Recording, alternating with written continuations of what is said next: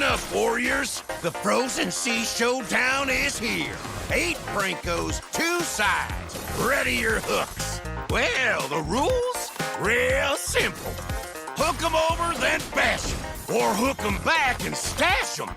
Remember, kills will make you stronger. More kills, bigger targets, so swing those hooks. More kills, better hook, so wipe off their looks. Crabs in the river, hook 'em. Reel 'em in for new skills. Stun. Magnet.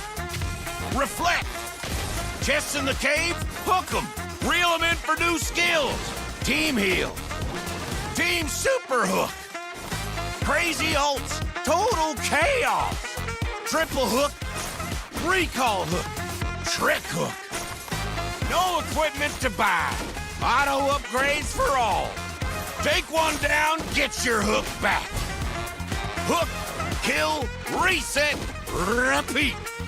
Hook till you can't hook no more. Remember these words. Hook, kill, reset, repeat. Hook till you can't hook no more. Hooks ready? Let's go!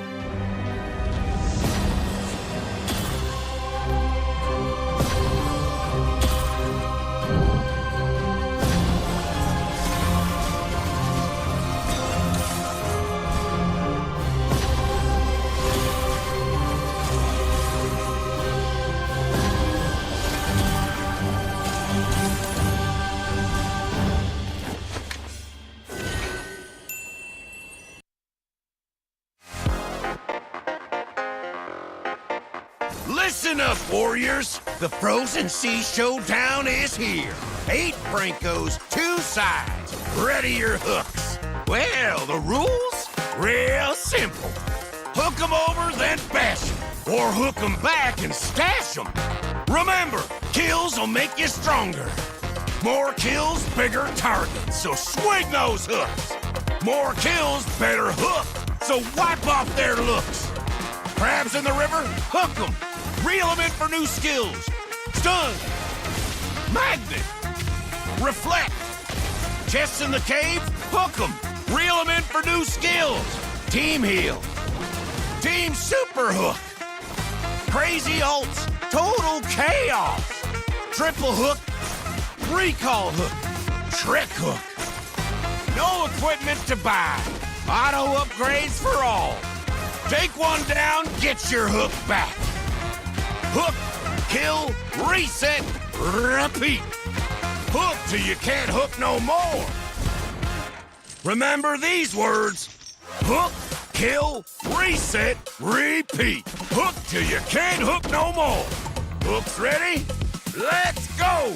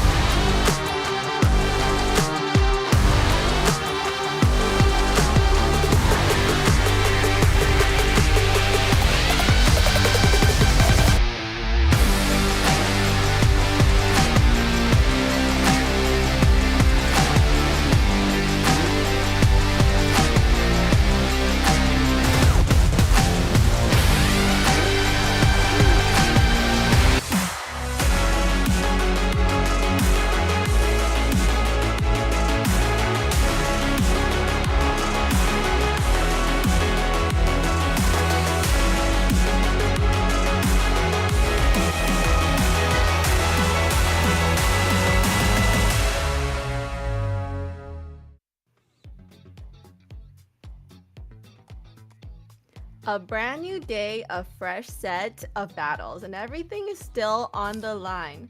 Welcome back to MLBB MCT America's North, Week 2, Day 6. I'm your host, Layla, and we're just getting started. Of course, joining me at the desk are Chronos and Trex. Now, they're ready to break everything down for us today, and it's going to be very exciting. So, to kick it off, we're going to start with some matches that are really going to set the tone for the rest of the day. How are you guys feeling about it?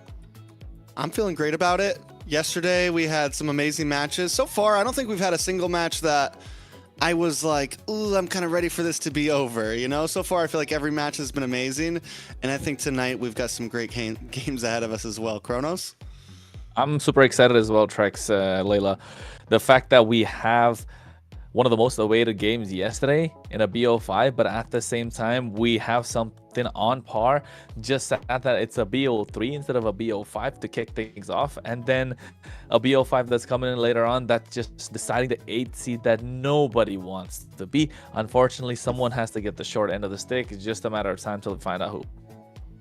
Yeah, and I'm definitely looking forward to what's gonna be in store for us, and with that, you know, we've seen it already, but let's just have a quick look at what is happening in this season, which is the Swiss system that we're applying. So let's have a look and see what it's all about. Welcome to AMER 2026, the official league for Mobile Legends Bang Bang in the Americas. In this video, we'll walk you through the format of the competition. The league is divided into 2 regions, North America and South America. Each region features 8 teams, for a total of 16 teams competing in the ecosystem. The regions compete separately during the season before meeting in the Americas finals. Each region begins with the Swiss stage. All 8 teams compete across multiple rounds. Teams are matched against opponents with the same win-loss record, ensuring balanced competition. Matches in this stage are played in a best-of-3 format. The playoffs are divided into 2 phases based on seeding. Lower-seeded teams begin in Phase 1, where matches are played in a single elimination format. Higher-seeded teams advance directly to Phase 2, which uses a double elimination bracket. Matches throughout the playoffs are played in a best-of-5 series.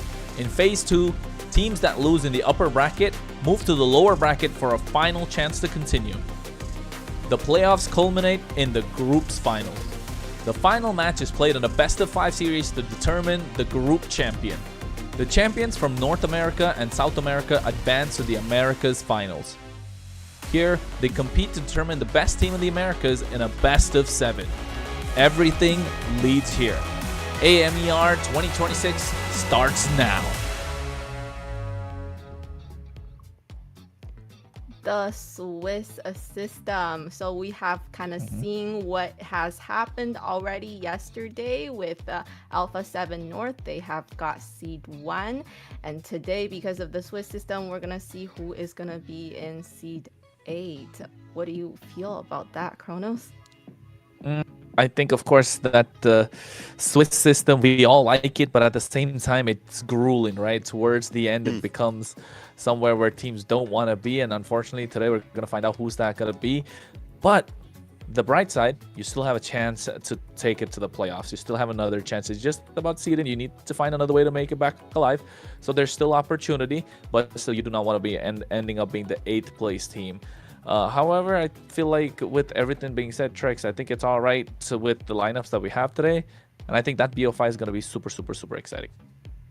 Yeah, and I think before I jump into any more talk, I think we have a quick video about the global ban, which has been an amazing thing to be a part of so far. We'll have the global ban in MCT Americas to bring more dynamism and special strategies. Under global ban rules, each hero can only be selected once by each team. After every match, the 5 heroes used are banned for the remainder of the series. The pick ban applies only to the team that used the hero. The opponent may pick it next game. In best-of-7 matches, the global ban resets for both teams if it reaches the final game. Expect new strategies, fresh picks, and much more.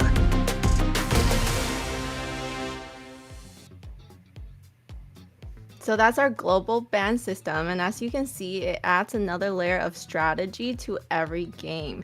Let's see how the team will adapt to that, right? Because we kind of see, some teams, they're going to start running out of picks that they really want to use. But then, like they said, we're not going to see Zia playing Moskov all the time. That was a troll. That was sharp. Yeah. Chronos, what do you think about the global ban system? I mean, in a way, he was kind of saying what we were all thinking, right? We don't get to see the same meta picks back to back, although it does show some sort of skill that you're in a pro scene, you're in a high level, being able to recycle those picks and then being able to recreate those drafts again and again. Although it's very rare that we get to see it, and it oozes confidence, but it also shows with global ban being in effect that how deep is your hero pool, how fast are you able to think on your feet, how good are you with your combos, what happens if you're not able to cycle those picks again and again. So that really does make a big difference. Although, instead of asking me, you should ask that guy over there, Trex. He was the one who was on the ropes about it, and now I'm assuming he's warmed up to it, and maybe after last night's BO5, he's kind of starting to like it. Maybe not the analysis part, but hey, don't tell me you like it. Come on, Trex. Last night we definitely got our first taste of like real global ban, right? It definitely, you're looking at all the banned out heroes, you're thinking of all the possibilities, but I do think it's been refreshing, honestly. It has, and it's not as bad as I thought it was going to be. It's not like by game 3 you're jumping into Laylos and Eudoras. There's still a lot of picks left on the table. There's still a lot of meta happening within 3 to 4 games. I think best of 7, game 6 might be a little messy, but I would actually maybe enjoy seeing something like this on a world stage, on an international stage. There you go. And I do think you get a different game every single time, a different strategy every single time, which is very entertaining. Yeah, and we love to see more exciting matches with just different heroes, right? Everybody have their own favorite hero, and it's just great to be able to see a lot more heroes shine in the game. And with that, we're gonna tell you guys about our social platforms, so make sure you're following us at MLBB Esports on Kick, Twitch, X, and Instagram, Facebook, YouTube, and TikTok, so that you can see all the exclusive content that's coming out and just be in the know. Definitely gotta be in the know. And Layla, did you even like all the platforms yesterday from Twitch? Yeah, did you end up following everything? I still gotta get Twitch. Not cool. Am I gonna get kicked off as well now? And then also a quick note for our sponsor. So today's games are brought to you by runestone.gg, a platform designed to help you better understand your gameplay and improve with real-time data. Runestone. What about Runestone? Make sure you get on there. I talked enough about it yesterday. I love Runestone. Me too. I was actually speaking with one of their people the other day on Instagram about Runestone a little bit. Yeah, getting some information about it. Yeah, super nice guy. So yeah, with that, and we can have a look at today's schedule and how the matches are gonna go today. Kronos, I'll take over the matches. Leviathan and Nighthorde up front in a best of 3. It's going to be the first game tonight, and I think a lot of us are excited for this one. Certified banger. After that, the life support match, the match that decides who's going to be the number 8 seed. U2 versus Leon. Honestly, this should be a great match as well. It's a best of 5. Both of these teams have had some good games, they've had some bad games, but right now they're standing on an even pedestal. And speaking of an even pedestal, can we really say that Leviathan and Nighthorde are kind of on an even pedestal? Because I feel like Nighthorde expect the unexpected, Leviathan, they can go for a push and pull.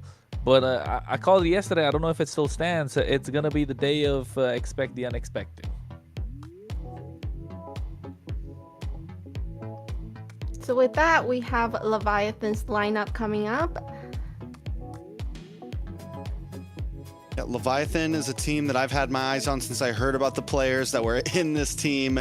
You have Bethlehem, aka Yureshi, in the EXP lane, Oh My Foe in the jungle, Yato in the mid lane, ISO in the gold, and Joy Baj, Baji Boy, Baj, whatever you want to call him, in the roam. This is a team full of stacked players. This is a team full of people that have taken golds, gotten second places, have been in the community for a very, very long time. And honestly, if you want my opinion, I feel like this team has had some harder opponents possibly instead of the Night Horde. I think they've had a bit of a tougher, and I would love to hear exactly, what some of their players have to say. I think we have a quick interview or a quick video with Oh My Foe. Ooh.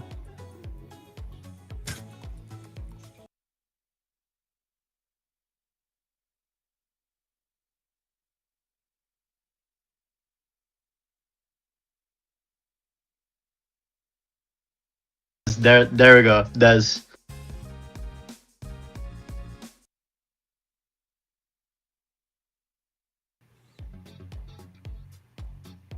And then we have the lineup for the Night Horde today. Yeah, and the Night Horde being a Canadian team, of course. That's why Layla is all hyped up about them. But RR in the EXP, Shiro in the jungle, he has been phenomenal with whatever they're throwing in. Colleen in the mid lane, Kistler in gold.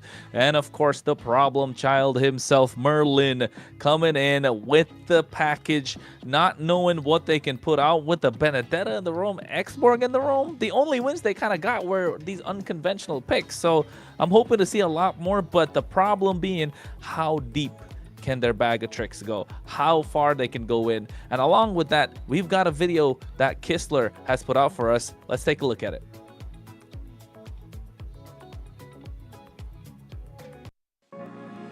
Dream team for Roma, I'm going with Joybach because he knows how to control the map and make a lot of good plays.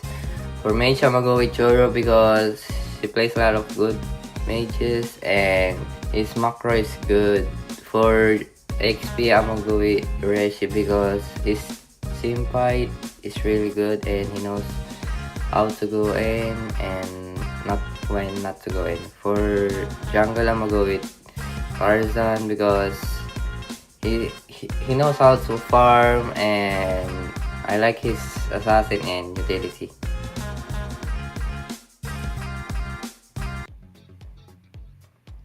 Talking about the dream team. So, Trex, you would probably know a lot about these North American players. Have they actually played together? I feel like a lot of the players, they do play together already. So is that dream team is something that he has already worked with all these players and just once?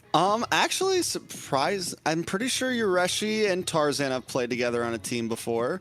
I don't know if Churro has, but I do feel like it could be very real. Who knows? Next season, maybe we see that dream team on a team right away. But outside of dreams, we got to talk about reality here, and we have a very real game coming out at us. Draft number 1, Leviathan versus the Night Horde, and we're already seeing something a little bit different. We're seeing Leviathan, first ban, on this glue, a pick that has completely taken over. It is normally let through a lot, but it is still heavily prioed. And if we weren't in a global ban system, I would argue this could be a roamer that we would see almost every single game if it's not banned. Guided by Lantern's light. 100%. 100%. I agree. This is such a brawly pick, right? With the current meta and the way that things are shaping, glue should not be let through in every single game. But it being global ban seems like it's going to be targeted, of course, on the side of Night Horde. But can you really target a ban towards Night Horde? If you're looking to target, take out the export, take out the Benedetta. There's some things that shouldn't be going through. But at the same time, I think with this blue side being Leviathan, red side being Night Horde, I would still say with the global bans, there isn't really a side you could pick, is there? Because right now there are more, the win rate kind of shifted in the past week from red to blue. But I think red right now, if you're in global bans, gets a lot more value. And then we see the Valentina being banned. So are they gonna pick some kind of roam that has a great ult, maybe a great set? Well, Sora's open right now. This forces a Sora ban onto Night Horde with the Valentina being gone. unless they don't, which means the Marcel gets left open. If the Sora gets banned out here, then the Marcel gets left open, which we still haven't seen a win from yet. Just want to point that out. It's kind of on, it's on fraud alert for me right now. They go for, and the Bosher was open. So something gets let through. Leviathan, it's got to be a first pick Sora here, I feel like. Marcel? I know. You've been iffy about it. Since there's a Harley off, since there's no Harley, Marcel might finally work. How did the Marcel get beat yesterday? What was it beat by? Hold The on. Marcel Where's is the giraffe? because, It you know, was they didn't heavy have a dive front on the other line. side. Yeah, and they just. It was a heavy dive Different yesterday against the perspectives Marcel, so expose the same truth. but there you go. 2, 1. Can they make the first win for Marcel? This would be its 4th time? Yeah. 4th time in? Oh, It got Yes, let yes. in yesterday. 4th time. It's got a 0% win rate. I don't know. We'll see. If there's a team that can do it, hopefully Leviathan can. It will be exciting. How will Nighthorde respond? We said it before, the Harley was that was the first time we saw the Marcel get let through. The Harley was the instant response to it. Something that can just kind of prey on the fact that it doesn't have it's not a flicker mid laner roam. It doesn't really have much escape. It is a fast-moving hero, but can be an easy target in the early game. Hilda, Crowned by heaven's mandate, good pressure. my Plus legacy is shall Etienne. endure. so does that mean they're gonna have a lot of early aggression, maybe invading the jungle? Very much so. Not just early aggression, right? The fact that Marcel, I think yesterday when we saw it, got beat by a Hylos in the roam position, right? Hylos is something that we usually don't see quite often, not big a fan of when it comes to playing the roam position, but then you get that dive capability. You can just bypass the front line, go straight to the back line with the Glorious Pathway, and it provided some sort of a stiff arm, and that's what this Hilda is going to do to the Marcel, not let him walk into the jungle quite easily. And the Uranus being picked up, the Suyo. Uranus is a pick that's been prioritized a lot recently. MPL-PH, MPL-ID in the first phase of the draft, especially against the Harley. So I think Leviathan, if they choose to let Harley go in the later games, they'll find it a little difficult. But here they do have something that could set up for success early. So Nighthorde with that Alice being picked up, I mean, it's all right. You got massive set potential. Late game's kind of secured in that sense. There were a lot of tankiness. They just need someone that can dish out the damage, and I bet they want to get the carry on their side. Leviathan are not going to let that happen. Yeah, I think that's a smart idea. Just ban out the carry, maybe ban the marksman. But also, Leviathan need a marksman here. So if you dig too deep and you only leave something like the Claude open, oh, Nighthorde's going the same exact way. So maybe it will just be a gold lane. But the thing is Nighthorde has the advantage over banning out multiple marksmen on both sides because they get the first pick in second phase. So you kind of have to be careful there. You don't want to take out everything. If you're going to leave... I think if you're going to get into really deep banning, you got to get rid of the Claude, you got to get rid of the carry. And then you have Granger left open, and Granger Moskov left open, which I like the Granger more right now, I think. Yeah, we've don't seen know. It's a really tough situation. good gameplays from Granger yesterday. We saw great Moskov from Zia too. It's just a bit of a slower late game. The Granger can kind of pop off in early to mid and in late. There's lots of possibilities. There goes the Sun ban. Also, do we think we're going to see some spice from Nighthorde, Chronos? So far, this draft's been pretty bland, you know? That's what I was saying. Like, this is the problem that poses when you go against Leviathan, right? You need to start taking out these pocket picks in the second phase because you don't want to let them through with these pocket picks. That could be a big disaster on the other side, of course. I don't like the 1-1, to be honest. Like, Nighthorde could have gotten away. Hilda and Alice.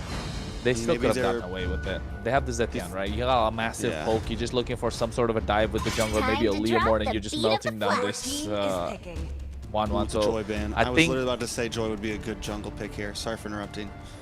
no, you're fine. Because like getting to that as well, Joy is a great ban, but I think here in the jungle against the Suyo, maybe something magic heavy, but you already don't have that. Leomord's probably the best choice. In this case, you get that dive, but you're playing it in the hands of the Marcel. Not a lot of options left open if you look at the jungle pool, unless you wait it out, pick the gold laner first here, get the Granger, have and to. then think about what you can go on later on. I think you have to last pick jungle here, because you want to see if Leviathan's going to go heavy crowd control. Okay, The rest of the team pick up the carry. It's solid. And then depending on what Leviathan's pick here, you can go for something like Leo Mord if there's not some sort of like heavy Kalea, like something super. They go for the Lilia, they go for the Granger. They're good. Honestly, yeah, Leo Mord could work here. But it's not the best. It's not the best. I don't think. I think if you go Leo Mort, you're really throwing yourself in a pickle. I think Eastern Shin to be solid, but against the Uranus, since you have the carry, it's a possibility. I think Eastern Shin would work out if you're looking at it, just because of the fact that you don't want to walk up to the Lilia. If you're playing the Leo Mort, same thing. The Granger can kite you really well. If not, maybe Nolan just to keep up a little faster, but even then, you're not going to be walking. You're not going to be able to walk into the jungle. Guinevere, I was going to say Guinevere is just like probably one of the best choices if you're a Nighthorde, and Shiro plays that so well too. We'll see exactly what it ends up being. Now I'm waiting. I'm just waiting. I know we're waiting. I would sail across the cosmic sea to the end Nolan, of there you go. time. Okay, then there we have it. Quick question. Do you think it's better to have the last pick or no? Like for Nighthorde? Like just, or being red side, getting that last pick? Like, Last yeah. pick is super powerful. It's super powerful. Honestly, I think right now with the way the meta is, that's why red side does so well. You get last pick so you can flex something. It gives you more opportunity to have flexibility with your draft. You also get the fire back of first pick on second phase.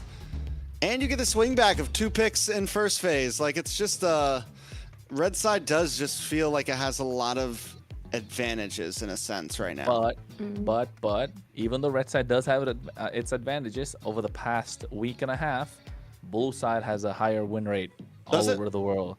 Yeah, it does globally. But what about here? Here as well. Blue side has been having more wins compared to red side. Red side first week, the second week all of a sudden dropped to the blue side. So I would say blue side does have advantages, although red side always looks good. And I think we will find out about that later on. Indeed, folks, you're here, you're watching, you're ready to rock and roll, and we are too. It's the first game of the night with the first BO3 MCT AMER. Here we go. Leviathan versus the Nighthorde. I know I got excited, but seems like we'll have to wait, Trax. Psych. They gotta keep us on our toes. They gotta keep us on our toes, you know? Yeah. I guess we can talk a bit more about the draft. Yeah, he He had us got ready us to so go. excited. I was like, let's go. You know, the first match on these two teams that we really want to see. With the Marcel pick, I don't know, it's kind of the same situation. I feel like they don't have that kind of front line to protect. What do you guys think? Oh, no, we just don't Shark did yesterday. Yeah, we're making the shark faces. So here's the thing. I think once again, I'm looking at this lineup. My worry for the Leviathan lineup is lack of crowd control. And saying that, everyone's gonna be like, "What do you mean? Marcel's got great crowd control." But it's extremely telegraphed crowd control. It's not big set. Big play. At least I haven't seen it yet like that. You know, it doesn't catch someone off guard. It's good zonage. It's good pit control for lords and turtles and things like that. But in terms of big team fights, like trying to catch your opponent off guard, Leviathan doesn't really have that right now. They've got a Lilia, a Granger, a Suyo, a Uranus, an XP laner with 0 crowd control, and Marcel pretty much. So, I mean, it's literally just Marcel as their crowd control. I think if you're Leviathan, you're inviting pressure and you're happy to invite that pressure, right? Especially mid-game. But pre-mid-game, you know the Marcel is going to be super aggressive into the opposition, doesn't have a lot of crowd control like you mentioned. This is one of the reasons when Marcel came in, I was kind of iffy about it. But then looking at how you can play and build around that hero, it's super strong. That's why whenever Marcel gets picked up, a Suyo automatically comes into the picture because the Suyo does so much damage and maximizes the dive capability of what the Marcel has. But in this case, they're happy to invite the pressure. That's why the Lilia, that's why the Granger, the Uranus is just going to be on his own doing Uranus things. We know about that. He's just going to be off. It's going to be a 4-1 play that they're looking to make most of the time. And apart from that, it depends on how will the Nighthorde really take charge, especially with the picks that they have. it just comes down to, are they going to be able to take control of this early mid game that we saw yesterday, especially with the Nolan? And if they do get that early mid game, it's going to be such a fast blitz that the Marcel's going to be completely useless, because there's no way to kind of put a stop in their track. There's no speed bumps to the acceleration and the racing capabilities that they have on the other side. Let's just say, you know, the Nighthawk, they're doing really good in the beginning, and then, you know, you see these Marcel gameplays on TikTok where they can, you know, zone out that jungle and then maybe steal that Lord. If we see something that like that happening, that could be a turning point for the game, though. I mean, yeah, it could be a turning point. There's always the possibilities, for sure. My mind is going blank. Jungle pick for Night Horde was the Nolan. So, again, that's why they couldn't pick something like the Fredra, and that's why the Liam Ward might have been a little bit dangerous. Something like the Nolan, he doesn't have to sit around in the jungle pit, right? He can just kind of be patient, wait. So it's going to be hard for this Marcel to really capitalize on that ult, right? To even like catch someone in the Lord pit. As long as the Nolan's played correctly, you hang out in the bush, you wait for your moment to strike, and you never show yourself too much. Taking a look at, and this is how so many teams have been answering the Marcel. They've been picking these lineups that can play very split up. You have the Alice, you have the Hilda, you have Great Poke with his Etienne, you have heroes that don't need to be in one spot, right? So the Marcel will be lucky if he catches even 3 people, let alone 4 or 5 in one of those ults. If there's a team, I'm hoping Leviathan can pull it off, but it's definitely, I'm still just not sold yet completely. And what do you think, Rose? You spoke about how they'll, you know what, I kind of lost track, bro. I'm not gonna lie, for a second. It's okay. For a second. Right. But we're focusing on Marcel. Is it actually valuable? It's never going to catch the Nolan. So many teams have been dealing with it because of they just pick these split up compositions. Yeah. No, that's where you had me. The split compositions, that global ultimate of the Zetian, right? That's the point I wanted to catch. I caught it, I let it slip, I put a pin on it, and I found it, put it back. So Zetian with that global ultimate will be such a big difference maker, because not only is that a tool for an initiation, it's a tool for re-engage, it's a tool to stop the dive that could come in later on, the re-engage that's possible from Leviathan. So clearly Night Horde have all the tools, but the only thing that catches me off guard is Night Horde every time don't win with picks that really make sense. They always win with picks that are kind of out of the meta. With Nolan being somewhere on the A to B tier in the jungle tier list that we could say. I don't think he's an S tier. I think we all agree he's not S tier in the jungle. He's not necessarily high A either. He's low A, high B maybe. So that could be the difference maker in this case. We're only going to find out. But, I mean, we've been yapping for a while. People have been waiting. We're finally underway. It's a beautiful graphic that production always shows us before we get into the game. And finally, without further ado, game number 1 underway. So, how do we approach this? We have, once again, some hot picks, and I like what you said about the Night Horde. Their draft is simple this time. It's straightforward. Can they win a game with a normal draft? That's the question on our minds, right? Do they need spice in their system to make things happen, or can they just play straightforward? And sometimes we see teams like this, I mentioned it last time, that pull out these crazy drafts, that have these crazy compositions, that do have trouble, honestly, playing well in just normal meta. And this is a good test. If Night Horde can win this game, then it's showing that they honestly just have lots of options in their textbook. So, see exactly how it goes. We're already seeing pressure from Merlin, and in the mid side, Baj and Colleen. Yeah, I mean, just trading a little bit of HP. Colleen doing a lot more instead. You can see that, take a look at the roamers. I think Merlin definitely could have been out this battle, if you ask me. If he forced out flick, there you go. That's good news. Oh, he flickers himself. I don't think that was worth it. Oh, no, the problem child. He got too greedy. Has to face consequences. Yeah, I mean, it's okay that you died. It's not okay that Smash just got a kill this early on. This is what we were talking about with the Suyo, and exactly what Leviathan needs. Start getting that golden early on the Suyo to help you get through the early game and just dominate. So it's a good start for Leviathan, bad start for Night Horde. Yeah, I think it could have been brilliant if they Hilda just backed off, right? Because there was no chance that Smash was able to get that kill. But now they get something back. They get the turtle indeed. That's the power of the Nolan. He's so fast in terms of farming that he can't catch up Merlin. He doesn't have the flicker. He might get caught again. Everything done to save him. He might be going down. Bethlehem just chasing him as much as he can. RR trying to do the best that he can to put a stop to it. And finally, the chase ends. I mean, this is normal for a Hilda. You know, you're meant to go in. You're meant to be just get bruised up. Even if Merlin died there, it doesn't mean the Nighthorde's just out of the game. You got to be a bit more careful about who you're giving the kills to. You know, I don't think it's a good idea to be giving all the kills to the Suyo. But if Merlin was to die a few more times, it's still very playable for Nighthorde. You use the Hilda to get vision. You use the Hilda to slow them down as much as possible. And as long as you're doing that, how many deaths you get while doing that isn't the biggest problem. Oh, well, that is true. As long as the pressure is kept up. Shiro, fracture. Ooh, Black Shoe's already baited out. That's some nice damage. With that fracture, those rifts are coming into play. But look at the top side. Bethlehem is just doing Uranus things, man. This is what we were talking about in the draft. Gonna play a 4-1 split. At the moment, the 4 on the bot side, at least from the bottom half. Merlin needs to play a little more wiser this time. Can't always be the aggressor. Forcing a flicker out of the mid lane. Yato back. Joybodge gets a tracking shot. Merlin looking to take somebody down low. But Leviathan, I don't think they just want to go with that. So we'll see exactly where they do want to go with. The gold is sitting at a standstill right now. With that, I think it's still a very close game. Shiro hasn't really been able to pop off. He's been looking for moments, looking for possible kills, but Nighthorde hasn't exactly been able to make it happen. Because honestly, on the side of Nighthorde, with the Hilda, you don't have crazy crowd control either. Nothing that can really hold down a hero long enough for Shiro to get a full combo set off. So I think until these fights get to a point where it's 4 versus 4, maybe second, maybe even third turtle, that's when I think we're going to start seeing the big plays happen where multiple people are going down.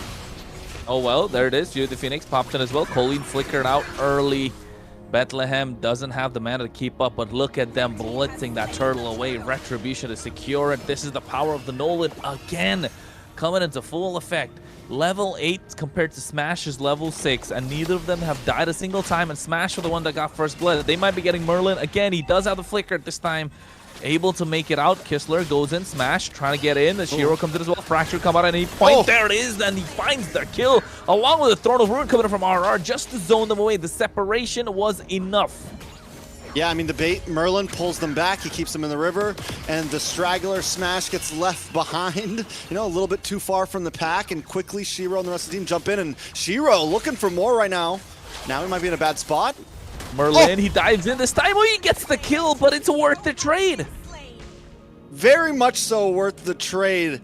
Now there's been a death in the jungler, death in the gold laner. Nighthorde have finally taken that standstill of gold up to about 1,000 as Kistler chips down onto this tower. I want to see what's going on down there because Kistler is still fighting forward. Nah, I don't think he's able to get that tower. Joybod's able to get a nice tracking shot to put them in place. Gets that clear. And looking at that, Trex, Nolan, Blade of the Heptaseas. And on the other side, Smash just wants to run the same thing. No boots, just sock and get that Sky Piercer. Yeah, I'm pretty sure Kistler's going to finally be able to get that tower down bot as well. Sky Piercer, like you said, locked in for Smash. A lot of damage on RR, though. Yeah, he's trying to make it out, but the snipe could come in with the Detonata. There's the first stack of the Sky Piercer. Smash just got it, too. You know, something we didn't cover that does need to be talked about. Smash right now has taken the jungle position. Foe not playing. Oh, my Foe not playing. This is his debut in MCT AMER right now. And so far, hasn't been a bad game overall. Merlin in a little bit of trouble. Will go down. Yato getting the kill there. But as I'm saying, Smash, debut game on MCT, able to keep up right now. Seems to be very much so in sync with the team. Yeah, I know. It seems like a rejuvenated team at the moment with Smash being there. And not just that, I think going for a killing spree as well, looking to survive longer in these team fights. So with that Suyo, finally get their hands on the first turtle. They get a tier 1 on the top side. Yes, the waves are crashing on the bot side, but Shiro, with all the early pressure he has and the 2-level advantage, we want to see a little bit more out of Nolan. Yeah, I mean, he still has time. He still has time. And yeah, I think You're right. I didn't even notice that. 2 levels ahead right now. I have a feeling Nighthorde's just taking things slow, waiting for the big moment. And they do have the damage. The possibility is there, but now... It's that big moment. We finally got to see it happen. We finally got to see it happen. It's a nasty golden hour, man. Nasty. I love that it's perfect opportunity to hit those recalls real quick and be like, yep, you're about to die, yo. They can't really do anything about it as well, can they? Probably just tilted, throwing his phone down, making sure he gets them back at some point. But one good thing, at least for the Nighthorde, is that there was no sort of a big bounty on his head, right? So maybe that could be good. They're still 2 levels ahead. Smash catching up at the moment. They're protecting the purple as much as they can. 50 seconds to the Lord. A lot of pressure on the bot side. Shiro finally gets his purple. Merlin should be trying to take that. He doesn't want that smoke at the moment because Granger is able to hit from far. Yeah, so no purple there for the side of Nighthorde. Did Shiro... Shiro's good. Shiro's able to get all of his buffs right now, still standing strong. The fact that he just died and already has an orange and a purple, he is moving around fast. Look at the damage onto the Uranus right now. He can still be a threat. First Lord going to be up in 20 seconds. This is where the real pop-off is going to happen. I think Leviathan, the way they move into this, control Lord Pit, keep Baj maybe not on the front line. Someone who can surprise him. Look at the damage on a smash. This is what I mean when I say that. But Yato picks up Colleen on the mid side, still holding down the mid lane very strongly.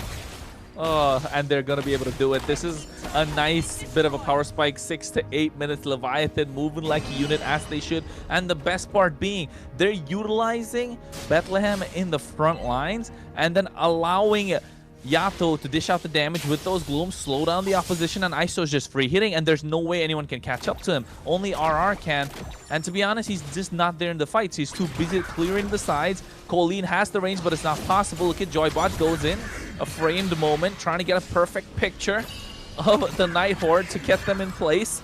Maybe another golden hour to make everything work. All right, Shiro, though, that's who we got to keep our eyes on. He's got to find a way. And look at the throne of Ruin. Ruin in the backline as well, finally catching Smash. Merlin gets the job. Shiro finds ISO, and Merlin with the aggression finds a double. Make that a triple. No, into the hands of Kistler. A massive shutdown just as he picks up the DHS. Meanwhile, the Uranus just can't do anything about it. They should be able to secure the Lord now even and find a goal lead on their side, the Nighthorde. You know, I would almost debate that wait a second, still more damage in the mid. You have to flicker out. He almost went down too. That was rough. This is Nighthorde are continuing to take huge advantage after huge advantage. I was gonna say I would almost argue Throne of Ruin, about the same range as the Golden Hour, right? About the same circle size, but it's a lot more surprising. Maybe it's not 3 seconds long like the Golden Hour, but I would almost, this is what I mean. I just feel like there's other ults that do very similar set potential. They're just not as, they're not as telegraphed, and you can attack from long range and pop up out of nowhere. And this is why the Marcel for me just hasn't hit hard enough. It's fun to watch, it's cool, but I'm still waiting for the big pop-off moment. We don't like cool at this point. We want something that works. You can see Golden Arrow comes in, stops the Lord. Bethlehem taking a lot of damage. Lord's going to crash in. ISO does the damage with the Rhapsody. Lord taken away. A little bit of a tickle in the mid lane inhibitor. Top tier 2's gone, bot tier 2 as well. The only thing left standing is the Holy Shield on the top side. Look at the glooms just blowing up in the face of Merlin. Shiro baits out the black shoes. Didn't even have to use the fracture for it. So I'd say a good defense from Leviathan. Yeah, I mean, a good defense for what they had. After taking that big of a wipe, the fact that they didn't lose any inhibitors is very strong for them. They still hold a holy defense in the top tower, so they're still able to, if one of those waves pushes down, which the fact that Lord pops up on bot side, it's good that they have that holy defense there. Shiro, though, right now, with the moves and grooves, this guy is in and out of every fight so quickly. Earlier in that Lord fight, he picked up ISO in a split second, got back to his team, re-engaged. The guy is all over the place. That's what he's got to do. That's what he needs to do. And they need to take charge with RR going in if you're Nighthorde. Oh, wait, Golden Hour. Oh, no, he missed it. Caught nobody. Did you see that? Golden Hour in the purple buff area? This is exactly like you said. It's too telegraphed. It's too forthcoming. You can see it coming a mile away, and you can just dodge it. But the one good thing they have is they have the Granger to add a layer to it. But maybe if the animation was a little faster, that could be a, like if it happened quicker, you know, then he's broken, right? Yeah. It's like whenever they changed Arlot's final slash to where you can see where the slash is about to come, he very much fell out of the meta after that. He was still a good pick. There's still some EXP laners that will run with him, but it made his skill much easier to dodge. It completely telegraphed it. And the thing is Marcel's, you see the circle pop up, it's easy to read, and you quickly either flicker, run out, do whatever you can. It's not exactly a hard skill to dodge, to say the least. It is true.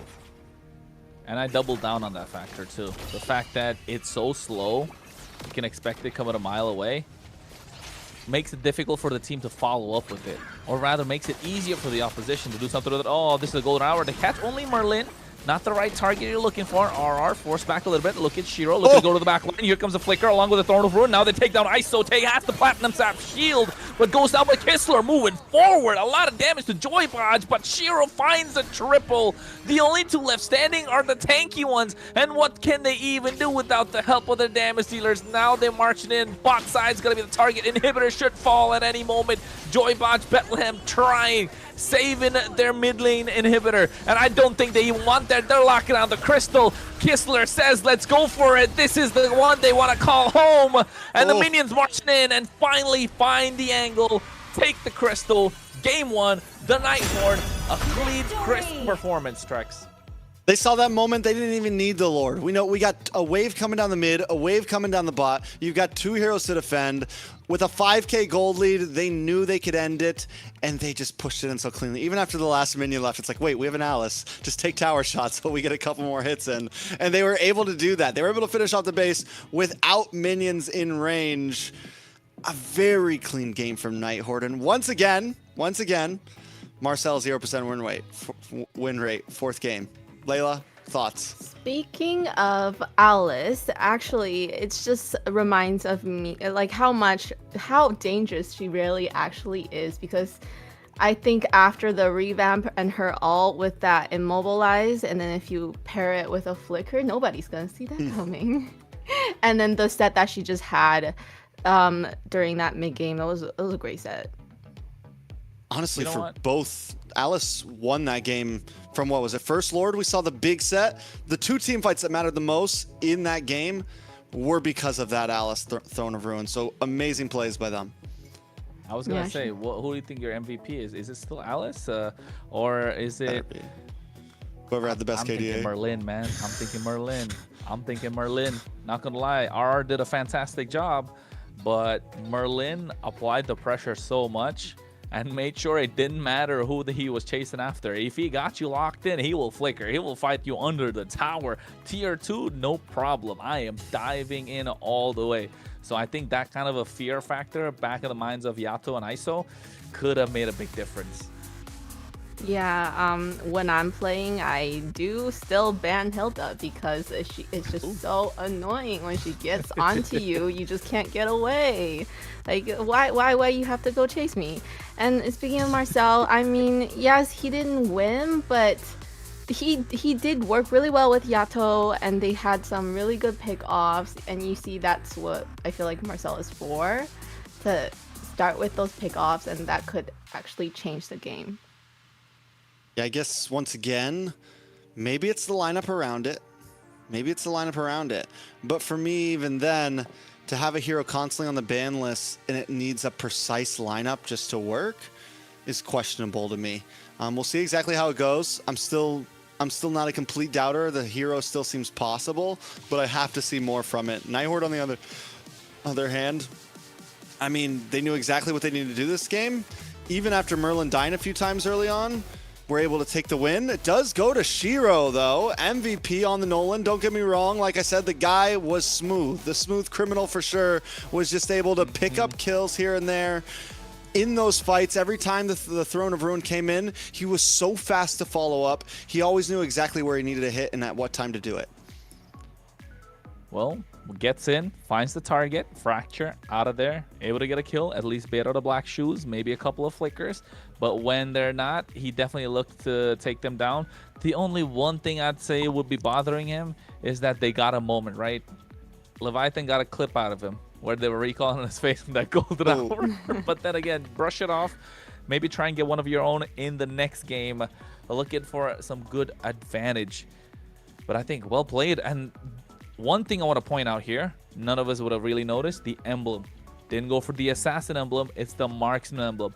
The buff that came into the penetration it provides from 5% to 10%, making a massive difference here. Oh, that's Good a very point out, honestly. Yeah. New patch, Definitely, man. New patch. definitely something. New patch, new game, new plays, and that's. I'm wondering if we're going to see that pretty much from all the Nolans now. And this hero is a hero that is slowly becoming more popular. First, we saw it from U2 as just kind of a clutch jungle pick.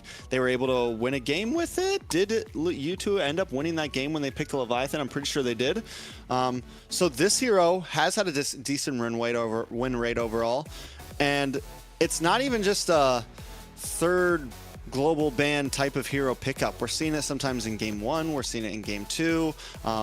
It is a hero that has kind of stayed strong. You mentioned it not being S tier, but still a very strong situational pick.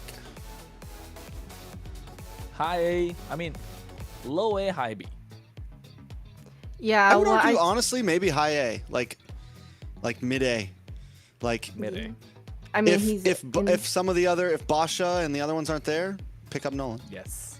yeah, and I feel like he was in the hands of the right player. Obviously, the way he played Nolan is just very impressive. The dash-ins and outs, you know, he gets in, he kills, and he leaves. Who's gonna do anything about it, right? It's true. The guy was a monster. The guy was a monster. So what do we do? What do they do for game 2 here, right? What's the big change up? This isn't a best of 5. There's not a lot of time. It's not like the match we saw last night between Vendetta and Alpha 7 where you can kind of adjust over multiple games. Leviathan have to quickly answer things now. So How fast can they though? yeah, I mean, do you think the Nighthawk is gonna pick up Marcel now? No. Now this is where the quote of the day comes in. Expect the unexpected. Nighthawk got a game a little bit cleaner than usual. Not a little bit, actually really clean. But are they gonna go deep into their bag of tricks now? Are we gonna see that Benedetta roam? Now you can play with your food a little bit. Yeah, and not just that. It's not just us thinking that. It's just not Nighthawk thinking that. Not just the audience that's watching thinking that, but Leviathan. In the back of their minds, in the draft, they'll be thinking, you know what? Hey guys, they haven't picked their roam yet, and then all of a sudden, Kalea's open, Khalid is open. You're looking to ban that out, but in the second phase, you're like, hey, what did they pull that Benedetta again? Are we really looking forward to seeing it? Are we really looking to see that export come through one more time when they go for a super tanky lineup? So yeah, I think that definitely changes the way things work. And not just that, you still have to keep in the back of your mind that Shiro doesn't really play all these conventional jungle picks, a little bit unconventional. We still want to see that Guinevere pop up. I think so far in MCT, he's impressed me the most with his Guinevere. Absolute rage bait, bro. He made that hero feel like it was a complete rage bait in the game. So yes, I think the Nighthawk, I like the way they're playing this game every single time, but also it's such a double-edged sword. Yeah, so I mean, right now the Nighthawk is gonna be on the blue side, yeah?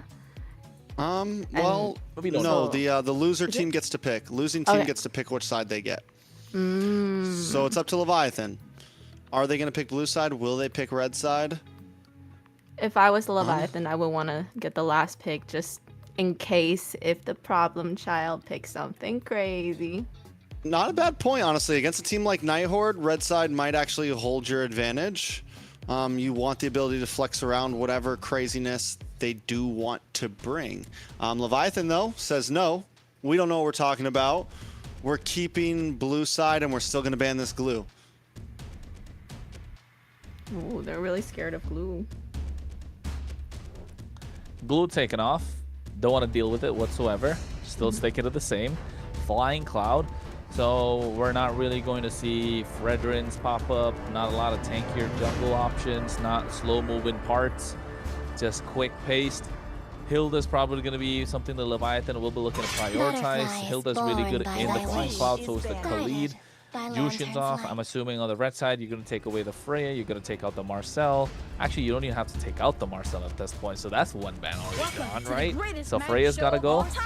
Harley and our Leviathan going to take out Marcel this time? I don't know. Don't ask me that question. I think my opinion is verified. I think just don't even ban it anymore. It's not worth it? The odds say it's not. I don't know. The odds say it's not. The odds say it's a 0% win rate in 4 games. It's not just bad teams that have had this pick. You know, there's a lot of times you could say, oh, well, this team and they were up against Alpha 7. That's why they lost. Like, no. Like, even good teams have gotten the Marcel and lost it. We saw Alpha 7 lose with it last night. Shark, in his own words, said, we tried it in a scrim. This composition did well. But now that we played it in real play, we might not play it again. You know, like... They do ban it still, but... No, you're right, and I think a lot more, you know, a lot more case studies to go by to see that Marcel is not really the hero that we thought for it to be. Even with the previous game, Leviathan had a really good Marcel draft, the Lilia, the Granger, the Suyo, but then again, is that the EXP lane problem, or they're not really learning how to draft properly for it? But if it's really not working out, what we've seen 5 games, 5 losses so far, so maybe you're right, Trex. I think this is just you know, just one of those cases of a new jitters, new hero coming in. We gotta be careful. Let's ban it out and not worry about it. But Valentina first pick, solid choice. Yeah, Sora open still? Open, exactly. And I don't think they would want to pick that if Valentina's already picked. But I also, with Marcel, it's just...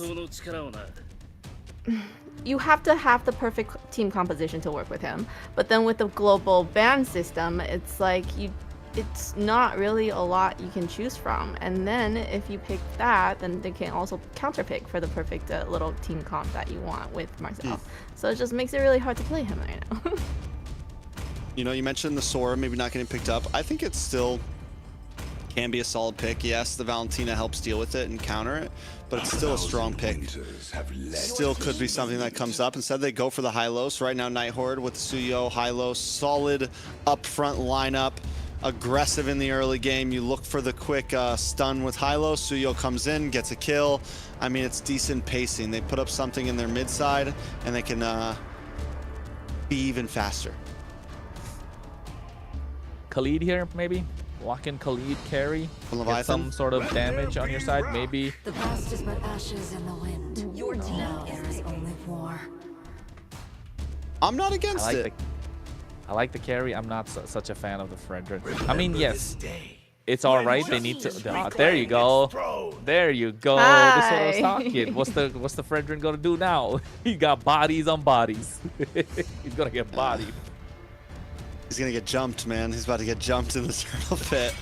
Not gonna lie. All the homies pulling up. Oh, poor Fredrin. Oh no. I mean, still possible, but Carrie's gonna have trouble against this. Carrie's a single target marksman. You know, there's a small range on Valentina. Could have trouble against things like the Suyo and the Sun. You don't have much range. Leviathan already has this kind of Ube strategy in. What could work for them? Like a Faramis? No, they need to give them a bit more survivability. No, they already have the Valentina, so no Faramis. They need something to kind of stop the dive that's coming in from Night Horde, but at the same time, a massive, like, big set. A Grok is what I'm looking at for in the roam position. Grok or Gato Kacha. Grok is better, a little faster. Gato is just slower, but yes, provides the same kind of tools. A massive AoE as well. But yes, Grok is something you need. Grok or even Khalid is okay, but just Grok is just so much better, right? Yeah. Are they gonna pick tanky XP lane for Leviathan? Are we thinking? Or... for Leviathan, yeah, we're looking for what? We're looking for Romani XP on Leviathan. Night Horde are looking for EXP and mid lane. Lapu Lapu, just in case Leviathan wants to go for something like a Farza here, something more back line. Zetian is still open to them as... No, never mind. I keep thinking about the Valentina. So just... Do we just go Yuzong? The future champion. Yeah. Yuzong. Yuzong Jaw. I called the Jaw earlier. Yes, you did. Yes, you did. They needed a pick off. They needed, because no Kaja, no Kalea, so options left are Jawhead and Cho. But I'm just looking at the damage output from Nihord right now. They can't kind of balance it out with this Yuzhong and the Jawhead, so I'm a little satisfied when I'm looking at Leviathan. But now if I get to see the magic damage come out from Nihord, they have Lilia, they have... But, oh... Okay. It's in spicy. the oven too long? Spicy. We saw Valir from Vendetta on day 2? Day 2 Valir from Vendetta, I think it was. And it kind of whiffed. I don't think it won, did it? Yeah. That Valir is definitely for the Fredrin, no? Yeah, for just like, and the Jawhead. And yeah, pretty much like Jawhead and Fredrin able to disengage, able to get stuns. Fredrin's definitely going to have a tough time here inside of the pit. It's not an easy game for Fredrin, but that's what you have the Jawhead for, to kind of look for early pick pressure with Yato. Same thing with Bethlehem on this Yuzong. I think both teams have their strong and weak points. I'm excited to see Joy Bodge with the Jawhead, just because I remember last NACT he did so good with the Jawhead. The pickoffs that he had with the Mage was really, really good. Well, we're gonna find out though, right? He did really great with the previous NACT on those Jawheads, but right now it is a time to lock in. If you're Leviathan, you don't want to let this opportunity slip. You do not want to be on the short end of the stick. You want to be on the top half of the pack. You want to be leading the charge. You want to be the aggressors. And with that Jawhead pick on Joybots, that's what they want to do. Game number 2, best of 3. Will Leviathan take it to a game number 3? I feel like Leviathan pre-level 4 has some nice set potential. I mean, nice opportunity. Just the Jawhead alone is clutch, right? It offers a lot of things you can do. And until Colleen gets to level 4, until we see RR get to level 4, I feel like this is the chance for Leviathan to really kind of pop off and maybe look for some plays. I know they're sitting with a Fredrin and it's not crazy damage, but when it comes to maybe Yato and the rest of the team, they could make something shake here, possibly. Shake and bake, baby. That's what they're looking for. Rick and Bobby. Finding a way to do it. Oh, wait, topside ISO. No, he might be going down. Oh! Oh, They got us. He got us. I thought that was Kistler. It's spicy. What's Kistler doing there? Oh, finally gets a kill. Those clones. I thought Kistler was dead for a second. I thought Kistler was dead, but it was just the clone. I'm like, what's he doing? Why is he so deep? But you get to dive the tower easily. I mean, it's even more gruesome to go against this fighter gold lane, honestly, because the dive potential is insane. Well, they need to find a way to... with this dive that they have, not just that they are able to juggle the bodies, this Sun will do wonders for Nighthorde, but they need to find a way to be aggressive. They need to find a way to put the pedal to the metal. They need a little bit more oomph in the early game, and I'm assuming that's going to come out in this turtle. But with the Black Dragon being there, it's just not going to happen. Gets zoned out completely, and you can see no jungler in place. They're able to take the purple buff away. So RR, oh wait, gets picked up with the ejector. Yato able to get a kill just off position. I don't think that was necessary. Well done by Leviathan. This is exactly the pressure when it comes down to first turtle that you expect to see from this type of composition. Shiro knows it. Nighthorde knows it. Knows, we can't get too aggressive in the beginning. We need a little bit of time, but here we go. A little fight at the purple. Oh, wait. You can see already RR able to get Joy Bodge, who went in a little too deep. No flicker. So it's going to be problematic. The Nighthorde able to find a way back. And if you're Leviathan, you want to be able to put a stop to them. At least not let them run through with the early game, because that's what Nighthorde want. And you can see already getting the split going. Now they're looking to take down someone. Iso's going to be the target. Gets petrified, but able to dash out. Oh, no, but they're able to juggle bodies. Kistler might be going down. Iso gets a kill. That could have been disastrous if it piled and layered perfectly. Yeah, the Nighthorde's trying. They're grouping up. They're looking for big picks. They're looking for pressure. But still, I don't think it's their time. I think they need a couple more minutes. And the more they mess up little plays like that, the longer that spike is going to happen, right? Yes, Kistler's nice, but he doesn't even have his first item locked in yet. The Sun, we've seen it do well, but without even an item in, the damage just isn't quite there yet. Not there yet, and I think already Shiro going the same way, gets the sock, finds the Fury Hammer, and look at it go full Sky Piercer at that point. It's called a sock, right? Or is it a boot? Does it say boots in the game? I don't call it a boot. I think it's a sock. It's a sock? It's a boot. It's just like, you know, it's like some Walmart boots, and then you got your, they're not like the Louis yet, you know, they're not the Doc Fords or anything like that. I don't know if I'm allowed to say all that stuff on broadcast. Yeah. Sorry. No, you're fine. But I get the idea. Because, I mean, you're right. It feels like that, but it still feels like a sock to me. It's a full boot when you tie up the laces. That's the one without the laces. But, oh, ejector. RR gets caught again. Taking down Shiro, gets a kill. I don't know if he got a stack on that point, but Smash should be going down soon enough. And that's a double. That's definitely a stack on the Sky Piercer. Definitely a stack on the Sky Piercer. Locked in for Shiro, 3-0-1. And this is what I mean. Wait for your time to spike up. Wait for your time to pop off. They don't have Hylos, another hero that's a bit more telegraphed. So it's going to take some time till they can really make sets happen to where they can put down the pressure. We're back up in the gold lane on ISO. He's having a rough time overall. Force the flicker. Black Dragon coming in. Shiro should be the target. Going in. Gets taken down. Kistler's down and out as well. It's all massive shutdown in the process. And the more they dive into ISO, the more they are getting beat up. Yeah, I mean, Leviathan's so quick to respond to these plays. We just saw that. They thought they had the gank on ISO finds Merlin, calling now in a bad spot. Yeah, anything he's going to go down to. They force a flicker out of him at the same time. Gets pulled back by the taunt. Leviathan are starting to run away with it, and they have a marksman on their side. Don't forget that. 6 minutes. Nighthorde needs to find answers, and you can see already happening. Kistler wants to get a couple of pushes down on the bot side.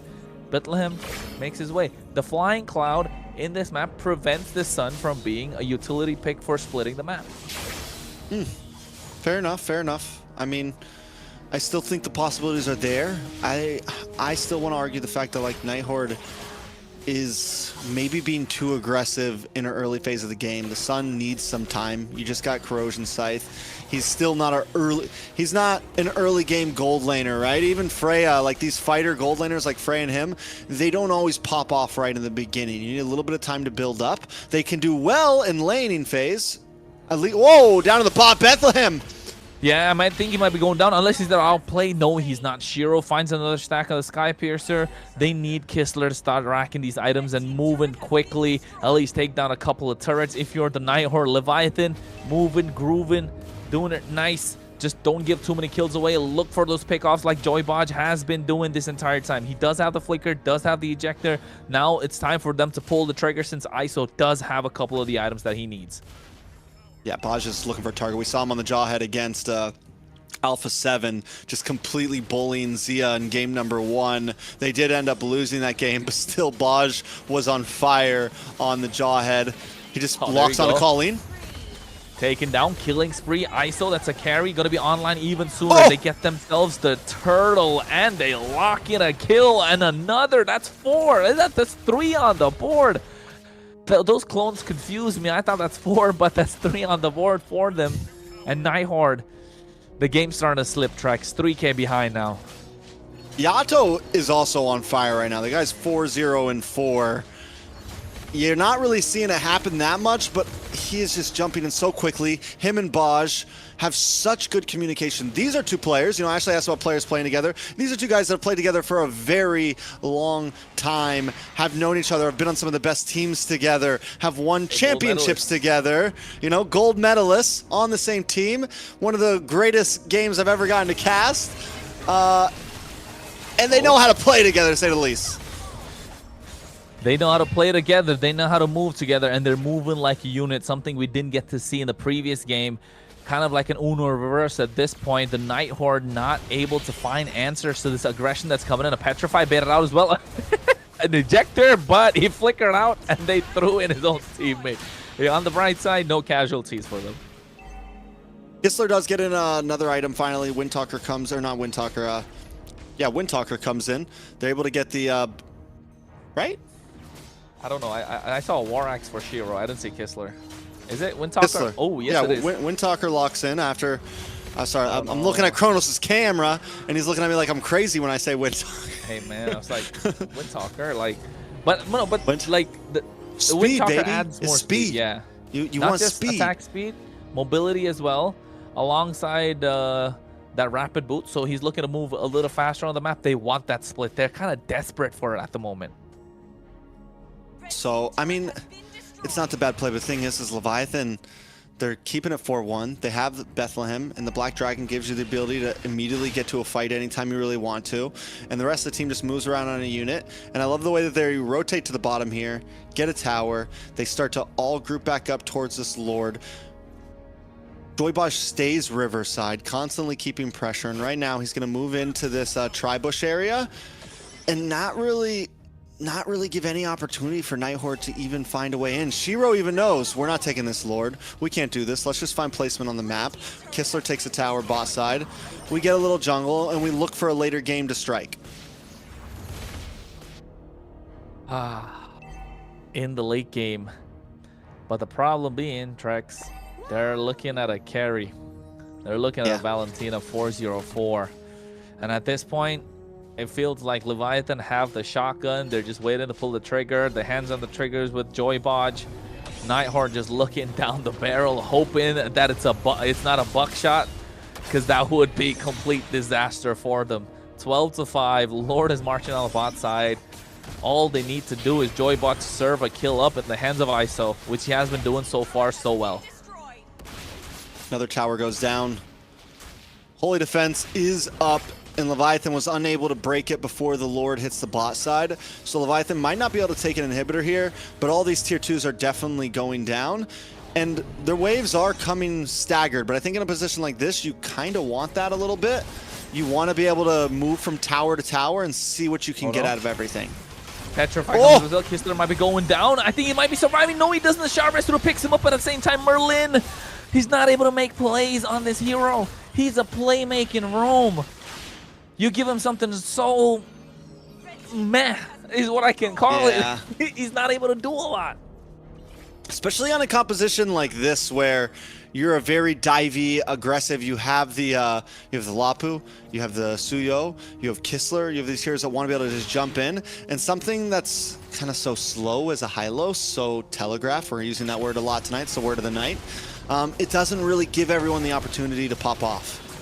Well, Black Dragon goes in, Furious Dive to make sure they get out of harm's way as well. Able to save the inhibitor, but they're it's barely hanging by a thread. A couple of basic attacks, and it should be gone. Nighthorde really backs against the wall right now. Chastise fallen in the hand of RR. He's looking to make big plays as well. The only thing that they have right now is Shiro doing well. And this is why I didn't really like the Valier so much early on, Trex. The wave clear is terrible. They got no river control. They cannot play aggressive. You're looking to play passive just by picking a hero. And that means Leviathan are going to walk in, just like how Nighthorde did in the previous game. So literally an Uno reverse. Taking a look at the items. ISO almost maxed out here. Just got the Malefic Grunt in. Little more range for a short range hero, which is huge. Up in the top side though, Baj forced to use a flicker. Hey, nice! They get Kistler. Ejectors come down, but Kistler able to make it out of harm's way. Here comes Shiro as well. Black Dragon expended early, so that's good news for the Nighthorde. They don't have to deal with one of those big ultimates in the Lord if they're able to take it early. But Smash is not gonna let that happen, is he? Literally no ults for the side of the Nighthorde, but also on the side of Leviathan, it's just Smash, like you said. So I mean, not a bad play for Nighthorde. I wish they would have got maybe something out of that. They would have got Baj. It could have gave them an advantage here up on the top side, though. Leviathan looking for a pick onto Kistler. Can they make it down to Lord in time, though? Looking to do that. Smash wants to go in, and I think Colleen's doing a brilliant job at the moment. Yato comes in, does have the bravest fighter. Joybot making his way as well. Distribution misses! is, and Yato was able to get that kill. They lock into him. Smash goes down, but Colleen and Shiro, rather only Shiro to follow. And here they come to look and catch up to Merlin, but look at the base crystal. These ISOs already marching in. They want the kills. They want to lock in the base. They got the Lord on their side, and now tossing up Merlin is going to be an easy kill. Yato's on fire right now. Yato's on fire right now. He's in God mode. My guy took the Lord and then put the boot down on Shiro's neck even more by getting the kill onto him. I mean, it's like, listen, I know you're a jungler, but I'm Yato. And welcome to the game. Completely just dominating overall, terrifying R. He's not going to do anything. He's not going to sustain whatsoever. Black Dragon even goes in. That was the bravest fighter we're talking about, taken down like a butter. At the moment, a lot of heat coming in from Leviathan, and I think they're going to be able to finish the job. Get the inhibitor on the bot side, looking to get the top side inhibitor as well. They lock him down, and they get Kistler. Now the base crystal, but Yato's bobbing. He's weaving, finding these targets. They take one in return, and I think the crystal finally gets locked in. We're going to all the way. We're going the distance. We're going to a game number 3. The rubber band match, as we like to say, down here in Florida. We're bouncing back and forth. Win for win. Layla. I agree. Yeah. Layla, you're muted. Yeah. Oh, I am muted. I agree. Whoops. Welcome back. Yeah, so the two teams, we're definitely gonna see game 3, right? We expected that out of these two teams. And what do you think of the team comp for the Night Horde? I feel like there's a lot of problems with that. They overcooked, as Chrono said. They Yeah. burned the fried rice. That's a hard thing to burn. It's hard to burn fried rice. I agree. I was going to say, it wasn't fried rice at this point. The chicken was just in the oven a little too long. Yeah, looking at the stats, I was like making sure that I'm not muted still. Yeah, what do you think of that match? I feel like because the Night Horde had so much dive heroes, and then they only had a Valier, that team comp just couldn't do much. Yeah, and the Enjoy Valier Bosch definitely is so good. didn't stand a chance against Yato. Look, 9.9k gold compared to 7.3. Yato with a 6-0 in 6.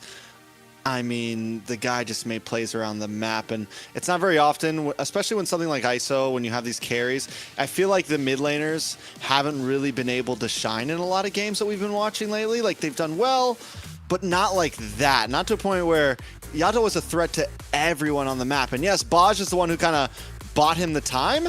Baj is the one who got some of these early flicks, able to make sure ISO and Yato got fed. But once they came online, God, the Yato-Baj combo is just honestly disgusting. And with heroes like this is comfort for the two of them.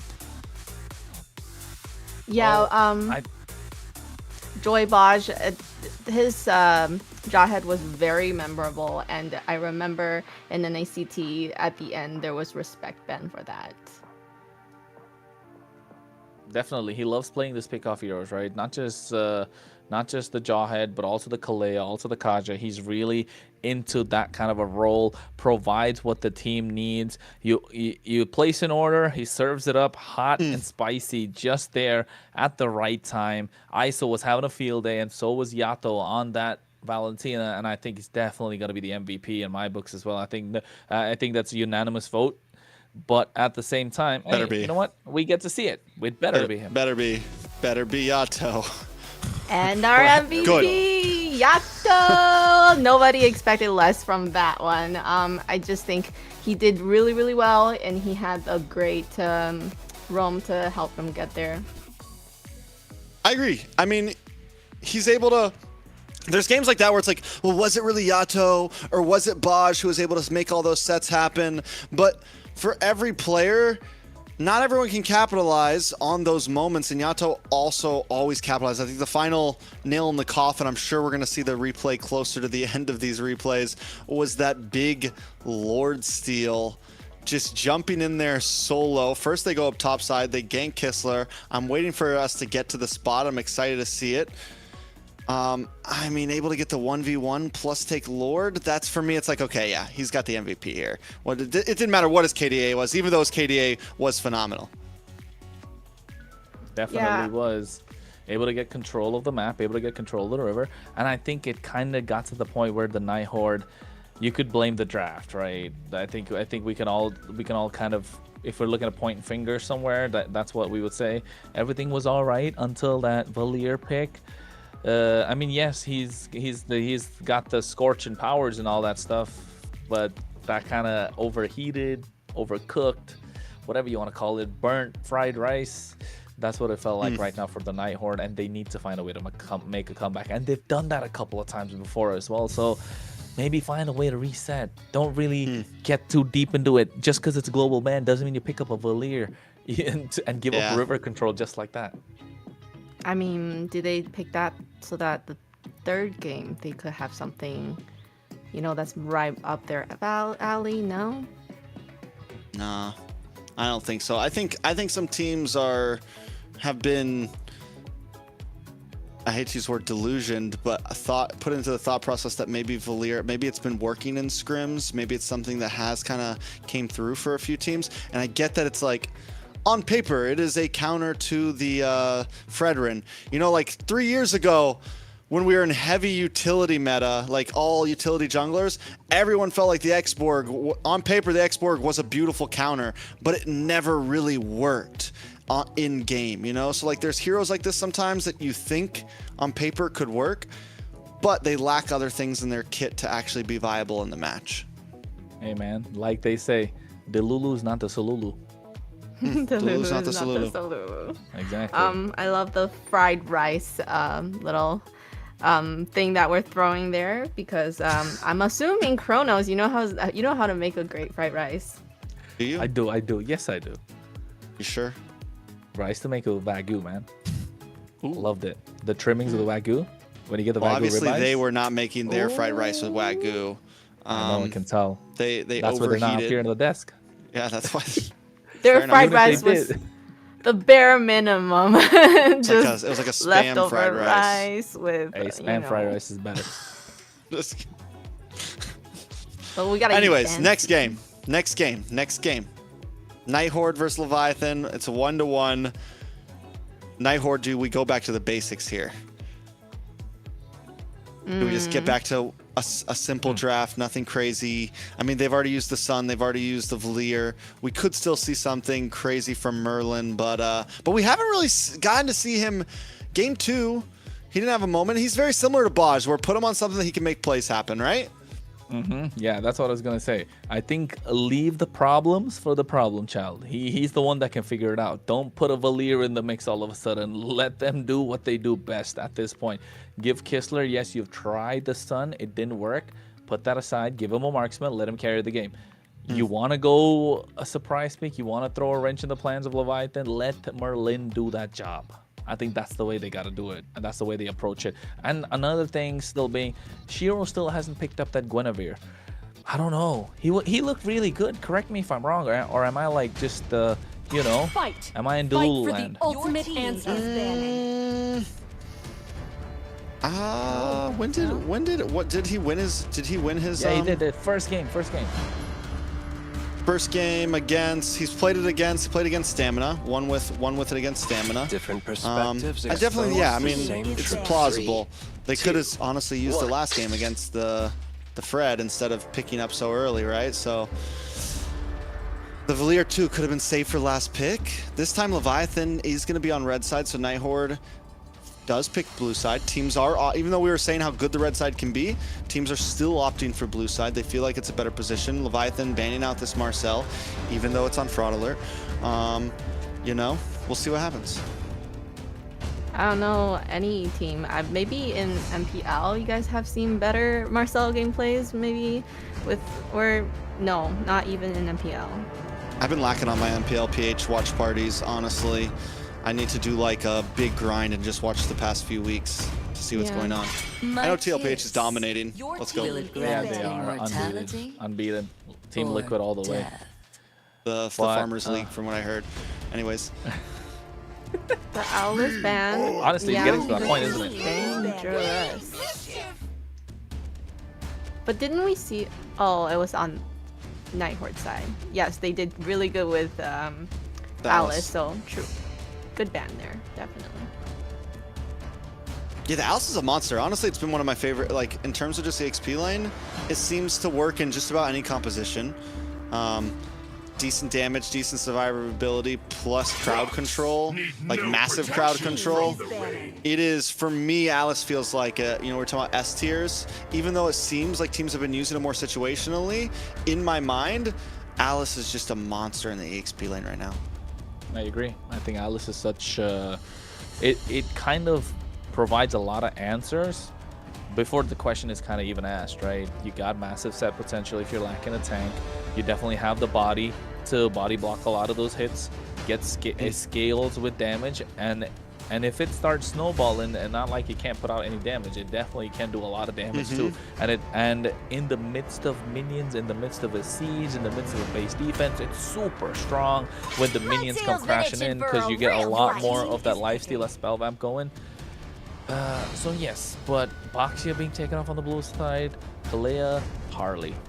Come Sora on, open. Shiro. Harley open, Sora open. Harley. No Valentina for Leviathan, so Harley. I guess, yeah, you just first pick the Harley. Has to be. You can't let it go. It's too nasty. And there's no Kalea to stop the Harley as well. So no, they can't even play the Jawhead. That's another counter to the Harley. The only thing they can go for is the Kaja, and I don't think they want to pick Kaja first pick because they don't have anything to pair it up with like the carry. So yes, and there's no tanky Harley Frederick so to deal much to absorb it. Oh, Oh, the Jushin's open. That was the trade. Oh, that's So what they were thinking. Do you just go Harley Sora for Leviathan? Stay flexible with the Sora, gold lane, EXP lane, possibilities. You get the Harley, which is a monster, and can... If there's a jungler that can punish a Jushin, honestly, Harley is it. Harley. Like, there's nothing that Jushin's going to be able to do against a Harley who just jumps in on you. That's one of the weaknesses. Freya was left open too. Freya's open. Ooh, this is an exciting one. We get a lot of power picks on the jump in game number 3. Global bans. Global bans. I'm not the only one bound by these chains. Phoveus is alright. They definitely not gonna go Sora, are they? Because I mean they can, to kind of put a stop to the Freya in the gold lane, to kind of sustain what the Harley can bring through, even they don't pick up a marksman. But to be fair, a Claude is still available for them. Granger still works alright. They have a lot of bodies in the front line already with this Phoveus. So even though he's one body, it feels like a lot of bodies when you got that Infernal Pursuit going. So I think a marksman. Right, like the Crimson Lightning. Your team is picking. More. Yeah, not bad. I get it. Get your jungler. Since Leviathan already has a jungler, right? Like, you play it safe, you pick your jungler up front, and you know you're not going to get banned out and stuck with something completely off the wall. But honestly, I do feel like we were talking about this the other day, kind of theory crafting, that some assassin picks might be better against the Harley. Something that we haven't seen at all in MCT yet. Something like a Hayabusa. Lancelot. Or Lancelot, something like that. That isn't going to be an easy target. I'm like, you know, the guy that's like, yeah, the sword boy. Not the sword man. Remember. Fear my sword. That's his line. Fear. Exactly, something like that. Feel. Your team is banning. Fear my sword. The night sky tells all. Your team is banning. Anyways. Look, Khalid is banned out. Esmeralda's off the table. So I guess that pocket pick from Bethlehem's not going to show through. Although the flex is still possible with this Freya in the EXP or the gold lane, right? That's the biggest point out if you are Leviathan here. But then Nighthorn can apply pressure still, probably go for double sides, double fighter side, and then maybe Benedetta in the roam. They've done it before. It will be nice to go this time. You apply pressure to the Harley. Claude is off the table. Maybe take away another EXP possibly. Terizla. Heart remains steadfast. Sora's gone. Sora's gone. What does Nighthorn pick here for a gold lane? everything. I'm trying to think. Claude is like your best answer. It's someone that's not going to feel too much threat from the Harley because of the BMI, everything like that. Your team is picking. Now that this has gone too, oof, everything else is so stationary. Everything else is so easy target for Freya, easy target for Harley. I mean, just overall, it's a tough game for whatever gold laner you stick there. Wait. Gold lane is this Gold lane Herod. It's a gold lane Herod. EXP lane Freya? Yeah. Nice Kufra. Answer to the I Herod. like the Kufra. Not just the Herod, but And also honestly, the also Freya Harley. and the Harley. Eyes the flare that's gonna light up Your the team entire is picking. star. Classic. Very classic. Got a slight bit of a buff recently with this for the spell vamp. Lifesteal converts spell vamp, I think 10-15%. I'm not really sure what number exactly, but I'd say Granger probably would have been a little better. But you do have the wombo combo possibilities. Beatrix does a lot more damage. Love the Hylos. Leviathan are cooking. Honestly, the reason we like the Granger against the Hereth is because of the range. Beatrix still has decent range and can kind of hold her own. And then don't forget as well, eventually, when you do get in that Malefic gun, you get even more range for shooting some of those items that you might, using some of the guns that you might not use as often. And here we have our final lineup. It's very exciting. The Wu Zetian, I always think, you know, her global alt is gonna have great sets. I can see that happening.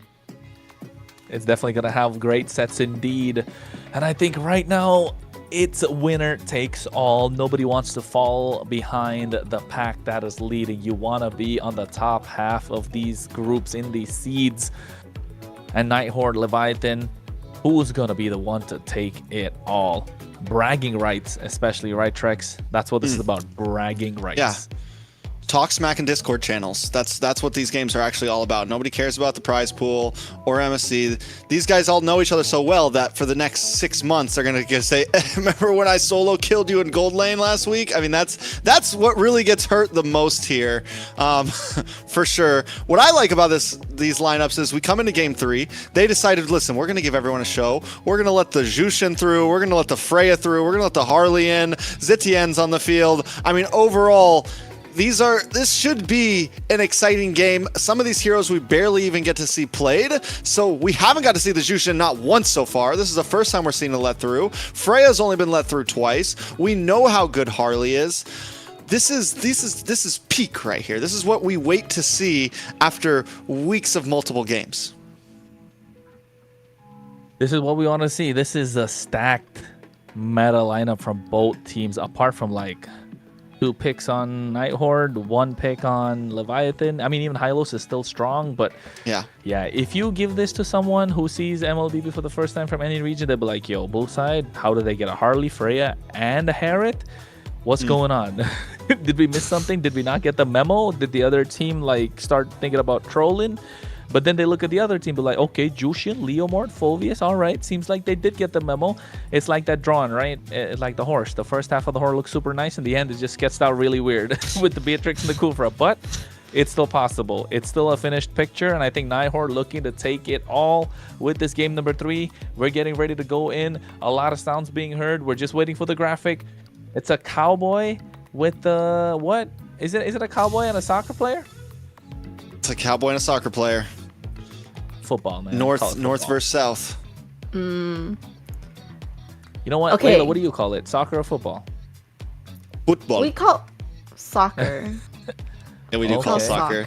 About time. But if I know they're from Europe, I don't say soccer. time, I eh? feel like I'm gonna get beat up so bad, because I think soccer is just not. It's just really popular in Asia and Europe, and I don't say soccer when I know they're from Europe. I just pretty popular globally. It's pretty popular globally. I was gonna say, I was gonna Europe and say just Europe, Asia, South America. Yeah, but in North America, All over the it's not world. as popular. We go for hockey. We're more like hands-on. We're aggressive. Yeah. Here up in the north, we want to see people break each other's arms and stuff. We're weird like that. Yeah. I mean, soccer, you get high impact and it hurts. All right, we're straying away. We're straying Yeah. away. We're not talking Yeah. about Bruno now. Bruno's out of the picture. Bruno's not in the picture anymore. Neither is Clint. But what in the picture? What's there in the picture is Beatrix versus Harith, and I think that's going to be an interesting battle. Beatrix does have the range if you take the sniper out, so Renner's going to be one nice, useful gun for them to look at. And speaking of the game, we are underway, folks. A beautiful graphic comes in like always, and as you can see, here we go. And you know what, Trex? I found out a small detail in the graphic. If you take a look, right, just when we get in, there's a scroll that shows Clint. Is it for the scout they show Bruno? That's something we got to look at. Yeah, that's what I was saying. It's cowboy versus a football player. I know, I got that. But then, so it's towards the end of the graphic, you see the scroll that comes in, right? There's Clint in the front. we'll check it out next time. You're straying away again now, and you're the one who always starts the strayaways, and then we feed in, and then you're like, "What are you guys doing?" Anyways, into the game. What I'm excited to see here, once again, I think my big eye is on Merlin. He's on something that we don't get to see very often, and if there's a hero that could be exciting, it can definitely be a Khufra. Khufra, I mean, from early days, getting to yell out things like Tyrant's Revenge is always fun, you know, Tyrant's Rage or whatever. I mean, this is a hero that could make a big play happen. My worry is, who's he going to catch? Smash is not going to be an easy target. ISO, not always going to be an easy target. Bethlehem, maybe, but Yato and Baj, I think, are the ones that are really going to have to watch out for this big attack that could come from Merlin. I mean, not just that. I feel like apart from those revenges and the rages, we're looking at that bouncing ball in the midst of a fight. If they pop that bouncing ball at the right time, could be disastrous. Look at that. They already got the deadly magic on a Colleen, and he didn't even use a flicker. So that's really good news before the turtle. But lacking that damage, Smash still wants to go in. Again, looking to take him down, at least force a flicker, but they still don't budge. Yeah, Colleen's like, I'm not using it. I need this. I need this flicker. And Smash just keeps on jumping back in. A little bit of damage on a Bosch. Revitalize on the Bodge. He has a lot of HP to survive. Dark Wave misses. Bethlehem wants to go in after the use of the Valkyrie Descent. So I think this is going to be a late turtle take from both teams. Yeah, slow pace, slow pace. Smash might want to rush. He does at least have his purple, to whereas Shiro is going to go get his purple real fast.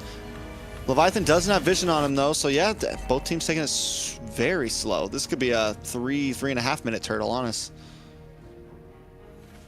Could be. I think it's being reset. Turtle's going out for a walk. Did you go out for a walk today? I did. But either way. I worked. Well, let's walk. And I walk while I work. I do like 14,000 steps a day. Nobody home. Valkyrie Descent comes in. Bethlehem trying to walk up to them, but you can see at the same time Merlin has the back out. Here comes the Steed. I think they're kind of go for an engage. Not the best possible way. RR finally finds the Universal Pursuit. A re-engage could come in, but they disengage one more time, and I don't think either team is going to get hands on the turtle. Yeah, Smash does have Retry still. I mean, 3.5. Now we're looking at 4 minute turtle. We're looking at where we should have saw second turtle popping up soon. This is definitely dragged out. Both teams taking their time. And I think one of the reasons for this is that Jushin. You're able to create space. Bethlehem was able to kind of force in and push Shiro away, but then quickly the turnaround happened. All good. He's good. He's all right. He's all right. But look at Merlin, the bouncing ball. Smash. He does have the deadly magic. Looking to get the turtle. Joybot is super low. Bethlehem, no ultimate as well. Merlin looking to get that bit of revenge. Gets one. Here comes the Smash as well. They get him. Hat-trick to make it out alive. Shiro should be able to get this turtle quite easily. Finally gets the Steed, and here goes the damage. Smash should be the first target, able to use the hat-trick to make it out of harm's way. Joybosh next on the chopper block. Meanwhile, he's the first blood, but look at the mid lane. They force a flicker from Kistler. The Zaman Force doing too much damage, but ISO might get caught. Forced to purify. Extended fights, messy fights, and they walk away with only 1 kill apiece. And Smash doesn't go down, which is huge. Very close. That last dash just to get away from the skill 1 on the Steed was huge. The fact that they only let Baj and are still able to get Merlin kind of stopped us from getting out of hand early on. It's only a 600 gold lead for Nighthorde with that first turtle at 4 minutes. So not in a bad spot, still very much of a standstill. Joybot is going to go down quite easily as well. Nice use of the Lantern Flare. And you know what, Trex? Forget about everything else that Leviathan have on their side. The combination of this Jushin and Leomord is too strong. Yeah, it's hard to escape, right? Smash. Oh! Out. Was that a 1v2? Was that a 1v2? Yeah, that was a 1v2. My guy just 1v2'd and got the kill? No. Not looking good for Leviathan. Nighthorde are finding their groove, and look at Merlin on the top side's camping. He's charging up the revenge at any point. Doesn't want to go in. Don't want to overextend and throw away that advantage. I gotta say, 2-0 on a Phoveus this early in the game is scary. We haven't really got to see a big pop-off Phoveus game yet, but this might be the one for RR, honestly. This might be one of those games where the Phoveus is just dominating the scene. Yeah, because of the fact that so many dashes are present, so the Phoveus is so good. Not just that, along with a bouncing ball from Merlin, that's the winning formula that Nighthorde I've been aiming for. And the early aggression with his Jushin and the Leomord looks solid. There's the revenge, charging it up. Lu's gonna be the target. Doesn't want to go in. They focus on the turtle. Meanwhile, on the bot side, Leviathan should be getting that trade. Get that tier 1. Another turtle goes in the hands of Nighthorde, bringing them to almost a 2,000 gold lead. They're all going to rotate up top, get this tier 3. On the bot side, though, Bethlehem is going to be able to take a tower of his own. So Leviathan's still looking for play across the map, which is going to be really important as this game moves forward. Do not lose too much map control, and try not to let the gold get out of hand either. Bosch still confident. Look at the guy. Still sitting there. Listen, it's okay. Oh! He has to be, right? He has to be. And look at Merlin. He's saying that you're confident, so am I. And dive straight in, head first. Just a little tap for tat, little tit for tat, you know? Nothing major, so... All right. Taking a look at the items. Taking a look at the items. Kistler goes straight into Malefic Gun. So this is still the meta build for the Beatrix. Smash. Gets caught up. Revenge. And now here comes the damage. Smash is down. Now this is Merlin at his best. He camped. He waited. The bait was hanging in front of them. They bit the bait with the beacon out too. And Merlin found the target. This is why he's the problem child. Not for his team, but for the opposition. And it's actually perfect because we called the fact that Colleen was going to be a perfect target for Smash. So they know. Colleen sits in the mid lane. You know that Smash is coming at some point. You know the fish is going to come and take a bite at some point. And Merlin just has to wait for it, right? So very well done by the Nighthorde. It seems like every time Leviathan wants to make a play, Nighthorde instantly respond. Whether it's Merlin getting a catch off, whether it's RR just completely dominating a 1v2. At this point, Leviathan maybe needs to slow down a bit. Stop looking for big plays. Let your gold laner, let Bethlehem really get to a point where he can pop off. Let Yato get some items, and then let ISO get some items, because Smash is not him right now. The Harley's good, but not against the composition that it's going up against. He's not as smashing as we thought he'd be. They get a Dark Wave on the top side. Shiro has to get away even with the Steed, but RR can buy a lot of time. He definitely has to win for a pursuit, but the ISO's damage is starting to show. Yato, Celestial Armament just gets popped. Merlin's doing a fantastic job on this Kufra, keeping up the pressure. They get the Lord up now. And again, he should be charging and looking to pick somebody off. Let's see if he can pull it off. And he loves this mid bush right now. He's been most of his plays have been coming from here. Able to get the knock up on a bunch. With the Revenge Rage and the Bandit's Rage coming through as well. Oh no. This is not looking good for Leviathan. They're dashing around with the Zaman Force. Bethlehem goes with the Valkyrie Descent. A lot of damage being dished out. RR cannot survive, but he takes one down with him. Colleen picks that kill. 2-for-1 trade. Everything going to the favor of Nighthorde. Kistler is working on the Lord, and Shiro is there. So Retribution should be easy. Smash wants to go in. Merlin catches him. Here comes the Steed. He has to make it out. Cannot walk up to that lineup. Yeah, there's no way Smash can even try to enter the pit and try to get a cheeky Lord steal off. I love the way that Merlin's playing the Kufa right now. I love the way that Nighthorde are playing it overall. Instead of just being stingy with that ultimate, they're using it consistently, even if it's just a single man. I don't need to get 3 members. I don't need to get some big play. We use it for just quick picks, finding one hero. Even if it's Baj, it's worth it. It's giving Nighthorde small advantages in these team fights, and it's what's turning most of these fights into the hands of Nighthorde overall.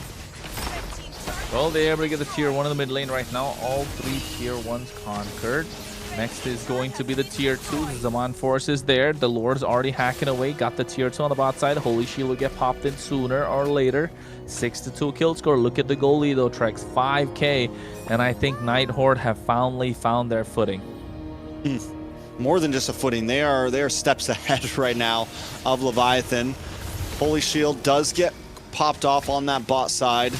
Night Horde just looking for some tier 2s at this point. But they honestly, with a 6K gold lead, they could wait for second waves to come and maybe really try to push this in with how low, with how behind Smash is, with how behind Bethlehem is. It's not too scary to get aggressive here for the Night Horde. And Yato gets that lightning truncheon. Yes, they're going to rack up the damage, but the dive is just too much. They don't have any way to stop Merlin. They don't have any way to stop Shiro. You have Bethlehem on this Freya, but it's just not working out. Who would have known a Freya, Harley, Harriet, and a Zetian in the same team would find it difficult to deal? And not just that, Trex, in the hands of Leviathan. I think at this point, it's less about like one of the great things we've been, I guess my point is, one of the great things we've been seeing about the meta right now is that there's always counterplay. There doesn't seem to be one and-all be-all hero that's just unbeatable, right? We've seen the Basha get beat even though it's been getting banned out a lot. We see the Harley get beat even though it's getting banned out a lot. Every team has been seeming to find answers to these quote-unquote meta top-tier ST heroes. There always seems to be an answer in some way. So what is the meta? No meta. The meta, who can draft better? Who can global ban better? You know, I think with some of the best teams, it's can you find that singular pick that's a little bit better than the meta. Ooh, better than the meta. That's what it's all about. But here goes the dive, and they collapse completely, throwing everything but the kitchen sink. God damn, ISO stashing around. Able to dish out the damage with those synchro dashes, but look at Colleen. He dives it face first in the middle of 4 people with the lantern. Flickers, but finds ISO, and the re-engage is too much at the double kill in the hands of Kistler. He finds 3, and it could be 4 down and out, but Yato's the final one left standing. Kistler wants to go in. Yato flickers out as well. Rage comes in, and Bennett finds a maniac for Kistler. Night Horde able to march down and finding the opening, and could get a couple of inhibitors, maybe even the base crystal. Kistler's been hearing us talk about Melon. He's been hearing us talk about Zia. He wanted to come in today and put his own name in the hat right now. A maniac on the board. We're still yet to see a Savage in MCT so far, but there's been a few maniacs, and Kistler has added his name in there, completely popping off. Let's take a look at the build right now. He does have that Rose Gold Meteor in, so he can be even more aggressive. It was a 3rd item Rose Gold Meteor at that, so that he can really jump in the fray. A lot of times you save that for a bit later, but right now Kistler is still outputting the damage. Finally gets in, I think there was a BOD as his 4th item. He has the range. Beatrix is looking good right now. 502. I hope she's looking good at this point. All the damage, look at the kills. It's in that one person that you do not want it to have. Leviathan, I don't know. That dragon don't look like a dragon no more. The black dragon is taking over, and I'm not talking about Yu Zhang. I'm talking about the Night Horde. Cold from the north. A little throwback to Team Spirit, but hey, Merlin taking a lot of damage. Not the position he wanted to be. A little premature, preemptive, just before the Lord marched in. And I mean, this is a tough spot though still for Leviathan if Night Horde want to keep it up. Not having Merlin is a bad spot, but they still have RR, they still have Shiro. Oh, wait a second. And they get Shiro as well. And I think RR is going to be the next on the chopper block. They find that in return. Colleen and Kistler are the only left standing, and Kistler is on Renner, looking to outrange them because they don't have the front line that they need. They don't have the catch that they were looking for. Night Horde off that 1 kill on the bot side for Merlin falling early.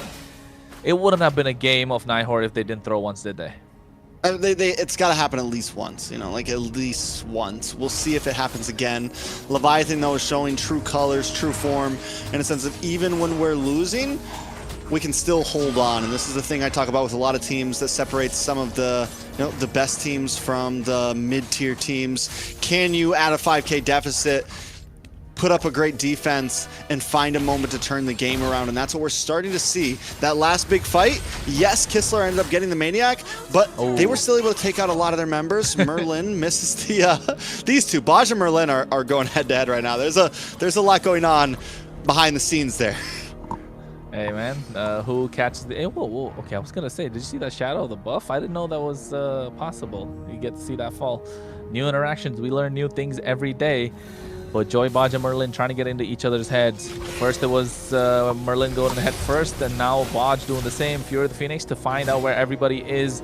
So instantly they back off after dropping the Zaman Force. Merlin to catch someone right now, goes in for the flicker. Bethlehem makes it out alive as well. Joy, Baj putting a stop to them. Here comes the Steed looking to catch somebody. Joy, Baj taking out super low. Here's Banish Rage as well coming in. A lot of damage being just up on the Valkyrie. This Fed goes in, but they take him down. Iso's trying to dash around, but in the face of a Beatrix who has a Nibiru up and the protection of this Jushin, they find a double. 2-3 for 1 trade, 17 seconds before the Lord. Leviathan have to back off and respect the damage that Nighthorde are having. Yeah, Leviathan, I don't think Bethlehem should have jumped into that. I don't think the team should have jumped into that. We've been seeing whoever kind of like commits first seems to be losing, because both teams do have good kiting capabilities. Both teams do have great response capabilities, and Leviathan's the one who took the bait and took the loss in that last fight. Finally, inhibitors down. They go to the Lord. Should be able to secure that. Which hero being Bethlehem needs to be back. He's not able to dash around in these fights. And again, it's that combo. The Dark Wave, Infernal Pursuit, plus the Bouncing Ball just prevents Bethlehem from doing anything on this Freya. And if they have to go in, they have to wait for that Bouncing Ball to go down. And even then, you have the Infernal Pursuit from RR. You have the Dark Wave from RR.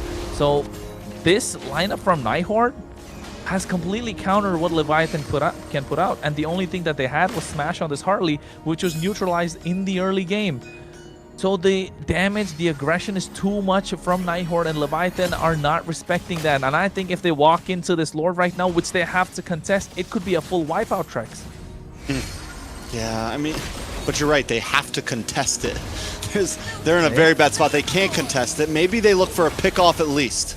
Oh, Bethlehem goes in. A lot of damage being dished out. Here comes the Steed as well. Glorious Pathway being used. Nibiru's Passion to disengage. Nighthorde, this time, eye on the prize. Looking at the bigger picture, they need the Crystal. They need that 2-1 victory. Yeah, how do they even...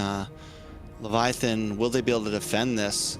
We saw them before when they had an inhibitor up. There was opportunity to kind of respond when Nighthorde made the jump in, but also Nighthorde was down Merlin in that last big wipeout.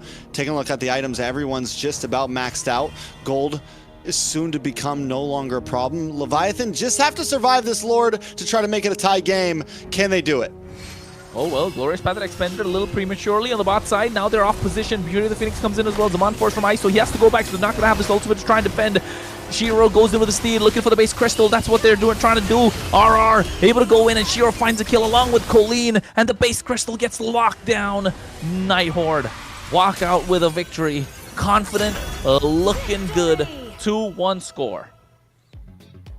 A good fight from the side of Leviathan, but in the end, Nighthorde do an amazing job taking us to game 3. They stomp in game 1, and then game 3, very similar. Yes, there was a few moments Leviathan might have been able to fight back, but Kistler going pretty much untouched that whole game on the Beatrix with Merlin protecting him on the front side along with RR.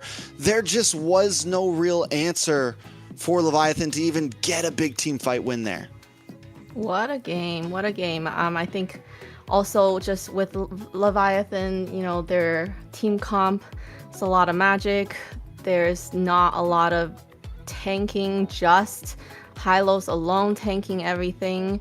And I thought, you know, Harith would have been a great pick there and be able to come online, but, you know, it just was really hard for it. It is what it is. That's how the cookie crumbles. And sadly for Leviathan, they didn't get their cookie, they didn't get their milk. Santa came in, took everything away, even before Christmas. Wow. We want Christmas. Looking at these stats.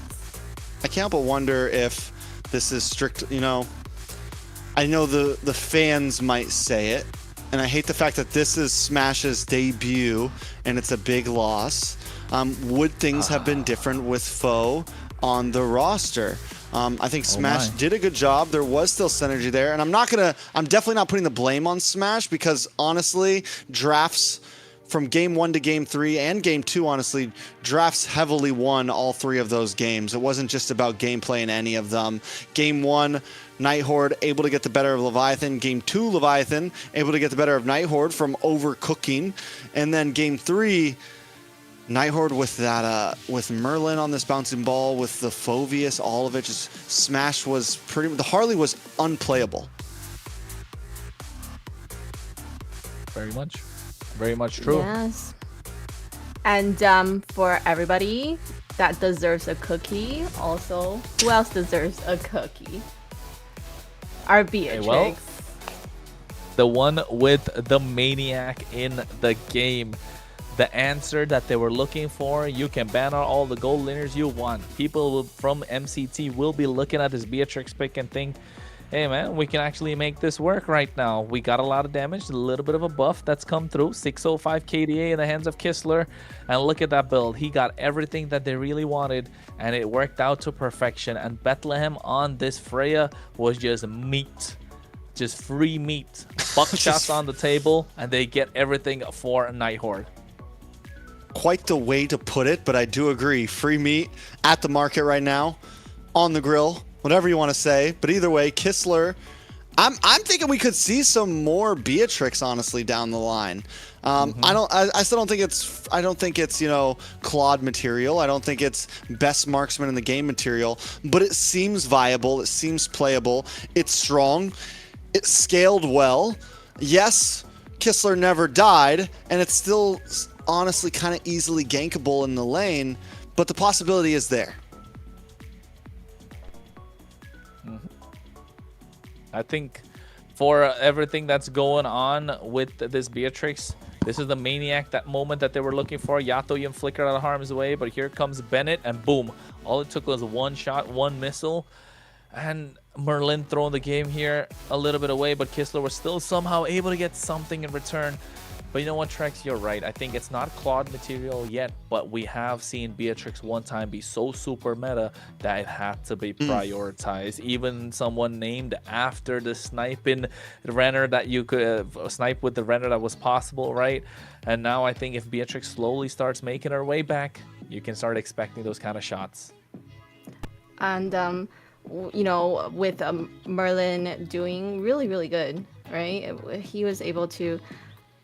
The only thing I would say, he threw a little bit when the Lord came in, but they were still able to pick up and then win that fight at the end. So what is very amazing. And I want to go and say we're gonna go ahead with a interview with the jungle Shiro.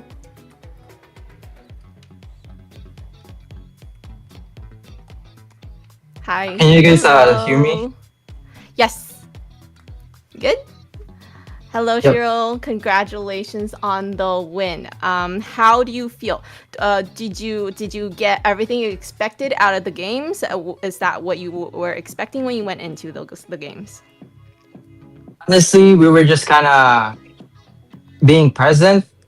Like during the draft, we were really not overthinking about the draft. We were like trying to focus on what we could pick based on what they picked.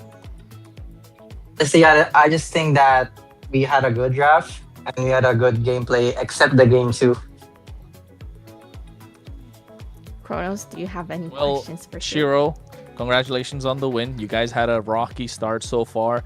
Not many clean games that we like to see from the Nighthorde. But you said it, the game number 2 wasn't so clean, and along with the game number 2, a couple of games in the past, right? But you guys always seem to find a way to win with these off-brand picks, these off-meta picks, these pocket picks that come in, that X-Borg roam, that Benedetta roam that we're talking about. What makes the Nighthorde the Nighthorde? What's the formula? Do you guys have like a secret recipe? The one that Bugs Bunny got, Some of that secret stuff. Is there anything that's a secret stuff that Nighthorde has right now in their draft? To be honest, I think it's just us being accustomed to the draft that we bring to the game. Like, not a lot of people can actually read how we execute the gameplay with the drafts that we usually Like the Benedetta Rome. I don't think a lot of teams actually know how to handle Ben Rome. Like, you know. To follow up on are- that, are these? I Go want ahead. to follow up on that question. Are these picks that you guys run in ranked games? Like, are these picks that like that's what I'm wondering? Or is it just like, hey, this might work. We've never done it before, but let's do it. Or like, is Merlin regularly running Benedetta Rome, up the ladder right now? Actually, we never really practiced it. He just used to be XP before, so like he already had hero Okay. mastery. Okay. But okay. we never used it in scrims. It's just like a surprise pick, like to Okay. So are we gonna look in? Do you have a little more heroes left in your bag of tricks still, or can we expect a little bit more? I can't really say it. Like, Okay. I'm gonna expose our team. Heard. The secret recipe. We're gonna keep it secret. No telling. So you have, after winning this, you get put into the 2-1 group. You've already faced Stamina. I'm not sure if the Swish Stage rules follow regular where you can't face the same team twice. I could be wrong. If that is the standard, it means your enemy will be Vendetta, if I'm correct, right? Or no, you've already faced Vendetta too. So a choice between Vendetta or Stamina, who do you want to go against and why? I think the answer is very obvious. We want to go against Vendetta. We want to get our revenge. Okay, I like it. Doesn't want the easy way out. He's like, we've already beaten Stamina. We want to take Vendetta so that we can, prove that we can beat them. I like the answer. Yeah, I think that is a game that we definitely are looking forward towards. Once again, congratulations on the win, and we'll see you guys against Vendetta, hopefully. Thank you.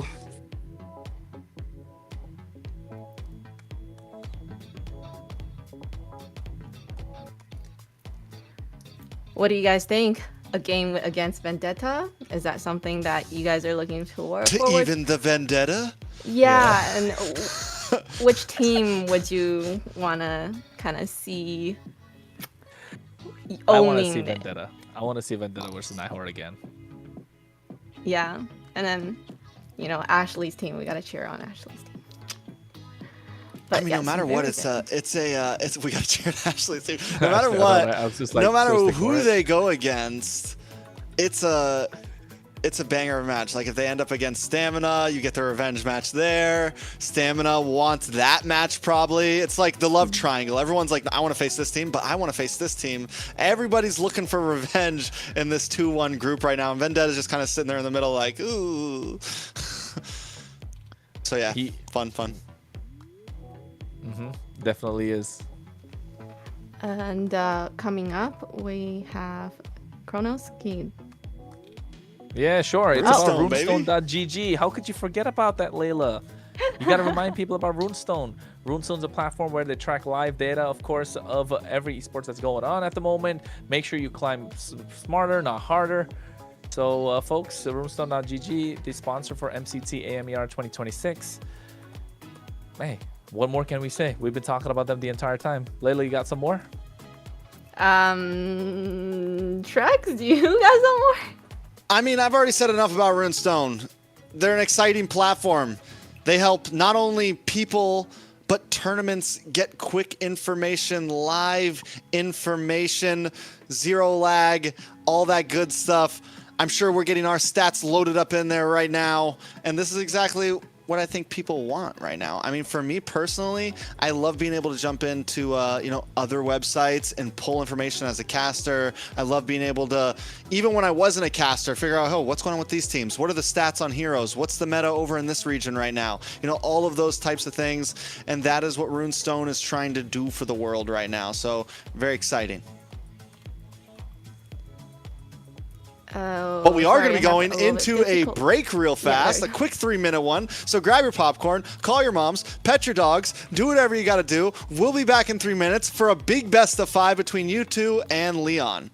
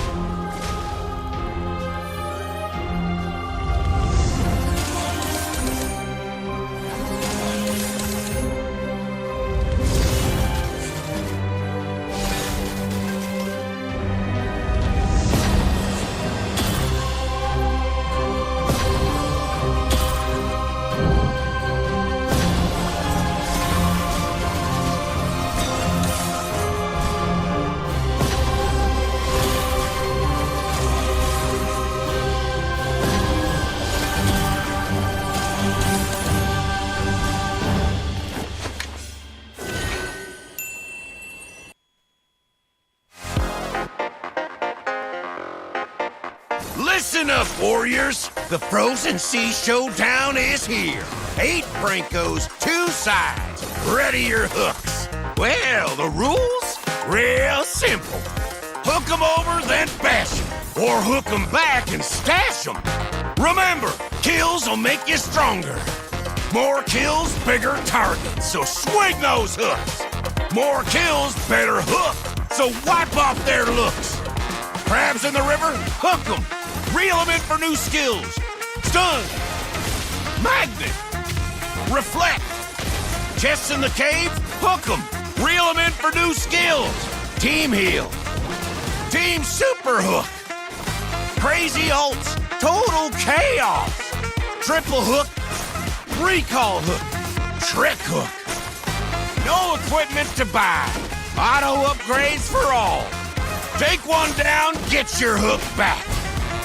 Hook, kill, reset, repeat. Hook till you can't hook no more. Remember these words. Hook, kill, reset, repeat. Hook till you can't hook no more. Hooks ready?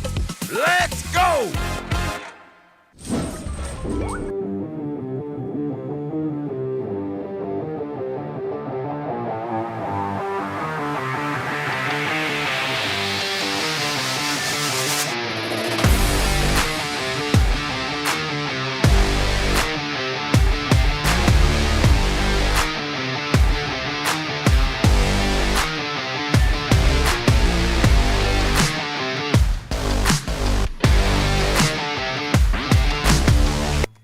And welcome back from the break. Hello, everybody. If you just are joining us, we finished our first match, and now we're gonna head into our second match of the day. The handsome guy right there. Yeah, indeed.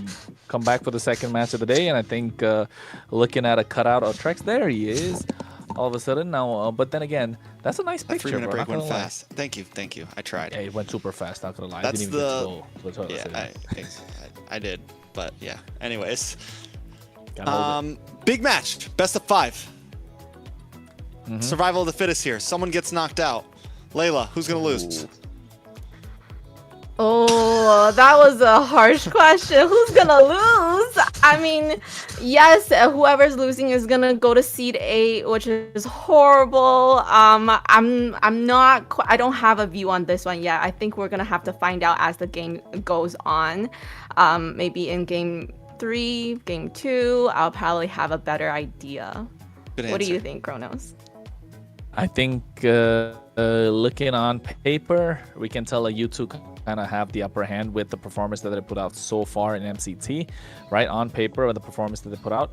But Leon, again, they did go against a powerhouse. In the second game, also, they kind of did go against another strong team. So I would say maybe we haven't seen the best come out from Leon yet. And when we do, hopefully they turn up, and the time to turn up is today, because they got 5 games in their hands that they can. The only thing I'm hoping is it doesn't happen to be a 3-0 sweep.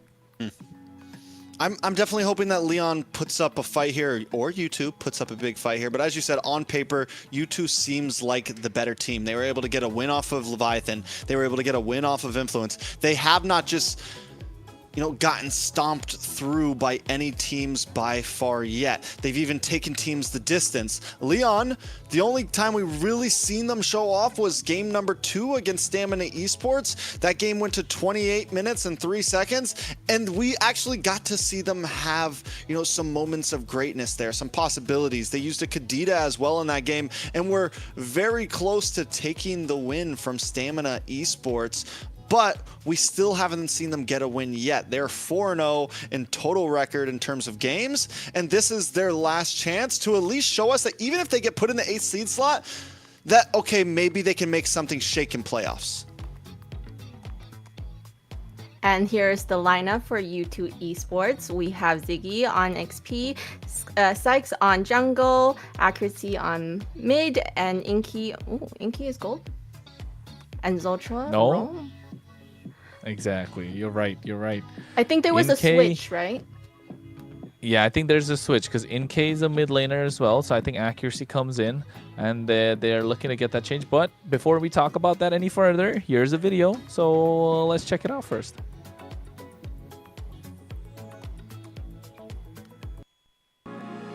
De roamer escogería Tamal porque se me hace que tiene mucha experiencia y es muy buen jugador. De XP lane yo escogería Nats porque es un jugador que viene de Filipinas y tiene un ritmo diferente. De mid laner o mago yo escogería Jun porque se me hace que es muy bueno dando calls a su equipo. De tirador escogería Sia porque se me hace el mejor tirador mecánicamente. Y de jungla escogería Best Player porque se me hace mejor mecánicamente que los demás también.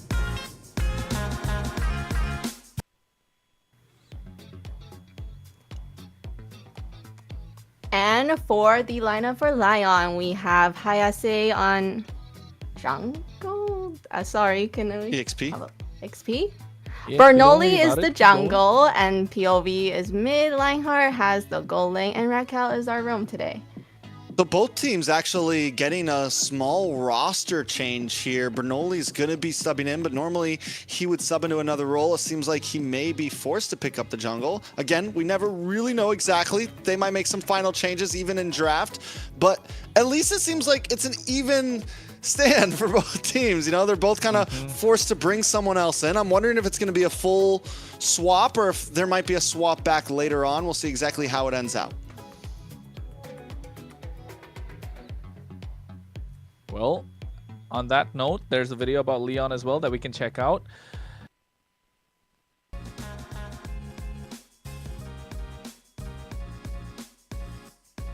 Raquel.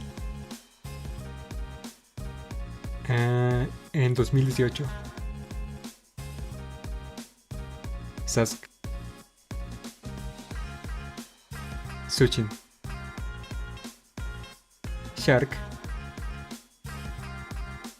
Pop. Kufra. Ulti de Kufra. Sprint. Colector de Kufra. Farsa.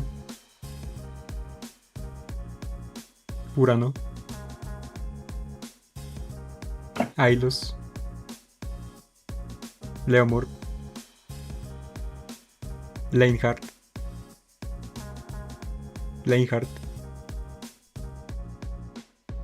Tamal.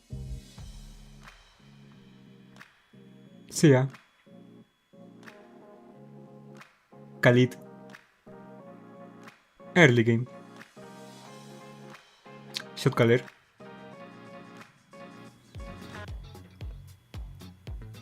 All right. Lots of information there. I picked up a little bit of the guy that will be most tilted is Lionheart. I guess that makes up his name, right? Like Lion usually has a bad temper, you know? I like it. Maybe. We'll see if he gets Layla's tilted. going deep into reading it. We'll see if he gets tilted coming into this series. Because that we have seen, especially in a best of 5, it's something you have to watch out for. There's a lot of games, the pressure is on, and this is a match as well where the pressure is on. So everyone's going to need to be mentally ready for it. Yeah. Yeah. I think along with the pressure as well, it just comes down to what they really are going to draft at the end of the day. But you know for a fact that Lionheart is vocal and he gets tilted. So if you're on the opposite side and you watch that video, you know where to poke the bear. You might just find out. Yeah, imagine just, you know, having him have a really bad time in his goal lane, because we know it's very important.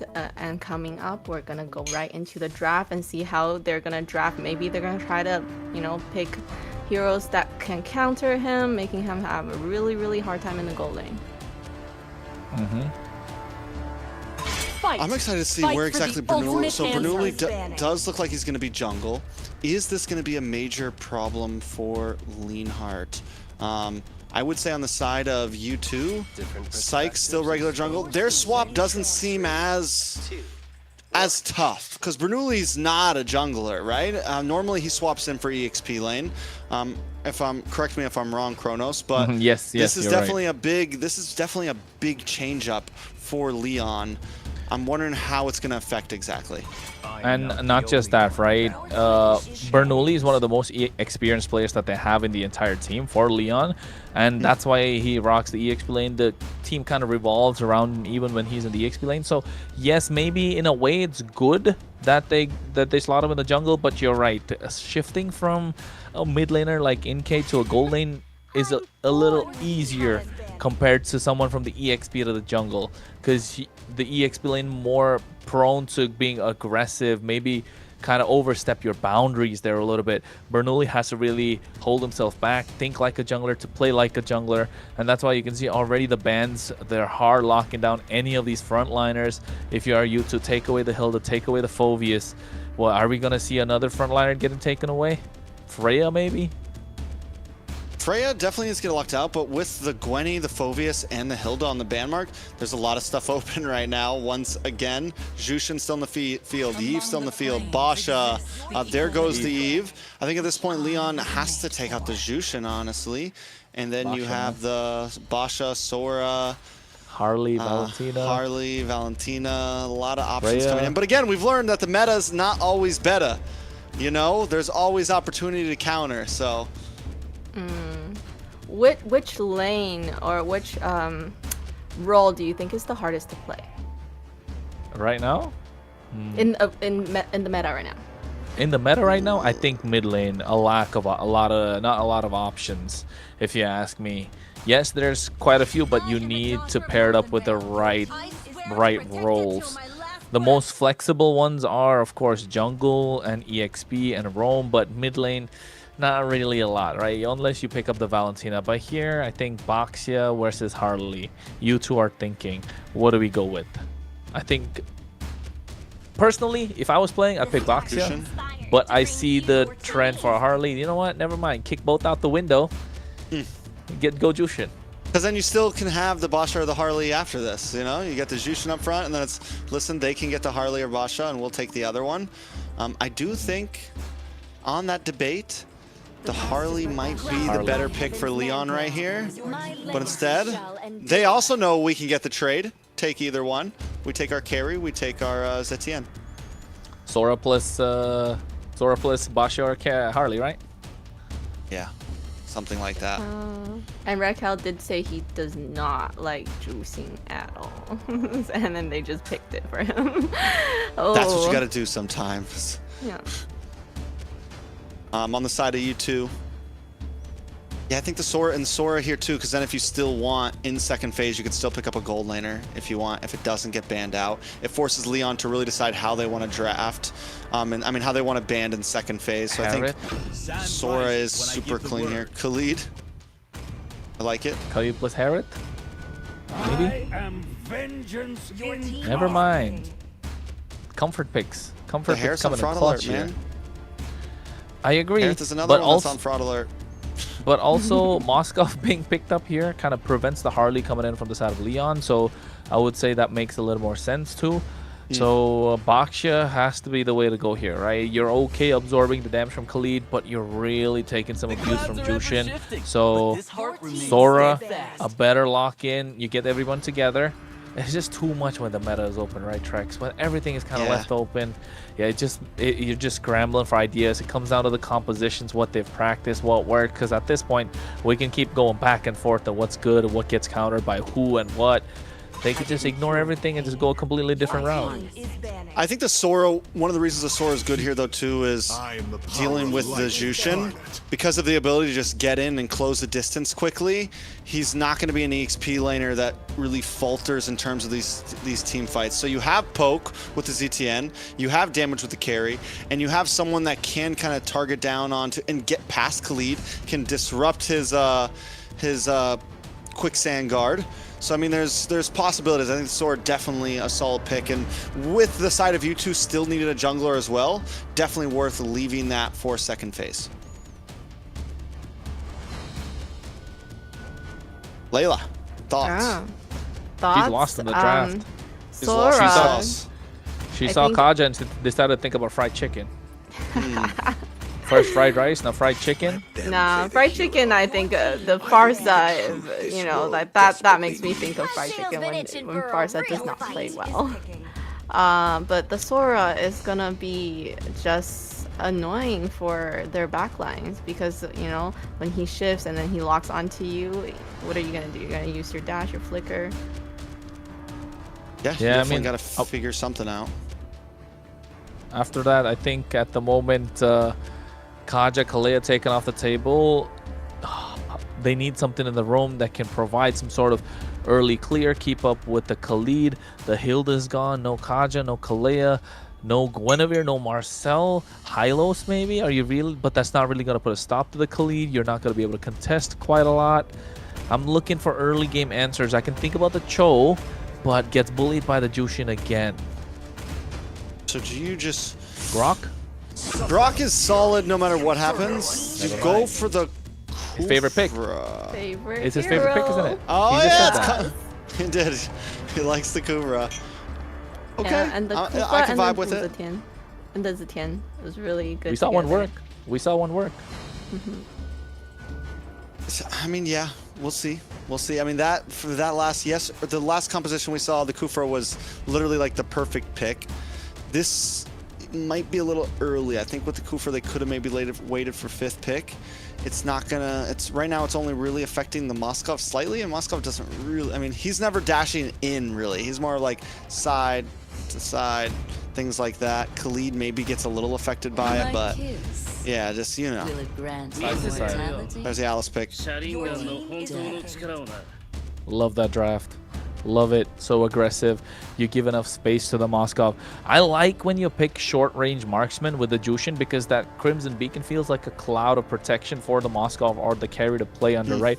And now the Alice added to the mix just gives Moskov more a bit of reassurance, and the Suyo as well. Inke can dive in knowing that the Alice or the Khalid's going to dive in with them, so a little bit of a front to back with the possibility of going full dive also on the hands of U2 Esports. They look super solid with their draft. Leon, again, this is a slight bit of a niche. You got wave clear, you got the pick-off capabilities, you can look for a massive counter stat with the Kufra, with the Sora. The jungle, it's got to be something that Harley's still available if they want to go for it. Joy? Maybe not the best option. Basha was still there. Basha utility. Easy. Imagine going a whole game and no Basha. No Basha getting picked or banned till last pick. Pulled our hairs out. I'm telling you, the ban, the things are changing. The meta is changing before our eyes. It is. It really is. Yeah, and with that, there's our lineup. And just from the draft, I do feel like U2 Esports has the better draft here. What do you guys think?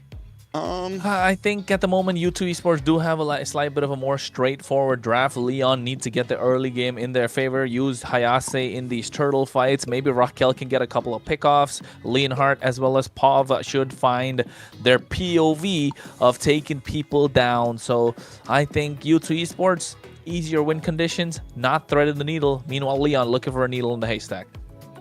Yeah, Leon. I mean, I wouldn't exactly say they're looking for a needle in the haystack. I think U2 Esports have, what I really like is they have easy, great crowd control set potential, big combos. Leon, aggressive, still have late game potential, have some early game potential. The big wild card here is how is Bernoulli going to be able to move this team around in the early game? How is he going to perform in the jungle? Is he going to be someone that can step up to the plate, or are they going to crumble under it? Well, at the moment, we're going to find out. Of course, folks, we are getting to go into the game right now. This is game number 1 of this best of 5 to kick things off. Who's going to be the first one to draw blood? Who's going to be the one to end up in the bottom of the pack? The 8th seed decider starts right now. U2 on the blue, Leon on the red, Kronos and Trex to bring you the action. All right, so we talked about Bernoulli. Let's talk about Sykes a little bit. He has had some decent games. Overall, U2 Esports in general have had some great games. Ziggy, Zoltra, both names we've got to know have been able to make plays, but Zoltra's had some great days, and he's had some bad days. We haven't really seen him being able to balance that out. Either he's playing at 110% or he's playing at 50%. And I think right now we just need to see him play steady, play aggressive, don't make too many mess ups, and he can bring his team to victory. On the side of Leon, Raquel, we saw the interview. On a hero like this Kufra, we also need to see some plays happen. So I'm looking at the roamers right now to be able to set things up for their team. And I think they're doing a fantastic job, right? Especially Raquel, the bouncing ball, preventing Ziggy from going in, just being a stop to their plans. And U2 Esports needs to get the aggression rolling, especially when they have this Suyo with this Khalid, with this Jushin. You want to get mid-prio, which they already have, but they're not able to convert it any sort of lane pressure because of what the Boxia provides, that early clear. And you can already see they get an invade going. So the Suyo is going to be a little bit of EXP down, a little bit of gold down, but that's not going to make much of a difference. Has an earlier power spike, wants to get that kill, at least first blood, so he can find a way to get that Sock, Fury Hammer, and Sky Piercer going. And they're able to just pop the passive of Pav, which is going to be nice, coming up onto this turtle. Bernoulli making his way in, looking for a target, just misses Sykes, able to lock on to the next one though. Accuracy is forced back as Ultra jumps onto the back line, taking a bit of damage. Ooh. In comes the Shifting Clouds, nice damage. Sykes gets pushed back, able to just dash away. Turtle still up as Ultra, locks down onto Pav. In comes Hayase though, able to get first blood onto Accuracy. Sykes now looking for a target as well. Turtle does go over to the side of Leon, but Sykes picks up a kill on Raquel. It's a 1-for-1, but honestly, still a win for Leon. Bernoulli get the turtle. That's what made sure they get on top. That's the win that they got indeed. SOD missing out there. Others NK would have been able to make it to the fight. And the fight was kind of split. Feels like they're not really on the same page so far, but they did get the job done, right? Hayase was able to zone out the back line, just being a problem to Accuracy, who wanted to get in the fight. Unable to do so. Meanwhile, in the mid lane, the bouncing ball along with the range from the Zetian doing a lot of poke to Zultra, and Zultra's not able to control the river as nicely or as aggressively that he would like. Yeah, I mean, if he can get there, but the thing is, he should be able to. But I guess, yeah, the bouncing ball stops him from being able to dash in. He has to kind of make his way around Raquel. But Zultra's going to have to find a way to be aggressive and not just push Pav away, but also be able to, I'm waiting, where's the big Raging Sandstorm at, right? Where's the big play for your team? He did just get to level 4, well, now level 5. I think it's going to be a little bit of time for U2 Esports to really find those moments. The fact that Leon's able to get a kill on Accuracy earlier is huge, though. Nice Tyrant's Rage, landing on his Ultra. Nice damage on his Ultra, forced to use the Flicker. Now Accuracy in trouble. In comes Raging Sandstorm. SOD able to connect, push Bernoulli back, but still Zultra goes down. Sykes going to try to come up and clean up. Can he find a target? The bouncing ball is up, so Sykes can't close the distance. Finally waits, able to get the dash, but now he's getting pushed away. Sykes finally finds it. A nice Throne of Ruin. POV brought low. Hayase, though, trying to corner. Sykes able to dash back. Bernoulli on the chase. The back and forth right now between these two teams. Ziggy gonna flicker away back to safety. Leon still holding a gold lead, that they do lose a member there. Yeah, I think so far in the game, U2 Esports are the ones to take the fight to Leon, right? And Leon able to bounce back every single time with the right tools that they have, a counter engage with that big set that's possible from Raquel, and he's been hitting those Siren Revenges on point. Even Hayase able to make to the team fight. Raquel, Bernoulli still there. Accuracy is the one to fall low early, so that should be a problem. Retribution has a Sykes. All right, so second turtle goes over to U2, but Sykes doesn't want to give it up. Bernoulli on the run. Zultra finally going to engage, but they all get caught up. Pushed back to the team. A 3-man catch from Hayase. Sykes goes down. In the midst, though, Ziggy looking for something. Still falls to Hayase. Another kill. Zultra able to get a nice Raging Sandstorm, a shutdown, and a double. Nice gold into the pocket of Zultra, but that's not exactly who you want to give the shutdown to. You're right. I think they kind of needed that on the other side. And the different heroes on the damage dealers. Me and one of the bots said, again, NK able to miss out on that SOD. If that connected, it would have been a slight bit of a different story. But U2 Esports getting a little bit of a push on the top side. Zultra zoning away Hayase. Raquel charging up the Revenge, baiting out this Raging Sandstorm. Even the Fury of the Phoenix at the same time. Hayase is a menace right now. Even with that death, we can already see how troublesome this hero is going to be against a nice frontliner jungle. You have to be careful every time you engage. Ziggy as well dives in. Sykes dives in. Well, you just dived into a trap, so they're going to have to be careful about the way they engage these fights. Well, looking at the items as well, there you go, found the boots, get that Sky Piercer. Now Hunter Strike coming in, gotta be a lot of damage in the hands of Sykes. He needs those kills, he's starving, he's turking, he's thirsty.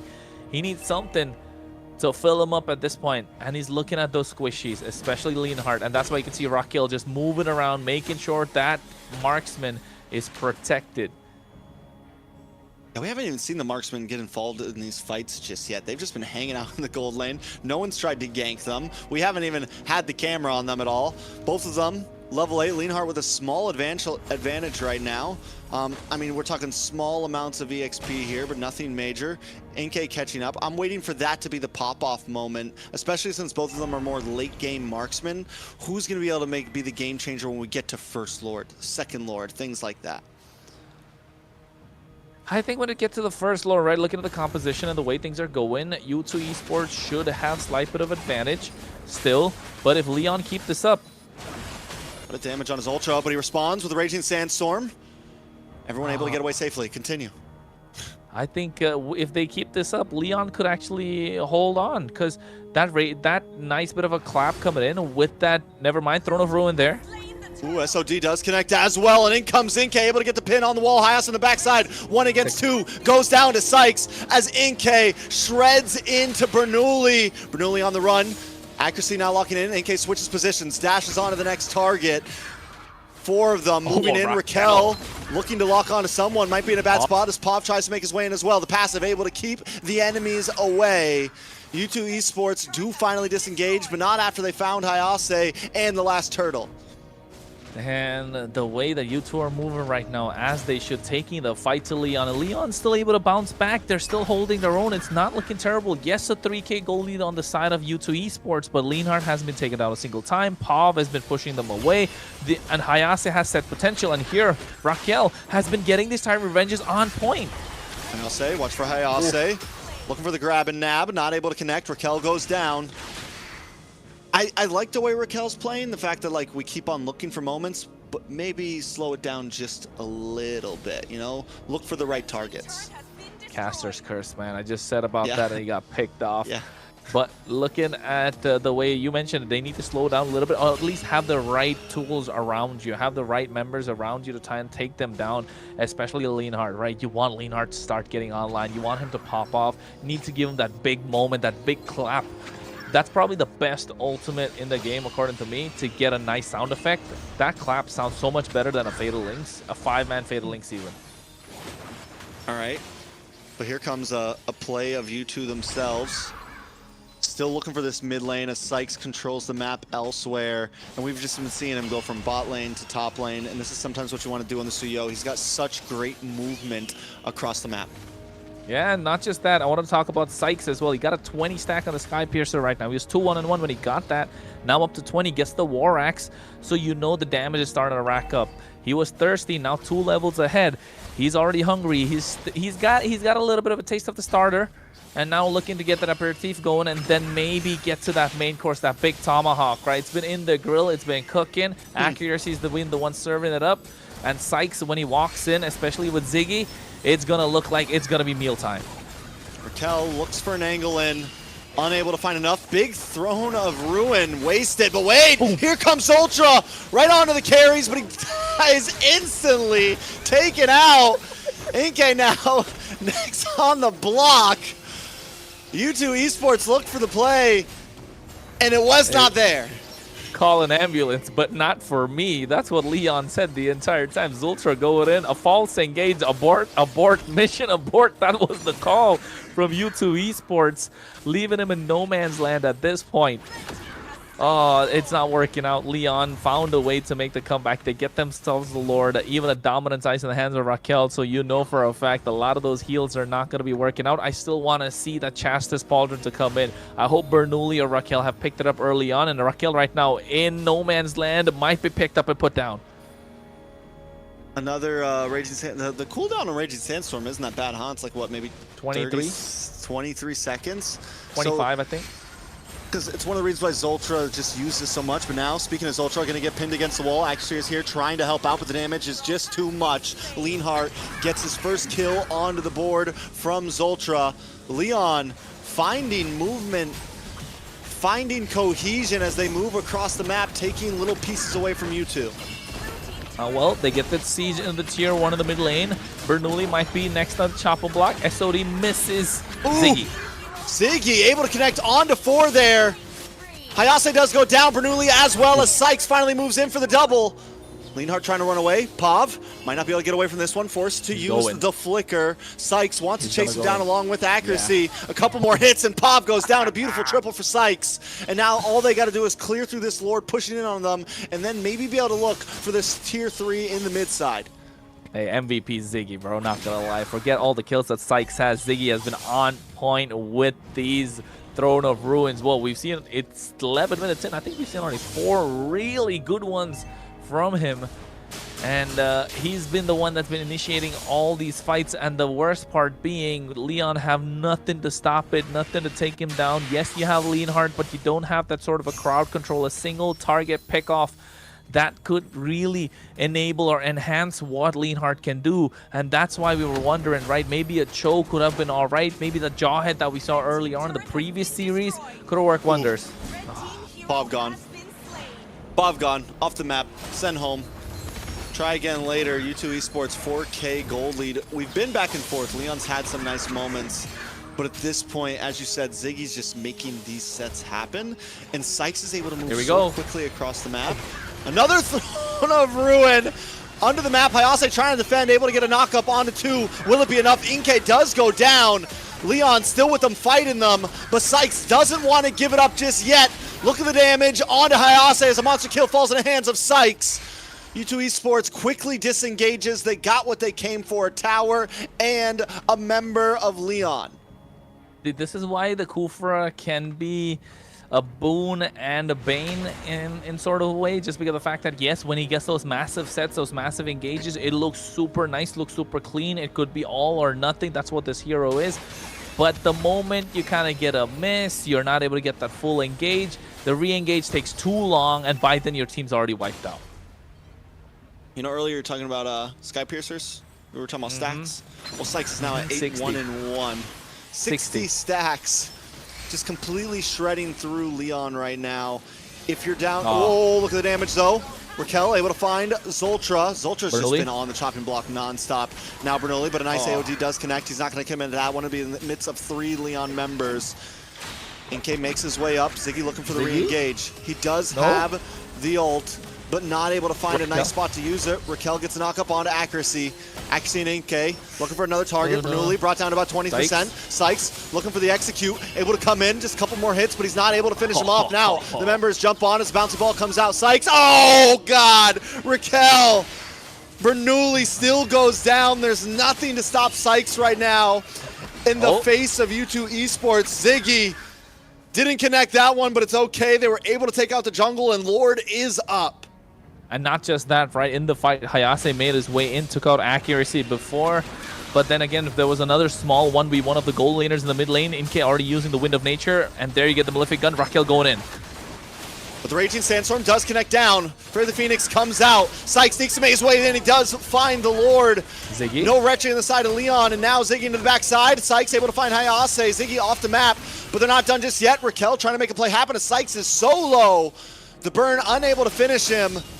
Just a hair of health left. Bernoulli on the chase here. Not going to commit. Nah, Turtleman's not going to commit to that one. What? I'm telling you, today Caster's Curse in full effect. We spoke about Ziggy, hyped him up. He died a couple of times, and not just that. Look at Sykes. 10-1-1. Full build. We're talking, what, 15 minutes into the game right now? He is unstoppable. This 80 stacks in the Sky Piercer. That's the max you can go. He's got a 4,000 gold lead over Bernoulli right now. Lord should get shredded down here. Luckily, Leon does have Leonhardt. He's also been playing a great game. 3-1-2, been able to pick up some small kills here and there, and is going to be the major defense when it comes to these big sieges. Yeah, and I think these big sieges are away. No, they caught someone on the bot side and the top as well. So a member goes down, accuracy out. Cameron takes us to the top side. It's okay. Whatever. It's cool. Sykes now going to be able to work on this tower.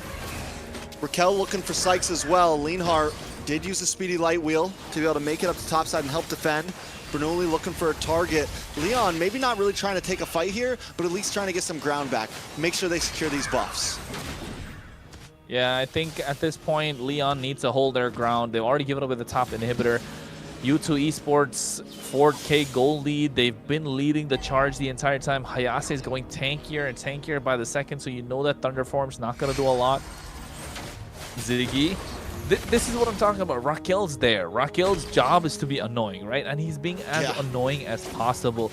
But there's nobody with him. He needs to make a play with Hayase. And that could be the game changer. Go in with the revenge, get that shifting skies, and then maybe you can pose a problem.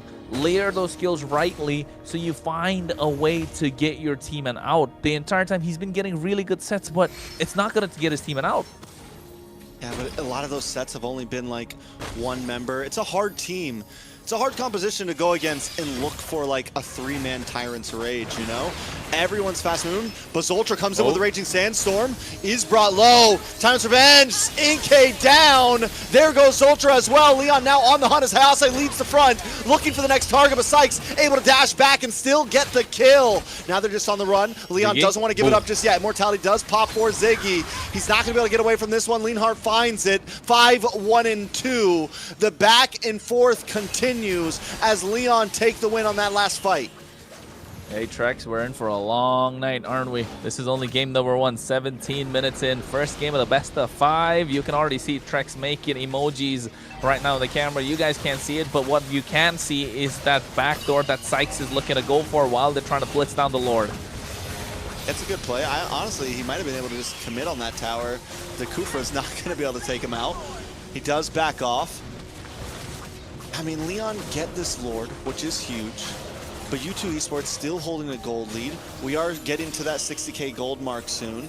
At that point, Kronos, do we think Leon has an advantage? Do we think it's 50-50? How do we feel about max items 5v5? I think max items 5v5, I like the chances when you have the Moskov, right? There's always a cross-map play that's possible. Because this really allows a lot of pressure to come in from one side. Yes, if we see a 5v5 singular fight without the map being in play, then you know this carry's going to start melting people down, and it has enough peel to do so as well. But at this point, who can really stop Sykes, man? That's what I'm looking at. 11-1-1. I hope I don't curse him. They're looking to try and go for the finish on the top side. The Lord is marching in. Leon could make their way. Raquel needs to look for the massive set, but then again, Hayase is nowhere to be found. Without vision on him, that's exactly what he wants, right? I mean, Hayase, he's going to try to look for a back angle here. I don't think Zoltra saw him move in, but I also don't think they know where Zoltra is. Leonhardt able to get the tower. Hayase has finally showed face. Watch for Zoltra. Looking for the back line. Uses a conceal.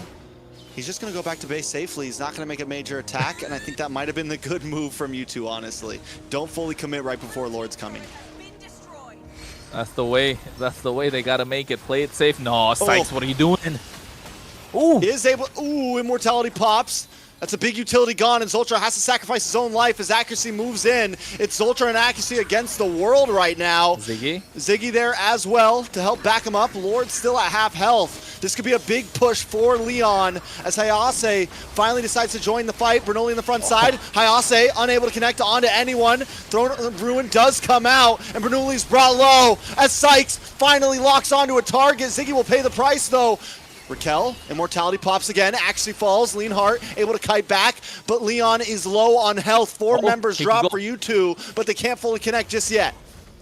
Oh, that was so messy. Every single ultimate missing. They missed the revenge. They missed the shifting skies. Even the Throne of Ruin missed. The only thing that connected was, what, a couple of basic attacks from Inkay, but now he's the only one left standing to defend, and I think they could blitz this end. Immortality's there on Inkay. Leon wants to get the push. And 3 seconds for Zoltra. Can he come out with a big Raging Sandstorm to try to help out? Just clear the waves, that's all you got to do, but the base is going down. Leon not going to let them fight back and taking game number 1.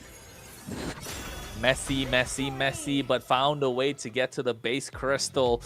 I mean, you'd take that if you were Leon, because it was looking like it was going to go the way of U2 Esports, but They found a way to make a comeback. They applied the pressure when they got the Lord and just kept on pushing that one singular lane, didn't care about the others, and did walk away with the victory. So, but if I was Leon, I will be brushing up on what I can do in game number 2, because if they keep the same pace going, U2 will take control at some point.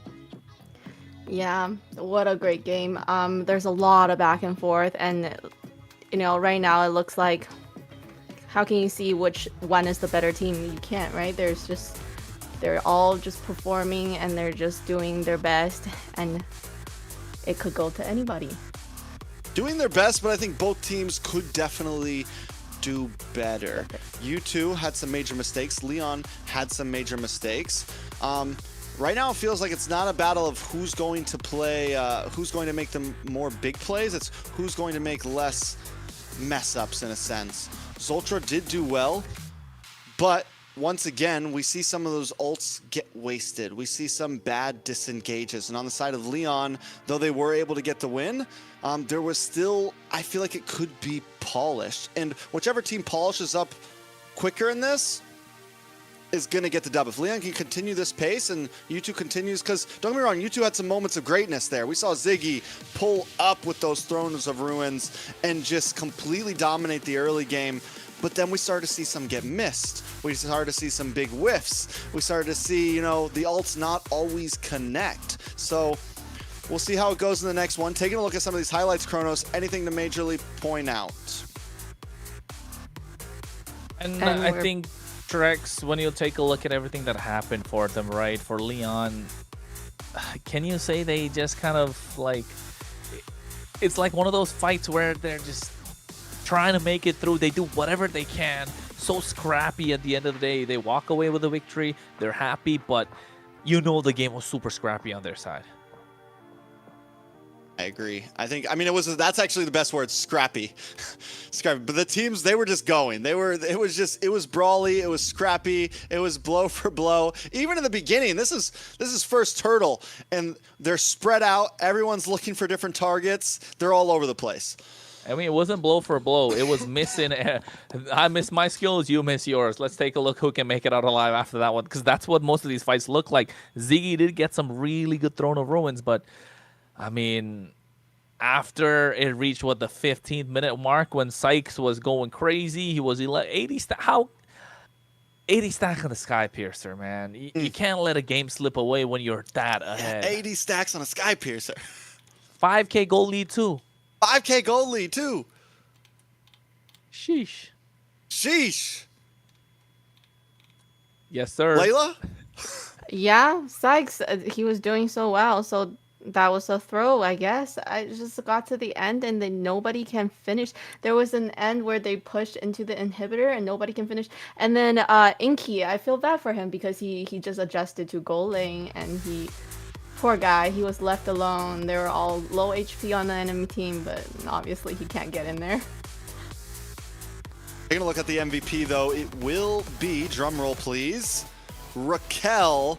Not against it, honestly. Not against it. He created, even in moments they were behind, he created space consistently. You said it, Kronos. He was annoying, and I haven't seen a Kufra played like that in a while. The way that he would just constantly use those Tyrant's Revenges, like just to kind of poke, delay, keep them away from the river, create space, and find little possibilities. He was the possibility finder in this match, and he was able to make it happen. I mean, he was the one leading the charge, right?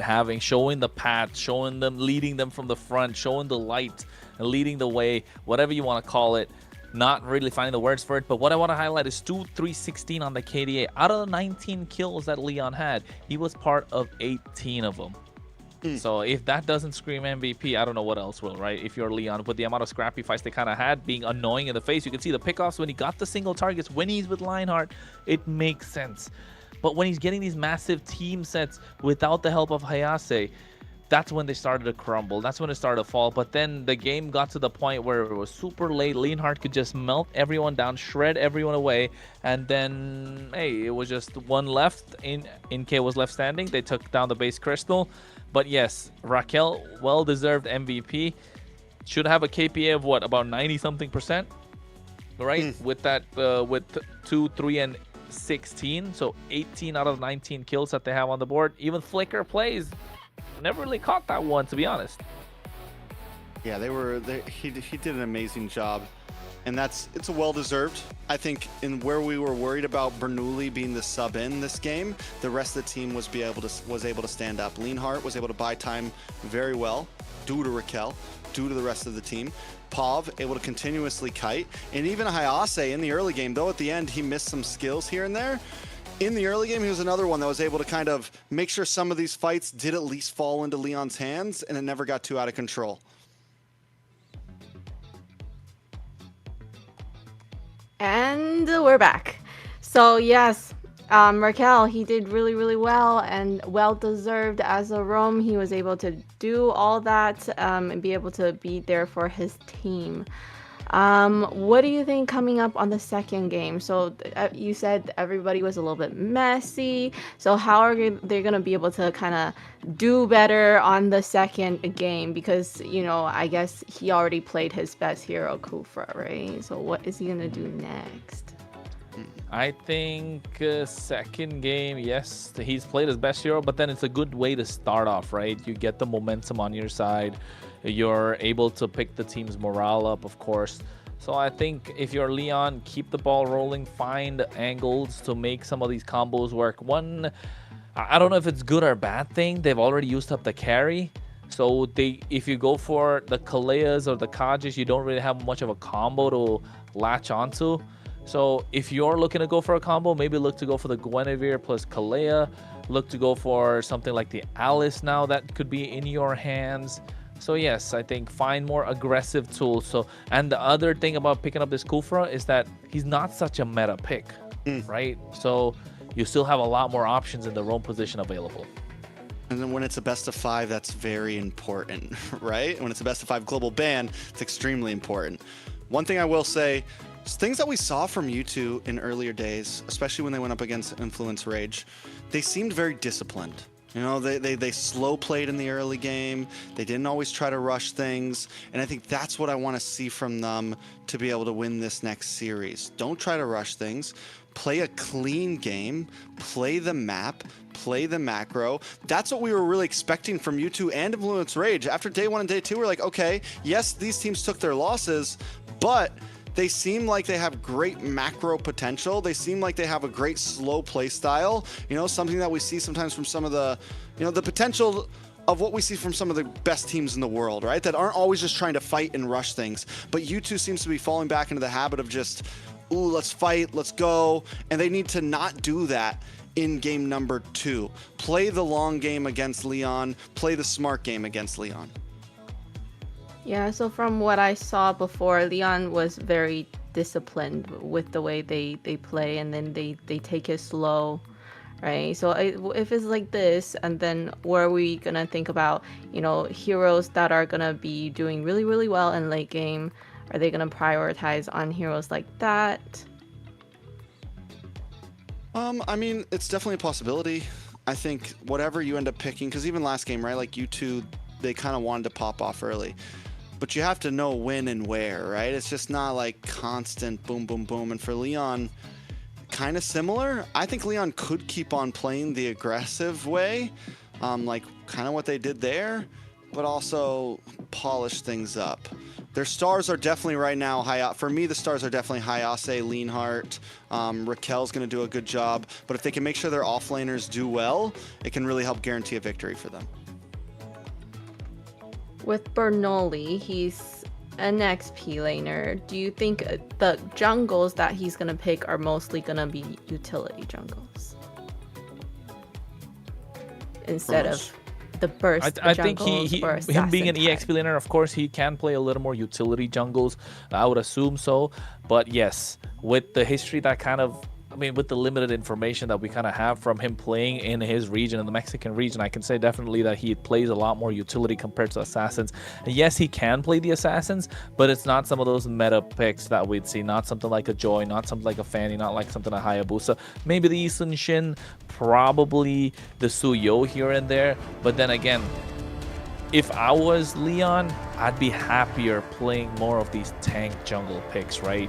You get broken walls right now, maybe go for something like a Leomord in this case is really good in the broken walls when it comes down to playing the expanding rivers, maybe then prioritize something like the Fredrin. When you get dangerous bush, maybe go for the Akai. So the possibilities are still endless if you are going for the utility in the jungle, and when you're letting Raquel, or rather Pav and Leonhardt, get those kills for yourself, for your team.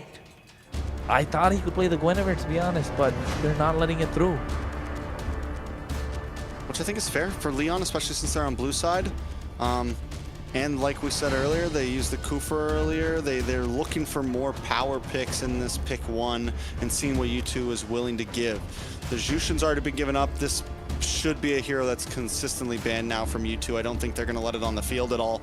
So we'll see exactly how this plays out with the Basha and Sora being picked up by Leon. U2 can maybe try to look for those on swings backs if Leons decide not to ban it. And that means that U2 doesn't have to ban Basha or Sora, meaning they get a lot more freedom on this red side and what they want to ban out, right? They have a lot of opportunity to target ban more now.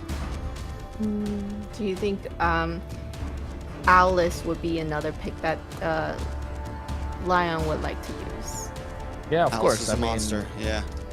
It's a solid pick. I think we've seen so far in MCT, Alice has been the game changer, right? The pivot that most teams take, and not just in terms of picks, but also the pivot that really changes the pace of the game. One big Throne of Ruin could just end it all completely, and it just collapse on top of him. So yes, Alice is 100% a pick. That, honestly, I think the question still hangs. When you're going against an Alice, would you go for a Purify or a Flicker? That's the big question there. Because with the Throne of Ruin, you want to use the Flicker, but then you have that Kalea. I think catching me off guard, bro. That Kalea could force a Purify. So yes, I think Alice is still solid, but Carry being taken off. Marcel's off the table again. So Bakshi's got to go here, right, Trex? Not by Leon. Oh yeah, by Leon. But then still, Sora let through. Still, they go for the Zitian instead. I don't know. That's questionable. It's definitely questionable. Zushin ban has to come from U2. I don't care that U2 just lost with it. You still need to respect it. It's a monster pick. It looks good. Yes.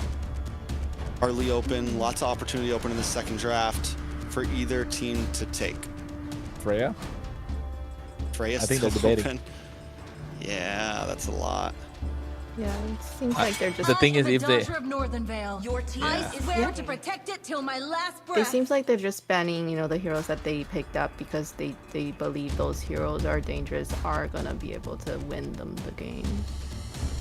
Yeah. That is true. But Do you here's go gotta for be Zushin or do you go for Freya? Freya's already banned. You think Jushin Harley? I think Jushin. I mean, oh. Yeah, Jushin, and then U2 responds back with the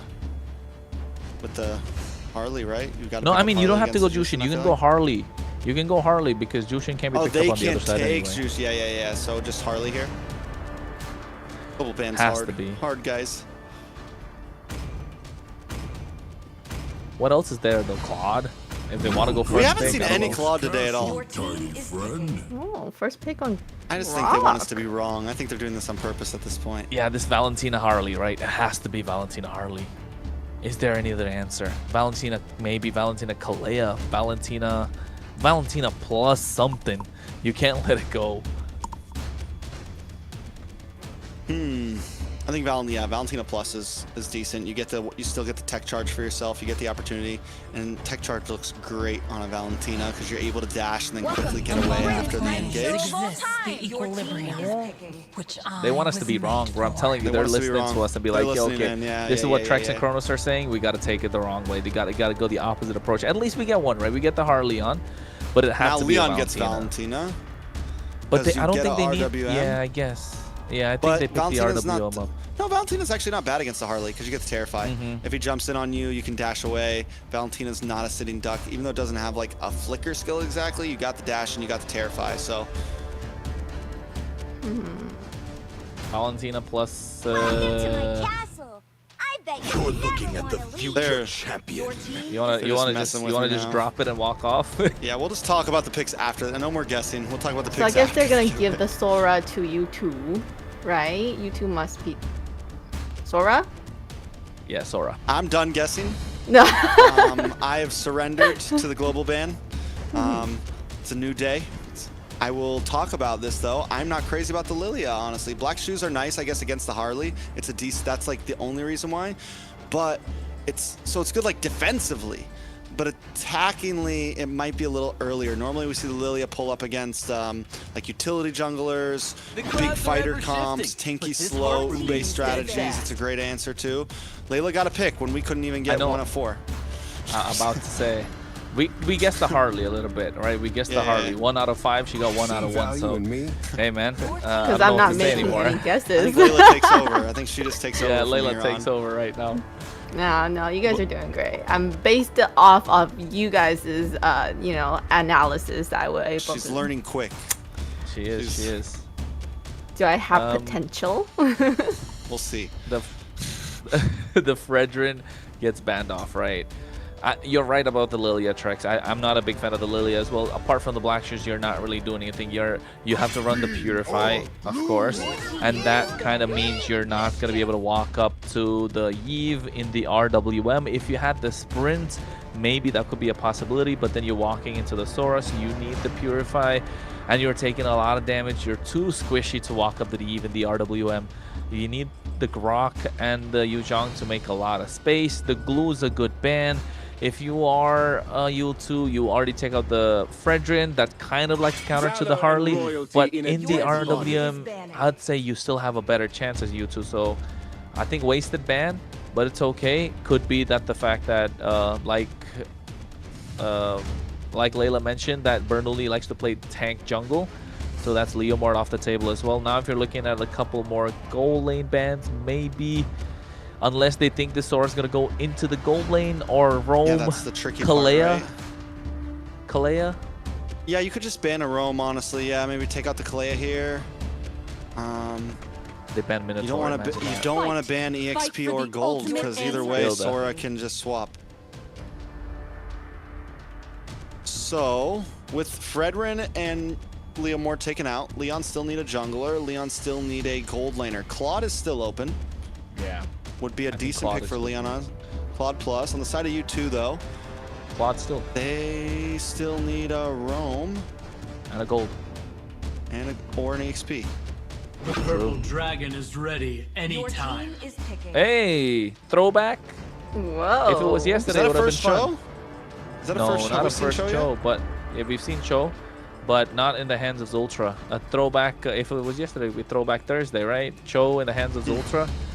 When was the last time you saw that? Really back in the day. Well, when he was a part of Gosu, maybe. Yeah. It used to be Grok, Cho, those were definitely all hot picks. Kufra. I casted as, Kufra. But Grok especially. Grok is like a Zultra signature as well.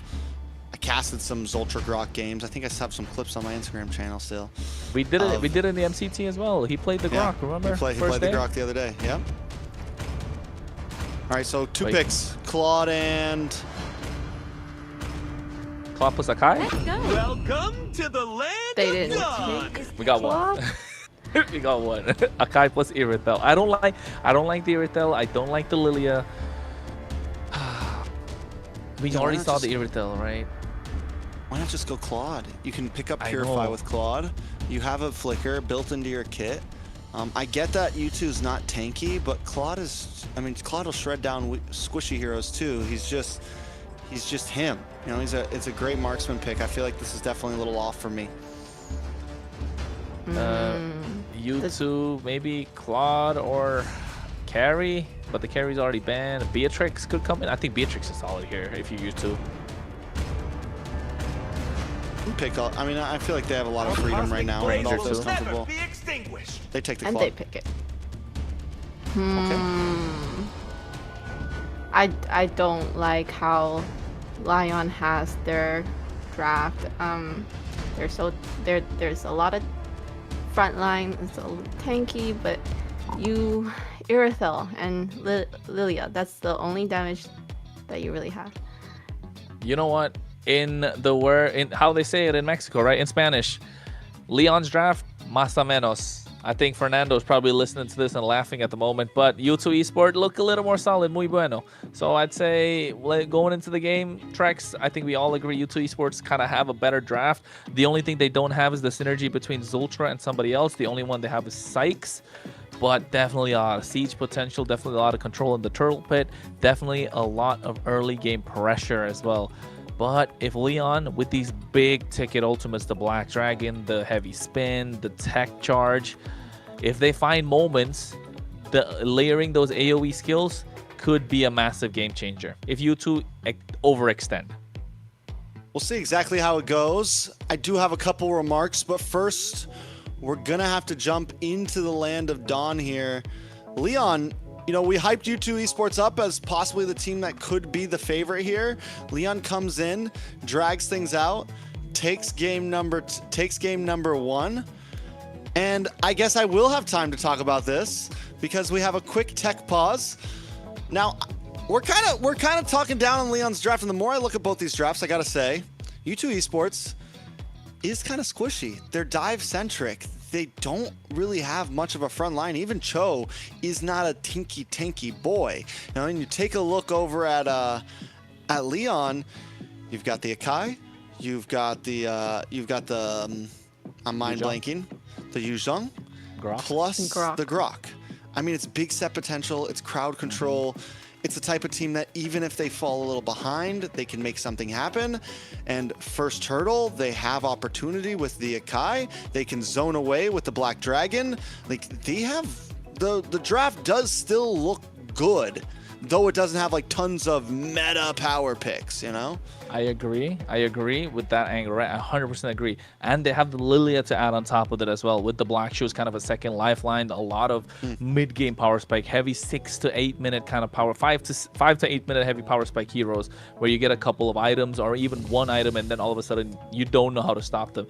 But the kind of problem that I see would be that Irithel. You're really like 15 minute plus on the Irithel unless you get a couple of kills in the early game. So that's the only reason I'd say it's looking difficult. Irithel, usually marksman, yeah, you have 2 item power spike, you got Trinity build. Irithel needs 4. If not, sometimes even 5 items to go all the way, to go the distance. So I'd say that's the only reason I'm thinking U2 Esports definitely have a slightly better draft. But you're right, with those squishy targets, imagine the Furious Dive with a tech charge, everything could work out. So as we jump into game number 2, U2 versus Leon. For me personally, I feel like once again, it comes down to the off lanes for Leon.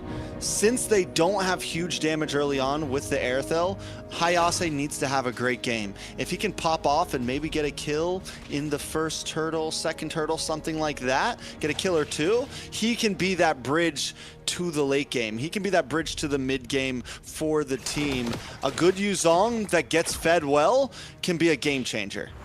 Amen, and that's why you could see early rotations from accuracy down the bot side as well to push Hayase back. So Zultra has to be aggressive on the map, and he is doing so. We'll see if he can keep that up overall. Pav getting pushed away, doesn't have black shoes yet, still only level 2. Pre-level 4, U2 Esports just completely dominating the river. Yes, 100%. That's the only reason I'd say that U2 Esports have advantage. But so far, Leon have held their own, not giving away a single kill. And accuracy is trying to poke out the back line. Raquel gets a nice bit of a stun. Accuracy might be going down. Ooh, accuracy brought low. Forced to use a flicker, able to step back with 1 shot in. Zultra slows them down in the engage.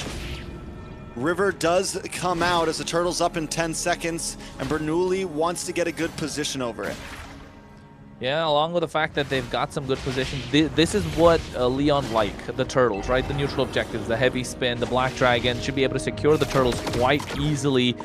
And U2 Esports should look for the pickoffs as Sykes is doing on the top side, but I don't know, he's not going to be able to make it. Yeah, Sykes is making his way down with a hat trick. He might be able to come in last moment, but he sees Raquel. He doesn't want to go for it. He's going to go for purple instead, and that's a first neutral objective over to the side of Leon. Oh, no. Look at the pin on accuracy. A nice heavy spin. Beautiful. Raquel's going to come in as well, and a nice first blood into the hands of Pav. So the kill is placed perfectly as well. Now Zoltra looking for the knock-up onto Bernoulli. Ziggy in a bad spot as Hayase and the rest of the team close in. U2 losing members one by one. Bernoulli does fall, but still, I feel like that's a win in the book for Leon. Yeah, that's definitely a win in the book of Leon. They get the turtle, they get the pin to the mid laner. I mean, yes, you get the jungler, that's Akai, but that's a tanky boy. You already got the turtle, he's got the gold in his pocket, nothing to worry about. And you're starting to stop Sykes from having free reign. Yes, he's got one kill. I think right now it's the job of Raquel to find where he is, but they're focusing on the goal lane, making sure Leonhardt has a better time. You can see Zultra and Accuracy making their way there too. Hayase on boss side, getting bullied, is going to go down. Sykes able to get the kill, and that is huge because Hayase just got a kill. And I was mentioning that if this Yuzong can have a good game, it could be the thing that bridges, but U2 knows that's their win con as well, so they want to put a stop to it. Finding their win con, stopping that from happening. You can see they're trying to get a push as much as possible. 45 seconds to the turtle. River control still in the hands of U2 Esports, but they're fine. Leon are fine, taking it away slowly and steadily as Paul finds his power spike. They will be able to get this control back. Ziggy gets a War Axe down the bot side, able to get a whole gold plating. U2 Esports, they need to get pickoffs, and Sykes needs another one, and you can see the damage start to rack up after a while. Yeah, preemptively 20 seconds before the turtle. Ziggy getting all that gold plating is huge as we move into the 4th to 5th minute. Everyone's at level 5+ now, 6+ now. Bernoulli doesn't connect to heavy spin, just trying to push Zoltra away. Turtle's going to spawn in a few seconds, so we're going to see Leon try to make their way down there as Accuracy is waiting for them along with the rest of the team. I mean, with a double Purify on the side of Leon as well, who is Zoltra going to pick off? That's the biggest target, right? That's the biggest question. Bernoulli tried to go for the pin again, but Ziggy comes in here. Heavy spin, but Bernoulli is brought low. May not be able to survive that one. Retry is gone. Black Dragon out, but it's just too late. Leon forced to disengage and give up this neutral objective over to U2. That's going to put them at probably almost a 2K gold lead in just a few right now. That was a panda. That's a big fat panda. The big fat panda taken down by a Harley. Yeah, that poker trick doing a lot. Oh, tech charge. Nice tech charge on Accuracy. Accuracy does have the flicker. He's holding on to a response with the RWM. And down goes Leonhardt. POV is going to be next. And last on the block is Raquel, but they're not able to get the final hit. Bernoulli doesn't have the heavy spin. He's not going to be able to do anything here. U2 Esports down to the boss side. Hayase also just getting bullied by Sykes and Ziggy. Dead. Hayase is gone, right? Oh, almost. Just barely survives. Heavy spin comes out. Zoltra should be able to make it out easily with a Shimpo.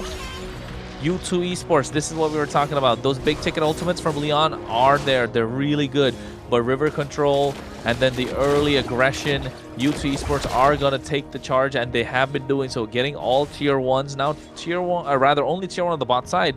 It should have been a slight bit of a push on the top side. Playing a little more passive than we like.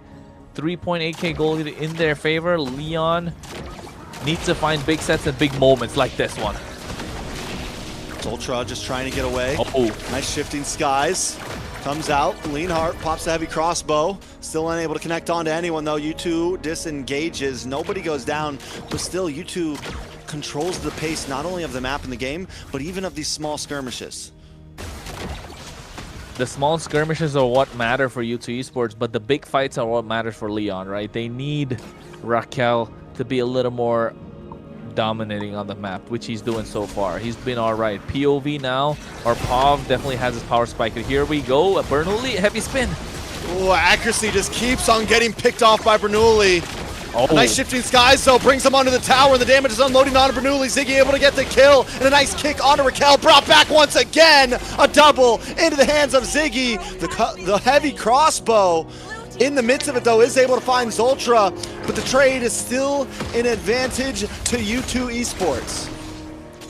Yeah, and I think that's what they were looking for, right? That Leonhardt with the heavy crossbow, they were looking for the damage, Leon, but not knowing that it's not going to hit, it's not going to do a lot. They got one kill, but if that was another marksman, it could have been slightly different. That's what I'm saying.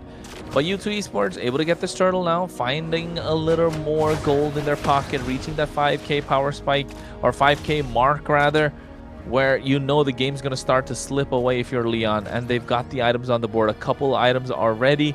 for U2 Esports. Genius one on the hands of Sykes. He's going to get that lightning truncheon next. Accuracy also has the items that he needs with that glowing one up on the table. Zultra, not necessarily a primary engage like you'd like to see on a Cho. He's more of a utility tool to get those couple of knockups and disengage more than engage, because he's not going to be able to pick off anyone unless and until they dive in a little too deep, being Hayase and as well as Raquel. So Zultra, knowing what his job is, makes it easier for U2 Esports to execute this draft that they have going.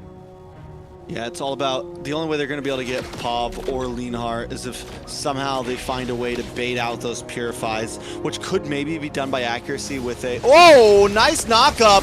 Another pin on accuracy. He's not having a good day right now. Literally, Leon, 3 out of the 5 kills have all been on to accuracy. Every moment they get, they are targeting down. NK, Sykes, and Zultra in the mid lane right now. Raquel for possibly another target. BMI's back. Oh no, Deadly Magic. A lot of damage on Raquel. Deadly Magic gone, should right? be able to get the finish here. Raquel is off the map. Gone. Sent back home. Ta-ta, bye-bye. We just didn't get to see that recall. I love that recall, you know? The one that's from Navi looks really good. But at this moment, with Sykes 4-0-2, this is why the Harley is so strong. This is why the Harley is so good. NK right now doing a lot of damage to Pav. Pav has the gloom, so trying to force out the black shoes. Didn't happen. Lord is up right now. They got the tier 1s on the top side, tier 1s on the bot. They have good wave clear in the hands of Leon, so they're not able to penetrate down the mid lane. U2 Esports, though, however, starting to get the Lord, and I think if you're Leon, you're okay to give it away, just because you have the capability to defend, and you're okay to play it until a 20-minute game with the Erythral in your hand. Yeah, I mean, honestly, you are right. The thing is 20 minutes is a long way away right now. It feels like it's been about 15 minutes. It's been 9.5. We are still in mid game. And U2 Esports, this is their time to try to get a lot, I feel like. They've got a 6K gold lead. They need to push in. Because you are right. That 10 minutes from now, that 18 minutes can come fast if U2 Esports doesn't try to end it. And with the lead they have with Sykes at 4-0-2, they have the opportunity. With Ziggy, I mean, with NK finally kind of coming online, they have the opportunity. They have the opportunity, definitely. And you can see Ziggy as well, and as well as Zultra, trying to bait out that tech charge from Raquel, and Raquel's been holding it for the longest time. Meanwhile, on the top side, Deadly Magic on the Black Dragon. I mean, Zultra's just tired. I mean, Raquel's tired of only finding accuracy with the tech charge. That's why he's saving on to it. It's like, listen, I'm getting 2 people with the next one, at least. And we'll see if it actually happens. He knows it can't be wasted. With how far behind they are, if he's going to use it, it needs to be worthwhile. Finally, Zultra, right after a big tussle, able to push out Raquel, and they take away the tier 1 of the mid lane. They're diving in. Oh no, Hayase's gone. Hayase did not have the game he needed to have here. Down to the boss side as well, Leanhart got brought low, but there's a nice tech charge onto 2 this time. Ziggy, though, unable to take him out. 10% health gets away, and the tech charge backfires. Bernoulli goes down. This is what we were afraid of if you were Leon, not able to stack up or layer those ultimates right on time. They don't have a lot of synergy with this heavy spin. They need Hayase to be in those fights, and Hayase being picked off earlier or on the bottom half of the map just when they want to go for the tech charge, trying to defend the tier 2 in the mid lane. U2 Esports capitalized, understood what the homework was, understood what the job was, clocked in, got the job done. Tier 2 now taken away. Raquel can't really go in, no tech charge. Engage doing a lot of heavy spin. Ooh. RWM, though, catches 3. And this is why they were targeting accuracy so much. Because if they go for someone else, even if he gets 2 members like he did in the fight previously to this one, accuracy sitting back, drops down the RWM, and now Raquel and whoever decided to engage with him is caught in the midst of it. And there's just... every single member of U2 Esports has kill pressure right now, essentially. It's so hard for them, for Leon to even pick 1 or 2. Like, who do we pick off? Because if we go for Ziggy, then NK and accuracy kill us. If we go for accuracy, then Ziggy finds us, and so on and so forth. It is a problem that they can't seem to find an answer to. Lord is up though, however, 12 minutes in right now. This is going to be a nice, juicy Lord, no holy shield. So if you're U2 Esports, try and bait out that heavy spin as early as possible. Maybe the Petrify from Hayase, get a pick off, and then look to take this Lord down, down the top side and get some pressure at it. Oh. Give it. What just happened? No connection at all. And Leon is falling apart as Inke jumps in, finding target after target. He flickers in. It's a triple. A godlike from Sykes and U2 Esports clean their clocks. They're going to take these minions down the mid and end this game in 13 minutes. It's a 1-1 and the start of a best of 5. Bernoulli walked up. I don't think he needed to do that. Get caught in the deadly magic. And then all of a sudden, the Blazing Duet comes in with 5 full stacks. And that's a lot of damage. They couldn't stop that from happening. A couple of knockups from Zultra as well. They cleaned house 13 minutes in. Game number 2. U2 Esports so dominating. Leon needs to get back to way, finding these scrappy fights.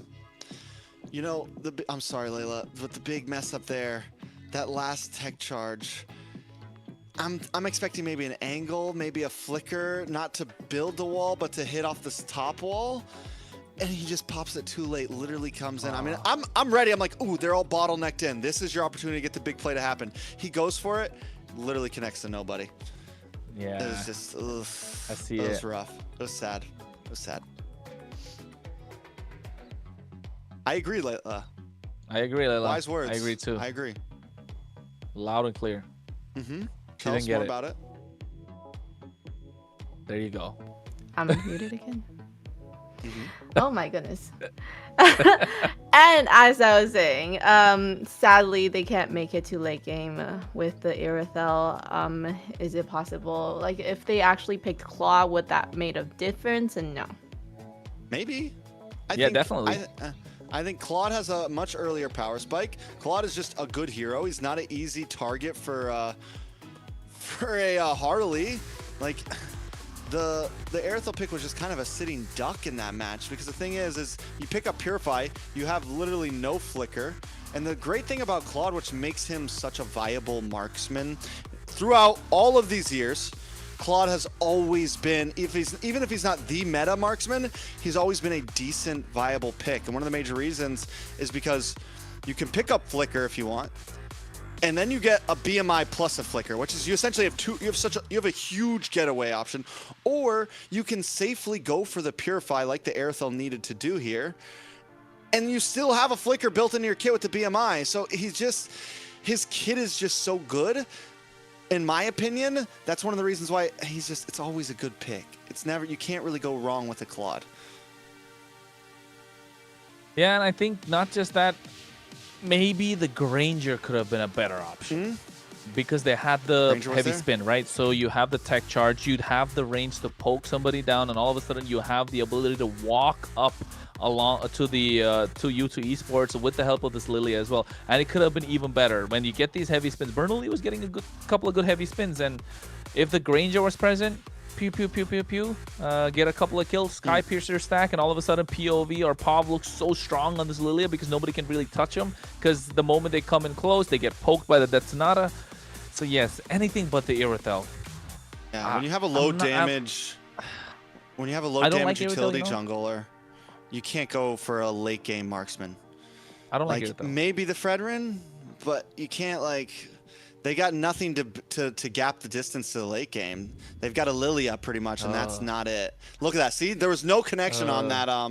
Yes. It was rough. It was rough. That hurt. And the MVP goes to drumroll. Yeah, I see that.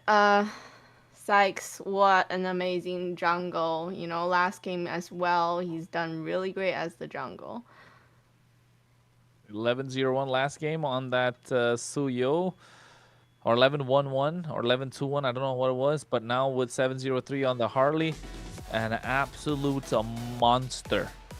And you could see why. That deadly magic was pulling its weight and melting down some of the tankiest of heroes too. So I think it just came to the point where Leon just couldn't hold their own. The pick-off was too much coming in from U2 Esports.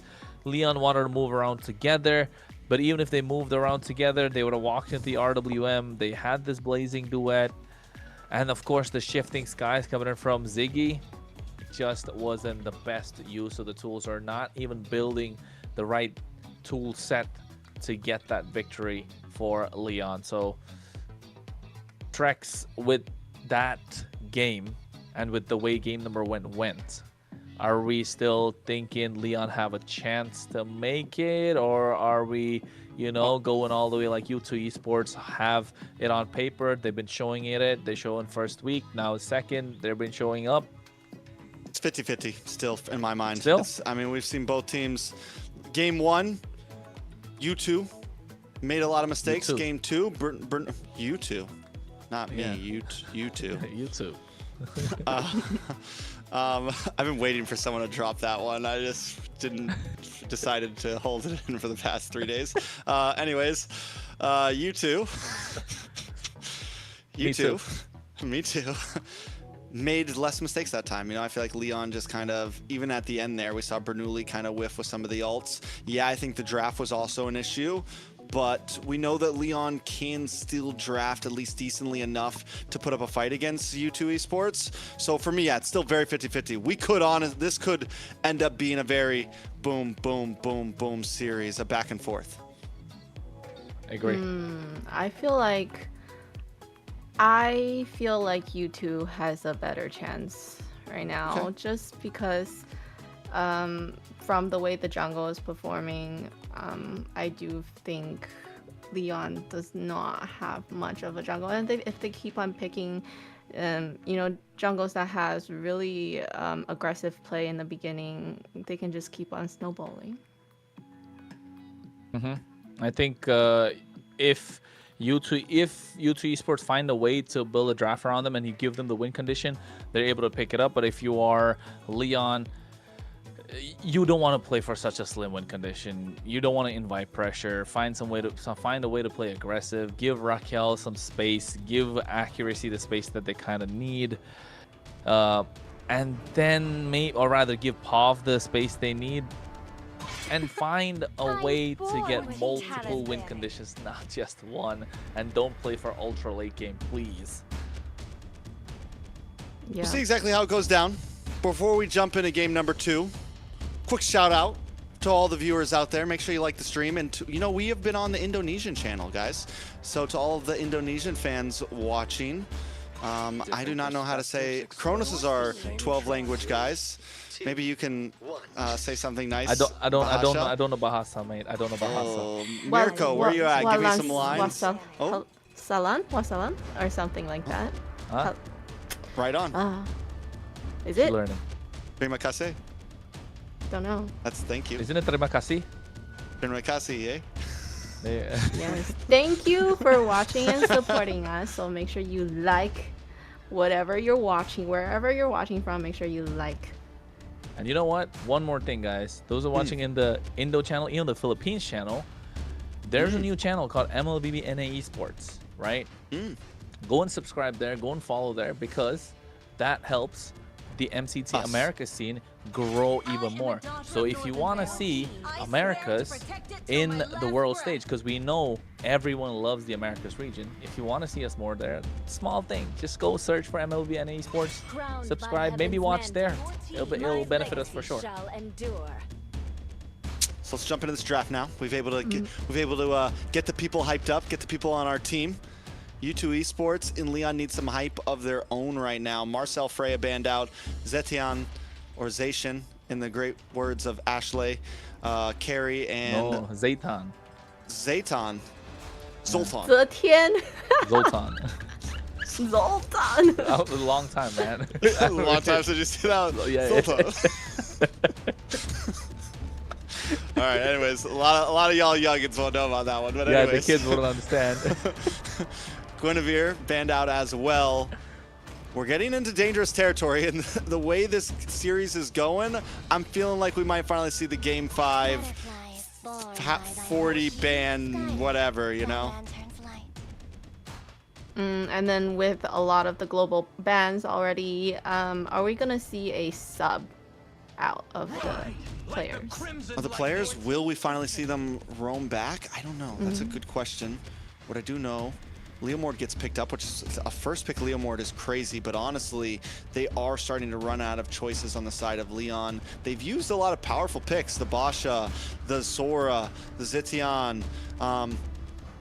Harley's still open to them though, which I'm surprised they didn't pick that up as a first pick. Do we think we're suffering? Do we think Bernoulli being in the jungle, is that weakness showing? He cannot, like the Harley's just not comfort for him. Because honestly, it's wide open. It's not just the Harley, it's a lot of the other picks as well. In the previous game, they could have got a different route, but they opted to go for the Akai. I just throw it in there. Maybe Akai, because, you know, he is an EX player, likes to play tankier jungler. But Boxia, Phobius on the other side, you're already looking for trouble, man. Especially, it's going to bully Leomord. Yeah, a lot, especially they're not going to be able to contest any neutral objectives. That spell vamp's not going to show with the inbuilt life drain effect Glue's that already open. Boxia has. Glue is up, so I think if you're Leon, you want to pick up the glue, put it in the hands of Raquel. Glue plus maybe Valentina. Solid choice still. Take your Claude now. Finally. No, they're not going to do it. They're not going to do it. They're going to go Beatrix plus Kalea. Something like that. Throw us off completely. I think the glue against, yeah, probably right, but glue Claude could be a really nice, simple, Alice nothing glue. crazy. Alice glue as well. Told you.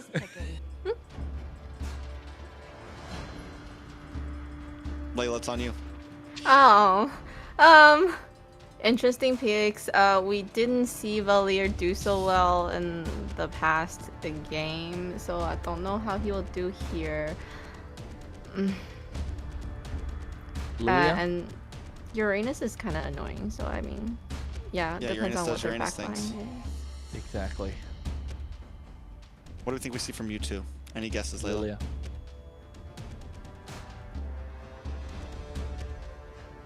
She's guessing.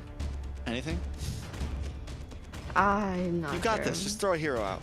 Just throw a hero. You were right last time. I don't know. Come up with a Zask or something. No, I'm kidding. Barca. Coco.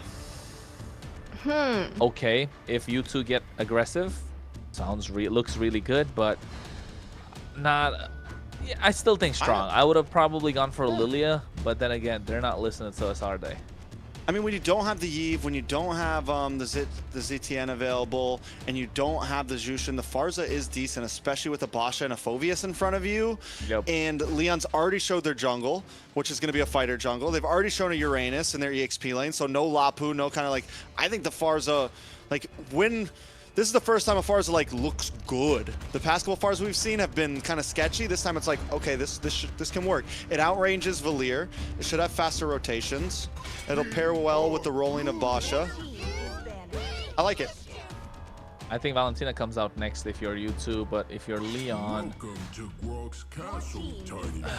Okay, don't give Zoltar's comfort picks right now. Maybe take out another roam. What can we look at? Khalid was picked up before. Cho is gone. There's no Grok. There's no Guinevere. Glue's not available. AOG, the what's it called? Kufra's not there. Maybe Gato. Yeah, there's a lot of options left open. Gatot. Yeah, Gatot, Hylos. Maybe Taunt would be Mars. clean, honestly. You get the taunt onto Leomord. You get the taunt on Uranus. Like, it'd be a decent pick here.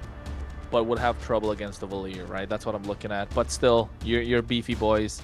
You need some damage as well. So maybe something that could put out some damage if you are a roamer. What's a roam that can put out a little bit of damage apart from the Khalid that was already gone? Hilda. I think Hilda's a solid choice. Honestly, yeah. Hilda could be straight here. But then you do lack a little bit of crowd control. But honestly, with a comp like this, do you really need it? You just kind of go Ube a little bit and... But you know what else? Gatot would be nice for Leon here as well.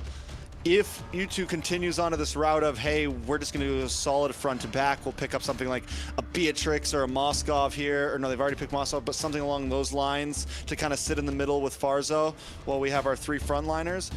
Gatot for Leon would be a great answer to that. I agree. So we still have goal lane that hasn't been picked. What do you think On either side. want to do? Because I Granger? feel like he's just not having a great time. Granger is super solid if you're U2 Esports, but you know what? There's another route they could probably possibly go down. Beatrix, Granger. I'm thinking Obsidia is another decent choice. Decent, but only because they've been throwing us off so much, right? Your team is picking. Go for the roam instead, and Jawhead is a decent answer. It's aggressive. This lineup is... It's very aggressive. Jawhead, Yes, but Farza, and Abasha. We're talking it takes about 2 seconds to get to the top lane and find a gank. You got Wings by Wings, you've got Ejector, and then you've got Abasha rolling around. This is a fast-moving mid-trio right here that is going to cause pressure. 100%. Super fast. Single target. They'll be getting neutral objectives. They'll get a lot of ground covered on the map with that Feather Airstrike too. So Leon needs to find a way to hold their own, get more aggressive if they can. Kalea's a solid choice. Hilda's one of the other options, but I don't think Hilda walking up. Wait. Wait a second. This is a Kimmy goal lane. Goal lane Kimmy? Why not just go for the Granger or something? Like, why? It's not bad. Goal lane Kimmy is not bad. It works. I've seen it work before. But you know you want to put it in the mid lane because that's where you get more utility, more value out of that pick. And now you can't pick Kimmy in the games to come in the mid lane just because you burned it in the goal lane and you have a Valier on your side. Leon clearly won extended team fights, right? That's the idea. Yeah. The Uranus, the Leomord, the Valier being there, the Hilda as well as the Kimmy. You have a lot of DPS. You want extended team fights. But you two don't mind the extended team fights with the Phoveus. And a Clint being picked up. Look at the range they have and the high ground. God damn. With the front line that they can move with U2 Esports. If they siege at Leon, there's no way Leon can stop that from coming. Yeah, I just feel like with this final draft, the pickoff is gonna be scary. With the Jawhead and the Farsa, there is gonna be no team fight if they pick off the most important one. How are they gonna last a team fight without a Kimmy? It's going to be tough. U2 Esports, perfect pocket formation. Accuracy and NK just stay in a safe little spot as the rest of the team covers for them and they can just unload. They have the burst damage, and then on top of that, you have the wild card of Ziggy on this Phoveus that can also be a crazy, can output damage in early game comparative to others. Like, can actually get kills in early to mid game. So Leon definitely have their work cut out for them. Leonhardt should be able to get to that that 3-item power spike a little bit faster than usual. Because normally, again, you do put the Kimmy in the mid lane for the versatility, but in the gold lane, those items are going to be coming a bit quicker. So maybe that's going to be their big win condition. But we will jump in to game number 3. It's a 1-1 right now, tied down the middle. U2 Esports up against Leon, looking to hang on inside of this Swiss stage because the loser of this best of 5 will take the 8 seed slot in playoffs. And you do not want to be there. You got to play an extra round to make it back up and then catch up with the rest of the team. And not just that, you play extra games. You show more of your heroes. You show more of your cards. So it's more difficult to climb up the ladder, get up the pack. You want to get this win as much as you don't want to be on the 8th seed. Leon have to play aggressive with his Hilda. They're doing so, and you can see Zultra is gonna make it difficult. Look at Sykes. He's already level 3. God damn, this is the fast rotation, the fast clear we're talking about. They already getting the invade going. Wait, never mind. Sykes just decided not to go for it. Yeah, they're gonna. I mean, they play it slow right now. They're good. They're clean. They have map control. They might look. They're definitely gonna look for this camp after this. Sykes just taking the long route most likely. Or maybe not. Maybe we're going to play safe. We're not going to, he's going to lose his camp on bot side. I think maybe it's, let's move as a unit, the 3 of us, and look and see if we can find some picks here and there. Yeah, I think that's the idea, right? Protect the Farsa, protect the Jawhead, but you're right, losing out on that creep's not going to help. He should have just taken that one on the top side. Zultra realizes that a little too late. It's okay, they still get control of the river, they still get control of the turtle, they get the Lethal Wanderer early, so you're not losing much in terms of the EXP department. But there you go, that's the first ejector. Yeah, but no level 4 from accuracy yet. Until level 4 hits, those ejectors aren't going to matter as much. Because they chose the Basha, there's not a whole lot of damage just yet. Once level 4 connects with accuracy has it now, this is when the pressure's out. But wait a second, Phantom Steed does come down, and Zultra taken out. A pick of their own. Leon strike first. A nice wave, down comes the feathered airstrike. Actually, maybe a little bit too close, though, as Hayase moves on to him, but he does find the kill on to Bernoulli. Sykes goes down as well, though, as Ziggy's brought down to about 10% of the flicker in. Hayase always making moves happen, but Hayase's going to pay for that one as accuracy picks up 2 kills. Honestly, just because of that, both those kills going over to accuracy, I would say U2 Esports might have got the advantage there. They definitely do, and I was going to say an early pop on the Purify for Raquel, and that converted to a lot coming in from Leon. They dove in with that Phantom Steed. Unfortunate for their side, they didn't get the 3 kills in the hands of Bernoulli. It was 3 assists. Yes, they got the turtle now, so you can add a little bit more gold to their pocket, to their side, but you're right, Trex. Accuracy with those 2 kills will get these items a lot faster, and they definitely have the distance for him to dish out those feather airstrikes. Yeah, it's like normally when you pick up the Jawhead, it's you put it with something like a Suyo. You put it with something that's who you want the kills to go to. This time it's all about accuracy. It's all about Inkay. Those are your damage dealers. That's who you need to feed. That's the pocket I'm talking about. And as long as accuracy can feel safe there, those feathered airstrikes are going to continue to hurt more and more and more. Accuracy's got to get those accuracies on point. Zultra realizes can't go in yet, needs to get those ejectors. Probably the next best thing for them would be free up Inkay a little bit more. And you can see already on the bot side, they got a heavy chunk of that gold plating in the hands of Inkay. Yes, he's down in terms of EXP, but he is up there in terms of gold. Again, the mid trio moving together like a unit, want to pick somebody off. Unstoppable Force. Good damage. Going to be okay, though. You two still just kind of testing the waters, waiting. It's okay if you use it. Whoa. Accuracy. Accidentally uses a flicker. Don't know what happened there, but okay. I vibe with it. Might have just, maybe he had a thumb twitch or something. That might set you back a bit, though, honestly, because now you see no big flicker feathered airstrike at this next turtle. And it's little mistakes like that, that I keep pointing out that can cost games, honestly. Leon don't know about it. Leon don't know about it. You're right. They don't. Good point. Good point. It's a mental game. It's a mental game. Yeah. What they don't know can't hurt you. Exactly. So the turtle being up now, U2 Esports need control of it, but accuracy still has to play a little more safe, knowing how Raquel's been chasing him down. Inkay making his way into the mid lane a little bit, I think. No, doesn't want to go there. Get the clear on the bot side, so Marksman left alone. Zultra looking for a pickoff. Accuracy positioning himself for the feather airstrike. Raquel zoning them away. All right, Zultra trying to get back into the midst of this. You don't want to target down to Hayase, but POV able to take it out. Nice damage on his Zultra. Leon controlling the pit once again, and they lock on to Hayase. Looking for a target, but accuracy's not there. And Inkay is late to the party. Look at the damage. Feather airstrike does come down. Raquel now brought a little bit low. Hayase as well, but still not enough damage for U2 Esports. They need a little bit more time. They need more time, they need more items, they need more gold in their pocket. They've got the damage for the late game. They definitely have Inkay to come into the fights, dish out a lot more.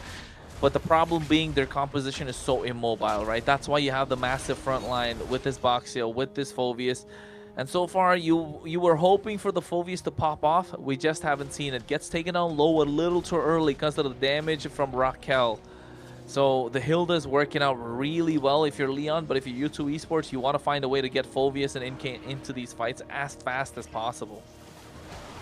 All right, so where do we go from here? U2 Esports, they need definitely a little bit of time. They're looking more like a 9-minute team here. About 2 items on to accuracy, maybe 2 or 3 on to Inkay, and then they can really pull up and fight. Because of Bernoulli, there is damage for Leon. Because of POV as well, there is some damage. Even Hayase is doing a great job at just warding away the back line. And even though he's not going to stun accuracy, as long as he can stay on accuracy, it is a problem. Zoltra uses the unstoppable force, forces the Purify out. Feathered Airstrike does come down onto Raquel, but still no kills. Everyone just a little too tanky, and if I wanted to look back at the items and see if Raquel went for magic protection first, because they know Inkay is going to be kind of late to these fights. Well, I think that's all. Looking at the items that you mentioned, accuracy's got the glowing wand. Inkay's got the endless battle. I was hoping go for the BOD maybe to get, or even the malefic gun, but I think right now building in towards what's the blade of Heptases or probably a hunter strike. So yes, the damage is definitely there. But what I was trying to say earlier is they get the Feather Airstrike on point, but no neutral objectives. But here's one right now. All right, Turtles up as Leonhardt. Oh, beautiful traction pulse. Inkay, though, able to take it as the Feathered Airstrike comes down. Leonhardt finds 2 with that ult, and it completely disrupts U2 Esports. They are able to get their first turtle on the map, though, and disengage and keep themselves in this game and stop that gold lead from getting too far over 1,000. Well, I think if this goal lead extends more than 1,000, you know for a fact that team's going to come out with a victory. But U2 Esports, they've been doing well with this Feather Airstrikes, with the damage that you keep mentioning about Trex. But I feel like they weren't able to convert it mostly into neutral objective. They did get one this time. So U2 Esports, they're okay by zoning them off. They don't need to get the kills. They can take them down low and find a way to get more objectives on the map. But now it looks like they're going to make an in-K sandwich. Ayase gets stopped by Sykes. NK getting a couple of free shots off of that airstrike, comes down, but once again, Leon disengages. U2 Esports unable to capitalize on any of these plays. Still going to be a little bit longer, but Leon, here's the question. They also have some late game potential. They have Ayase that U2 Esports doesn't really have an answer for, and they have Leonhardt, who also, he's going to be good at getting out of range of that feathered airstrike. It's going to be hard to lock down Leonhardt. The Purify we've already seen. Zoltra's the only one that can catch him, and as long as he saves that Purify correctly, he'll always be in a safe position. Accuracy, wings by wings down. Nice traction pulse. Feathered airstrike comes down, but still, once again, it's just to zone Leon away. And not just that, right? The more we look into Leon's composition, if they want to siege, they can, because they've got this Valier. Those Searing Torrents have been a difference maker, not allowing Zoltra or anyone to get up close and personal. Boom. That's what we've been waiting to see. Something Inkay finally able to get a kill down, but Zoltra is going to pay for it. Accuracy, Inkay and Sykes looking on to the next target. Hayase takes about half health damage. Raquel now on the run as well. Now, Leonhardt able to kite. U2 Esports looking for the next target. No connection. They're forced to back off. Yeah, I think now with the Feather Airstrike already being used up, they should try and get the tower, but you can see Raquel, yeah, no way Inkay survives that if he goes on with it. Raquel just wants to poke and make sure you force a flicker out from Inkay or accuracy. Soften them up for the blow that's to come later on. This game has been so messy. It's 10 minutes in, not a single tower taken. Yeah, it's a very slow game. This is not something we've seen from these two teams, right? And it's only 7 kills on the board. Is this the popping point, though, Kronos? Yeah, I think this is where the balloon has to pop. Zoltra brought down low. Feathered Airstrike connects, but Zoltra's already bitten the bullet. Bernoulli brought down to about 10% as Inkay moves in along with Ziggy. Hayase now in trouble as well. He might not be able to take this much damage. U2 Esports lost Zoltra, but they do gain presence.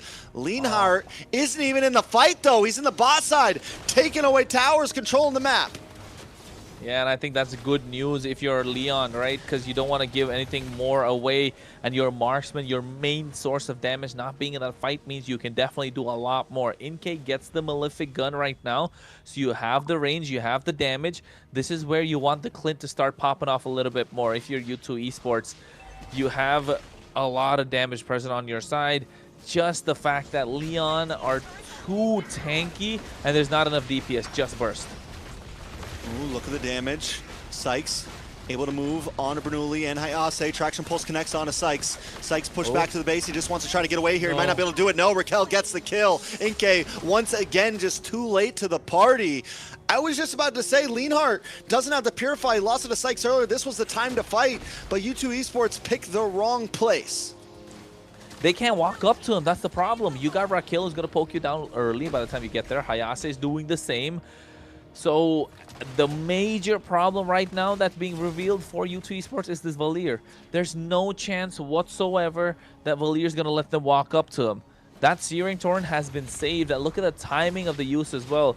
I mean, yes, that skill is kind of blending in with everything else because of the color of the skin, but if we pay close attention, you can see that's doing a lot of damage the more they stick around in these fights. Phantom Steed comes out once again, but Leon's not forcing it. They're just slowly smothering, slowly forcing back. Feathered Airstrike comes out. That's what they were waiting for, knowing that it could come at any moment. Ziggy takes a weird route to try to move across. Raquel on the front side. U2 Esports just forced on defense, and a Lord is still coming. It's a slow push from Leon. It's a really slow push. You can talk about slow motion. That's what it's about, this push. Now, again, another Steed in the mid lane. Yeah, second Steed in the midst of this fight. Nice connect, though, on Bernoulli. Can Ziggy finish him off? No! A wasted play from U2 there once again, and Lord still crashing in. Yeah, hasn't even reached the bot side inhibitor. They get the tier 2 in the mid lane. Bernoulli's not going to be there. They're zoned away by the Feather Airstrike, so it should be a good defense for U2 Esports, but Leon able to get all the tier 2s. Such a slow game, a slow push, calculative from Leon. They don't want to make any mistakes that they made in game number 2. Yeah, what's crazy is this is the gameplay we wanted to see from U2, kind of more slow, calculated, but Leon this time is doing it so much better, and you're right, it is the composition they have. The Kimmy in the gold lane is actually really showing up, and you pair that up with the kiting ability of the Valier, and yeah, it's a perfect package. Watch for the traction pulse. Does not connect. That would have been bad for U2 Esports if it was a 3 or 4 man. Well, 60 seconds to the Lord. You know Leon has the power to contest this, and not just the power. Look at their tower strikes. Just a little bit of a tickle on the top of the bot side, maybe even the mid, but super strong. The map is so blue. U2 Esports backed into a corner. They do have good wave clear. They can withhold a siege, right? They can withhold they can. What's the right phrase? Yeah, they got the Feather Airstrike. They can defend. Yeah. They can withhold. Defend. There you go. They can definitely defend. The possibilities are easily there. You know, you were right about Inke. The route is a slow, his item build is a pretty slow burn, I feel like. Endless battle into the Blade of Hephaestus, like into Blade, like there's no big damage there, and what you want to see from a Clint is big damage, being able to sit in the back and burst down. He doesn't have a Malefic gun in yet. He's going for BOD finally.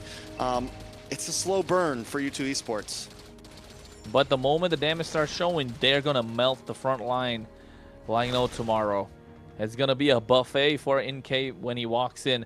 The only problem being, again, there's no one to soften them up for the blow. Yeah, NK's got to show up here. The game is on him. Feather Airstrike does come down, but once again, only connects on a shot onto Bernoulli. Another traction pulse lands down. Sykes and Zoltra in a little bit of trouble as Leonhardt takes up the front line. Sykes brought low. A couple more shots and he will go down. But the re-engage could happen. Members of Leon are low. Accuracy looking for an angle here. Doesn't have the Feathered Airstrike. U2 Esports, I feel like there's certain times when it's like, go for the chase back. Maybe they're just too scared at this point, but that was a moment where they could have made something happen. A nice toss on a Hayase. Another stun, but Leonhardt's here already. Feathered Airstrike to keep Leonhardt at bay. All members of Leon are half health right now, and U2 Esports doesn't want to force it. The problem for them being half HP is the fact that they're so tanky and they can make it back up. You're talking about a Uranus, you're talking about a Hilda, you're talking about a Leomord in the jungle. He's just got to take a couple of jungle creeps. He'll be back up online. Zoltra, nice ejector. I think I just feel like Inke could be a little more aggressive. He has the flicker. He's not really using it. He has the skill too. No way in. U2 Esports going to give up this Lord without a fight. I mean, they did put up a fight, right? A little bit. Just standing in the corner, yelling names. Yeah, just standing in the corner, yelling names while they were actually doing all the work. You won't take that, Lord? You aren't going to do it? Yeah. They did it. They did it.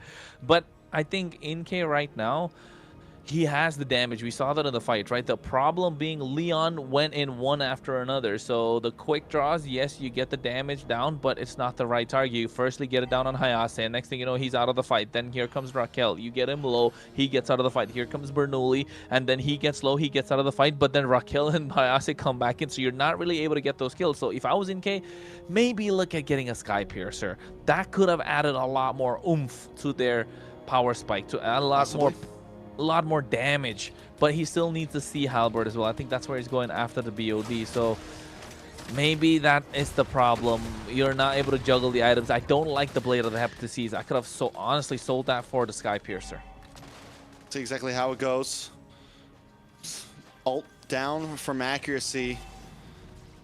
Up in the top side. A little bit of action as well. But this is the thing. Leon continues just to kind of, like what we've been saying the past couple days, the pick and roll, you know? They move here, they get some damage. Wait, nice Hayase finally get tossed back. He doesn't have the consecration. Ziggy able to get the kill. Finally, U2 putting a little something on the map there. We'll see if they can translate it to more. Finally, they get that 3-point play, right? You were talking about the pick and roll. They got that, got a good screen going, and next thing you know, finding Hayase, get that big bucket. Now they need to find a way to get a dunk down. It's the fourth quarter. Accuracy with the feather strike. Bernoulli tries to go in, takes a couple shots to the face though. Lucas Ultra on the backside, able to finally lock on to Leonhardt. Inke, this is your chance. Ziggy flickers in as well. Output the damage, he finds the kill. U2 Esports have to keep pushing forward to turn this into something more. Find some towers, get aggressive. I think that's what they're doing. Finally able to pop that tier 1 in the mid lane, and this is where the Clint starts showing. He even got the purple buff, so no mana problems. But here comes the flying clouds, and they gotta get on top of them. Oh! POV just drops the bomb onto accuracy. The airborne strike lands, and down goes Inke next. Both damage dealers for U2 Esports, and now Leon are looking to strike back. And I think Leon might as well take this all the way, because Ultra, Ziggy, and Sykes, they might just not be able to defend this. We'll see exactly what happens. You're right, 0 damage, 0 wave clear. Bernoulli gonna bring him out. Ultra just trying to help at this point. A nice toss back onto Bernoulli. The pursuit comes in, but it's still not enough. Down goes Sykes. Ziggy might just be next to the chopping block. He's fighting all he can. He's able to get the kill onto Paul, but will it be enough? It's nothing but Zoltra standing, and a wave is coming soon. The Lord is up even more. That's the most important thing, that you don't have a Retribution on your side. You don't have the front line that you've been relying on. The Phoveus, and Leonhardt's already getting that started. Accuracy makes his way in. Feather Airstrike just to get a kill, but here comes Bernoulli. Ooh. Accuracy gone. Accuracy just flew into his own death. Wings by wings. Wings by wings. Wings by wings, baby. Accuracy now on a 40-second death counter. Lord about to go into the hands of Leon. It's still a 4.5k gold lead. I also just got an immortality, making him even more immortal than he already was at this point. He's going to be hard one. Leonhardt picks up an immortality. Now we're going to start seeing some item juggling come in. 58k gold on the entirety of side Leon. This is going to be a big push. U2 Esports, we mentioned that they have the ability to defend sieges. Can they defend this one? I think they can. They have the ability to defend this one. Inke needs to sell those boots.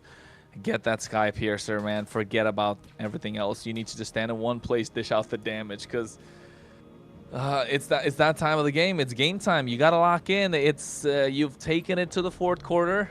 Now you got the score evened out. It's going to the final push. You're in overtime, and it's down to the shot clock. I think Leon are gonna go for that big dunk. Like I said, Inke's got to get in there. Feather Airstrike comes down. Leon has no major crowd control. Inke has a flicker. He can be aggressive if he wants to. There was nothing that can extremely lock him down. He's got to be willing to push the limits here, defend this, look for kills, be a hunter. He can't just wait for Zoltra to serve it on a platter, which did just happen. A little bit of damage. Leon continues to push in. Looking for a moment. Feather Airstrike comes down. Leon getting pushed back. Inke just trying to clear waves right now, and U2 Esports survive another day. Inke needs to be a cowboy. Step be it a up, cowboy. show that Texas style. Lasso right? something up. Exactly. You got to go for it. everything's big around there. Yeehaw! Yeehaw! Something. Give me something. He's too passive. The one kill that he got, super aggressive, right? Still didn't use the flicker. It could have been a different story. Needs to get that quick draw locked onto one hero, one target, and then you can see the full damage output come through. Hayase here walks onto Ziggy. All right, nice damage on Hayase. Hayase, hey, does go down. Immortality pops though, so he will still be on, but that's a big utility gone. Oh, re-engage. Raquel though, and here comes the Phantom Steed on a Ziggy and Zultra. Hayase is low, actually forced to use the flicker, doesn't have a wings by wings, will go down as Raquel gets it, and the minions on the base. Leon just want to try to keep them from getting back as Inkay gets some free shots off, but someone's got to go back to the base. At least one, they send all four.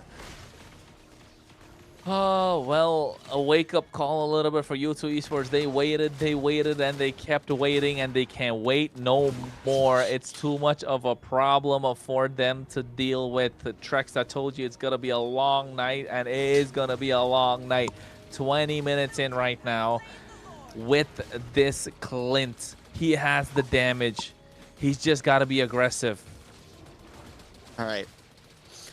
So, on the side of Leon, I do want to point out, we've been talking a lot about U2 Esports. Bernoulli, we were worried about him in jungling, you know.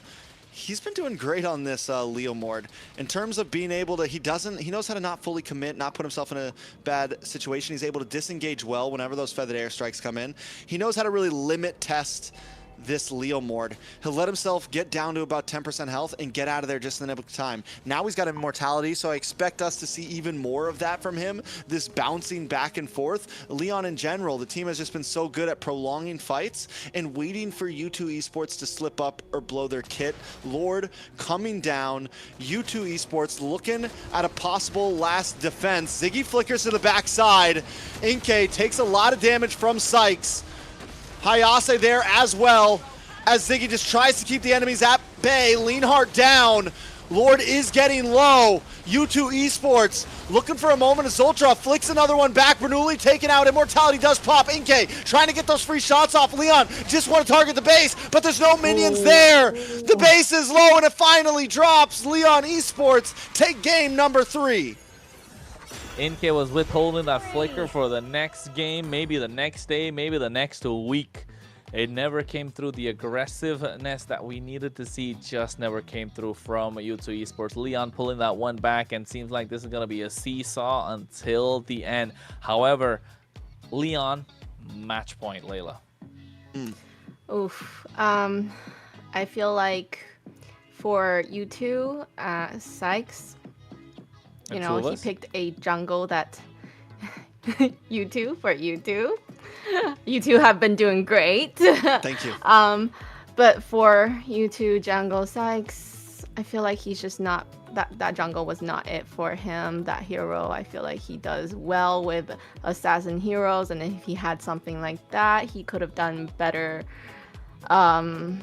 things for his team, because clearly, you know, the mage and the marksman that was supposed to be dealing the damage wasn't really doing it. Yeah, it was there was some problems. I think we could have saw the Jawhead. We could have saw Zultra get more pickoffs maybe on a Bernoulli.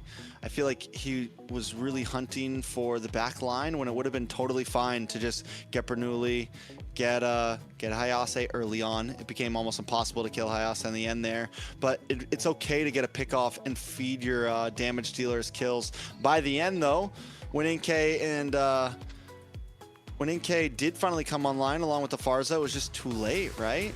It was just too late? Very. Yeah. I think not just that, even with the Farsa, you don't have the additional kill pressure, right, on the side of U2 Esports. It was just the Farsa.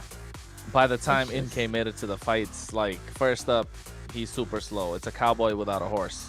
We're talking, like, he's got no ride. His lasso is just not working at this point. He's got nothing to latch on, so his boots are too heavy. Yeah, I think they were probably playing to absorb the siege that Leon was bringing. They're playing to defend the entire time.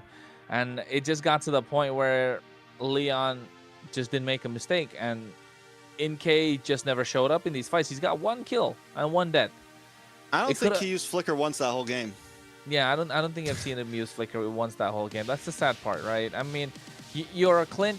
You can play Flicker passively or aggressively. Yes, Clint is a not so mobile hero, but the moment you use the Flicker aggressively, you put a question mark in the opposition's head, right? Like, okay, so if this guy's willing to play the Flicker so aggressively, do we really go dive in? If he's really that bloodthirsty, if he's that hungry for these kills. But you could see every single time Accuracy had these feather airstrikes out, he dished out the damage, but in case just not pressing for the kill pressure. And not just that, you didn't want I didn't want to see them go with the Blade of the Heptaseas as the second item. I would have opted to go for the Sky Piercer. The Sky Piercer would have added so much value to NK to be able to finish them off in these fights where they were super low, where they were juggling damage throughout. And that could have been a possible way for U2 Esports to make it back into the fight, make it back into the game. Unfortunate that it just never happened. Like here, this is the moment. Look at the damage that NK is dishing out, right? Along with Accuracy. They're taking everyone down low. They're juggling. Hayase gets low, goes out. And then now you got Raquel. He gets low, goes out. Pav gets in. It's just being juggled in and out. And there's no way for them to get a kill.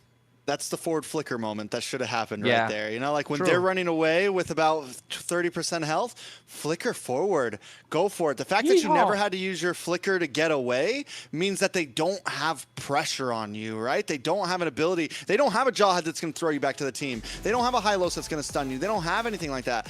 Get aggressive. And that's what I'm hoping we do see from NK in the games to come, if there are more than one game to come. But speaking of VIPs, Raquel, MVP, 4-0-9, was able to constantly put pressure, and I think he's one of the reasons why Zultra wasn't able to have that good of a game. Zultra was never really able to find a way to the targets he wanted.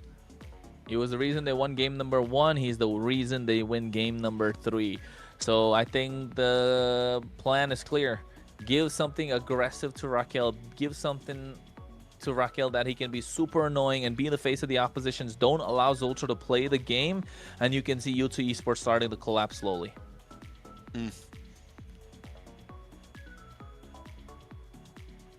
Yeah, I mean, I completely agree. U2 Esports, they're in a bad spot now. And Leon, surprisingly, has seemed like the better team. Even in the games where U2 Esports won, Leon still showed something in those games. To whereas the games that U2 Esports has lost, they've just been losing bad. So right now, it's no longer a 50-50 for me. It's no longer a 50-50. Leon is heavily in favor. And Layla, you said it was going to be a few games until you kind of had some input on who had the advantage here. Any thoughts now? I still think if U2, a jungler, can go back to his comfortable heroes, I think that they can still come back. I like it. I think it's a fair statement. You know, I think it's definitely possible. We've seen U2 Esports do some great things. They've faced against some strong teams and have been able to hold their own. They just need to, get back to their roots. You know, keep it simple. But the problem is that's going to get harder and harder as we move into this global ban, right? Keeping it simple is no longer exactly an idea you can stick on to because those simple picks aren't there anymore. Back to basics. That's what it's all about. If you're U2 Esports, Leon already have match point in this best of 5. Trex, you said earlier it could be a 3-1. I call it a 5-game series. With the way it's been going, man, it's a seesaw. It's a seesaw the entire time. It's up and down, up and down. It's about who can throw the most. But then again, Leon able to win that one a little more better than they did game number 1. Yeah. All right, but U2 Esports did have a dominating game number 2, though. So the draft, again, we can keep talking about it. We're predicting the route they can go down with certain heroes, but seems like these teams have a completely different plan. They're adding that Mexican flavor in there, right? I like it. Yeah, the picks are definitely not what we're really used to. And then I feel like U2 might win the next one. I mean, Syke still has a lot of heroes that he uses that he hasn't picked yet. There's Joy, there's YSS. There's Joy, there's YSS. We haven't been seeing much YSS. Have we seen any YSS jungle? No, we saw not YSS really. Gold. Yeah. We did one time, I think, from Dez. And it lost but they ended from up Dez. losing. Yeah, it was a loss. Yeah, so I think it's still, it's just a risky pick in current meta. Things like the Phoveus, things like the Glue, things like Uranus. Kalea, Uranus. Like, there's Yeah. definitely so much pressure for a squishy jungler right now out there. I mean, even the fighter junglers get bullied by some of those picks, let alone a YSS who does have to dash in, is still kind of a fighter jungler, fighter/marksman, doesn't have crazy range, but is about way squishier than something like a Leo Mord or something like that, or a Suyo. Yeah, very true. Very true. And on that note, draft for game number 4 underway. Expanding rivers. So this could be something good for Leon in the hands of Bernoulli. They could go for that Fredrin. So I'm looking for a Fredrin ban come through at some point if you are U2 Esports. But clearly they do not want to give away the Guinevere. I'm assuming a Grok's going to go away at some point as well. But if you're U2 Esports, you know what? Do we stop predicting? Okay, I was going to say Freya. So yeah. I'm like activating my shotgun, trying to look at all these freaking blacked out pictures right now. Like who can they even pick right now? I have to keep my eyes on 30 heroes plus the 5 bans about to pop up and calculate that into what's left. So it's, we're having fun. Absolutely. So what do you think they're gonna pick first? What role do you think they would want to go? That's a good still question. Calculating. Like which role, right? This is a meme right here, folks. Somebody clip it, send it to MLBB Esports. They do all the numbers in the back. Yeah. There's like a meme like you can send your memes Steam to the coming out of my MLBB ears. Esports, and then they kind of upload it on the channel, saying that it's a community meme or a community reel. So yeah, that could be a moment. Like Trex and myself, just like full question marks and all that. Question marks. All right, so Basha, nope, Basha's not open. Basha's still open. Nope, Basha's not open for anybody. That's gone. So they don't have to ban it out. Harley is still open to Leon. Can still be a solid first pick if U2 Esports does not decide to ban out. But again, Bernoulli can't play the big Bernoulli Harley, it factor. seems. Grok here, right? Crazy. Grok ban? Grok banned out? I know. I think Grok should be go here. Grok goes here on the other side to take out the Jushin. Jushin's already been picked up by U2. It hasn't been picked up by Leon yet. So Grok Jushin? I'm assuming so. Grok ban from Leon? Yes, because you don't want to give this Ultra. No. Never mind. They've been Zetian. going the Zetian route the Zetian. entire time. Which means you got to ban the Jushin from U2. Even though it didn't work great last game, we could see Lilia's already been picked up from Leon. We could honestly see a Farza from Leon this game. Even though it didn't look great on U2, there's not many options left for Leon. They don't have a Kimmy. They don't have a Lilia. They don't have a ZTN. They don't have a Yves. No, Yves still open. Yves open for Leon, yes. Valentina's still open for both, and clearly both of them don't want to play Valentina for some reason. I think now it's going to pop up at some point. Khalid, Jushin, come on. No, what do they just leave open? What do they just leave open? Yeah, Jushin's open. Jushin, and Valentina. Then U2 gets the Yves? Maybe. That's probably the game But plan? U2 already picked up a Eve earlier, right? Yeah, they did. U2 picked up an Eve earlier. Oh, then yeah, they're smoked. So I think Jushin here. And then you get the Valentina for U2. Actually, you don't even have to go for the Jushin because they can't pick it up on the other side. Yeah, So something that they you picked third up. pick it. Suyo, but Suyo's already picked the other side. Rome, maybe. What Gold options lane? are left in the Rome Claude. position? You just first pick Claude here. But they can't pick the Claude there anyway, so doesn't really make much of a difference. All the first pick possibilities are... You take the go Jushin. Because honestly, yeah, you're not going to pick something completely off-brand just because they can already pick it. You got to pick one of these 3 heroes. So take the Jushin now. You can still take the Claude later if you want. You can still take the... what was the other one? They can't play Harley, so... It's just gone over. Yuzhong, okay. Yuzhong They can't Eve, pick it on the right? other side anyway. Or no, it's Yuzhong fine. Valentina. Grok. Yuzhong Grok? No, they don't even need to prio Grok. Go No, something in the Yuzhong jungle. Valentina.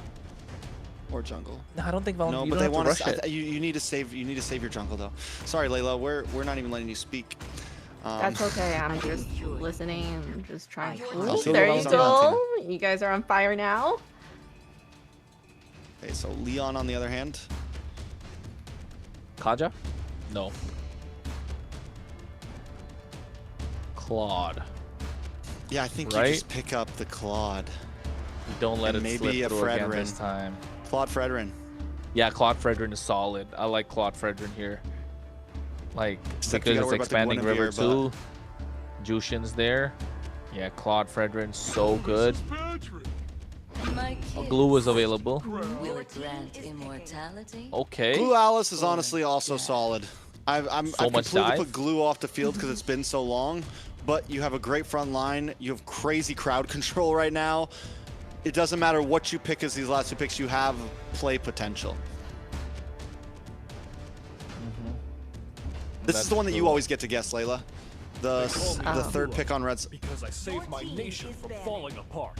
There you go. YSS! I don't know. Is he gonna jungle with YSS? No way. No way. I mean, this it's a is flex. jungle wise thing. It's a flex. It's Yeah. a flex. See Anything could value in happen. me? You There goes the should. Fredrin ban Fredrin. now. Ban. Good ban. Very good ban. I think you're probably taking out roam options right here because you already got the glue. What other roam options are left? Maybe take out the Badang, probably. Grok. Kalea. Valor Kalea, and loyalty Grok. in a dead body. They don't think this is a yeah. jungle YSS either. I don't think it's a jungle YSS either, just because like you have a glue and an Alice, no way, and a Yeah. Jushin, no way this YSS is gonna be able to walk up to any neutral objective, even with the Yuzhong present on their side. So I'm yeah, thinking we see a. So do you think we see a Sykes Guinevere here? Gwen's already banned out. First ban on blue Sniper side. ready. Yeah. Give me a target. Joy? Leslie ban. But Claude is like, why Reaching ban deep. the Leslie? When Claude is open for Reaching deep. Leon. Upon the edge of the void. Okay. Zultra pick. Guess Leslie Grok, does right? well against the YSS. Yeah, Grok. I mean, gets the poke. Grok pick, Grok, save your right? jungle for last. Come on, this is a Grok pick, right? Unless they. There you go. Finally. Let's go. You guys are on fire. Claude. There's the Claude finally. Claude. That's what That I feel locked like they him would have fast. banned that instead of the Leslie. But Yeah. last pick, they need jungle. Do they take the Gwenny? I'm sure it's something Bernoulli Gwen's can already play. banned. Oh yeah, they banned the Gwenny. I keep saying that. No, What is left? Joy? don't forget, it's we're talking about Leon, Bernoulli. Joy used to be an Bauman? EXP laner. You could play EX. That's why I'm throwing out like Joy was it? You could people used to play Joy EXP. Fried chicken. used to Yeah, kill it. Artist? that was the thing. Well, Yeah, but I so don't. Bernoulli- I I'm didn't. sure I did Bernoulli not can like play that. it. Is my point. But I'm just Alpha. sure Bernoulli can play it. Wow. Alpha? Alpha. You're just I'm saying throwing- EXP lane heroes that are fighters. Yeah. Oh, fine. Really? Step up, Bernoulli. Show us what you got. It is a jungle Why is YSS. this? Step up, I don't know. Bernoulli. I think It can't I be think that this is a hard. Leon game. It can't be that hard. It's just three. It's three skills. I don't care if you're an EXP laner. Play the I Harley. agree. Well, I think this there's. is the Leon game, Trex. Layla, I think this is the Leon game. This could be the Yeah, one that trap ends it all. is- Really? I feel like you two's got this. I don't know. I am also on the side of Leon here. As long as Bernoulli can actually play this Harley semi-decently. He doesn't even need to be able to play it perfectly. Play it decently. You have a Glue, a Claude, a Jushin. I mean, their draft is like first game material, honestly. This draft is something you could see without any global bans happening. This is it's pretty, to say the least. Yeah, it looks good, right? The only reason I say Leon have a good game because they have set potential, a lot of crowd control, pick-off capability, team fight with the Claude. And I'm saying this by being a fan of YSS. Like, usually I'm always leaning towards the team that kind of has the Yi Sun-shin. I like how Yi Sun-shin revolves around the entire team. The team can make a play together. But yes, in this case, they do have the CC in the goal lane. The curtain call, the yo-yo blitz can catch Bernoulli off guard. Zultra on his comfort hero, his comfort pick. So yeah, I think they do have set potential, massive, big ticket ultimates. Even with accuracy, can take away the grab or the beacon or even the Throne of Ruin, right? So yes, it's possible, but Leon have that Harley, that pick-off capability. Sykes might even be melted down before he can get even to this neutral objectives. That's the only thing that I see could go really wrong, and that could be a massive factor. I mean, I agree. I think U2 Esports, there's a lot of comfort on this side. What it comes down to for Leon is how well does Bernoulli do on this Harley. They've been avoiding it for 3 games. Have not picked it up. I think we're all in the boat of maybe he just can't play it. Now it's finally coming out. If he can play this well, I think it's a game for Leon. If there is any shakiness at all to any player on Leon, U2 Esports will capitalize on it because, like we said, Zoltra's on comfort.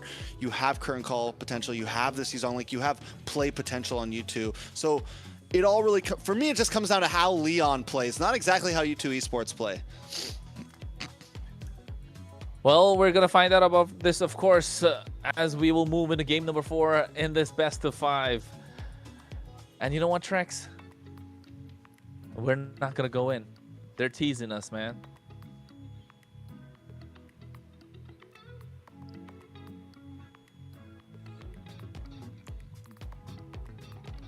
And we're back. With that pick, did Bernoulli had any other, heroes that he could have used? Because this is game, right? You know what? Last game. I got a theory. Theory. I think Leon were waiting for match point for them to pick up this Harley. Is that Maybe a surprise? He doesn't have because a lot left, man. Maybe he doesn't have a lot left in the jungle.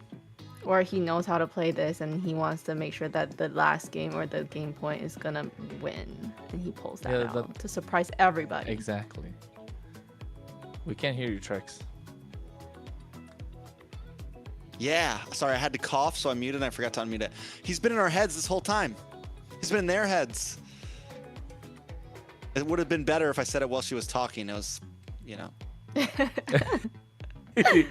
No, but I think that's the game plan, right? I mean, after this, you're probably looking to go Fredrin. To be honest, there's not a lot of heroes left there in is the an jungle. after this. If there is an after this, that's true. That's what U2 Esports want. And who knew going into this game would see Leon get to match point, right? Not me. With the performance they had. Not you. We might be hearing them raw. Like, maybe a couple viewers out there. You did say game 5. You're right. You said game 5. It looked like a very with the performances that we have from Leon as well as U2 Esports, they look very scrappy. It looked something where they were looking to take it slow. They were looking for the opposition to make a mistake, which has happened a lot, and they're still not able to capitalize. So, but then again, this time Leon have a much more solid draft, but on the other side, they're not going to shy away. A lot of damage still present, a lot of crowd control still active. All right, let's jump in. The time is here. Leon holding match point. Trying to keep themselves inside of the Switch stage. U2 just trying to even the playing field. We've gone back and forth tonight. Will it end here, or will we have one more match ahead of us in this best of 5? Well, Eason Shin, farming machine. That's what we want to see from him. Farm, get to that point where he's got a 2-level lead, get to that win condition of the YSS that we like to see. Sykes needs to be a machine at this point, looking to go to get an invade. If they get this successfully, it could be a problem, but Bernoulli could get a kill as well at the same time. They still want to contest this lava golem. Oh, not able to get that. Ooh, Bernoulli looking for the possible re-engage, decides not to do it. Raquel and Pav, I mean, that's a mean mid duo right there. A Glue, that is like, it's hard to break past a Glue and a Jushin right now.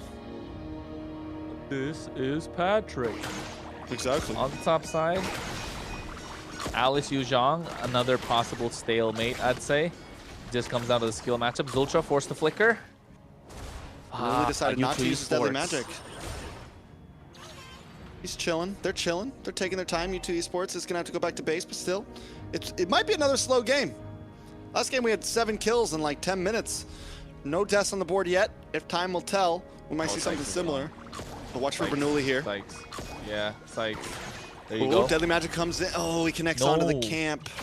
He didn't use he still Deadly Magic. doesn't use the Deadly Magic. Hey, man.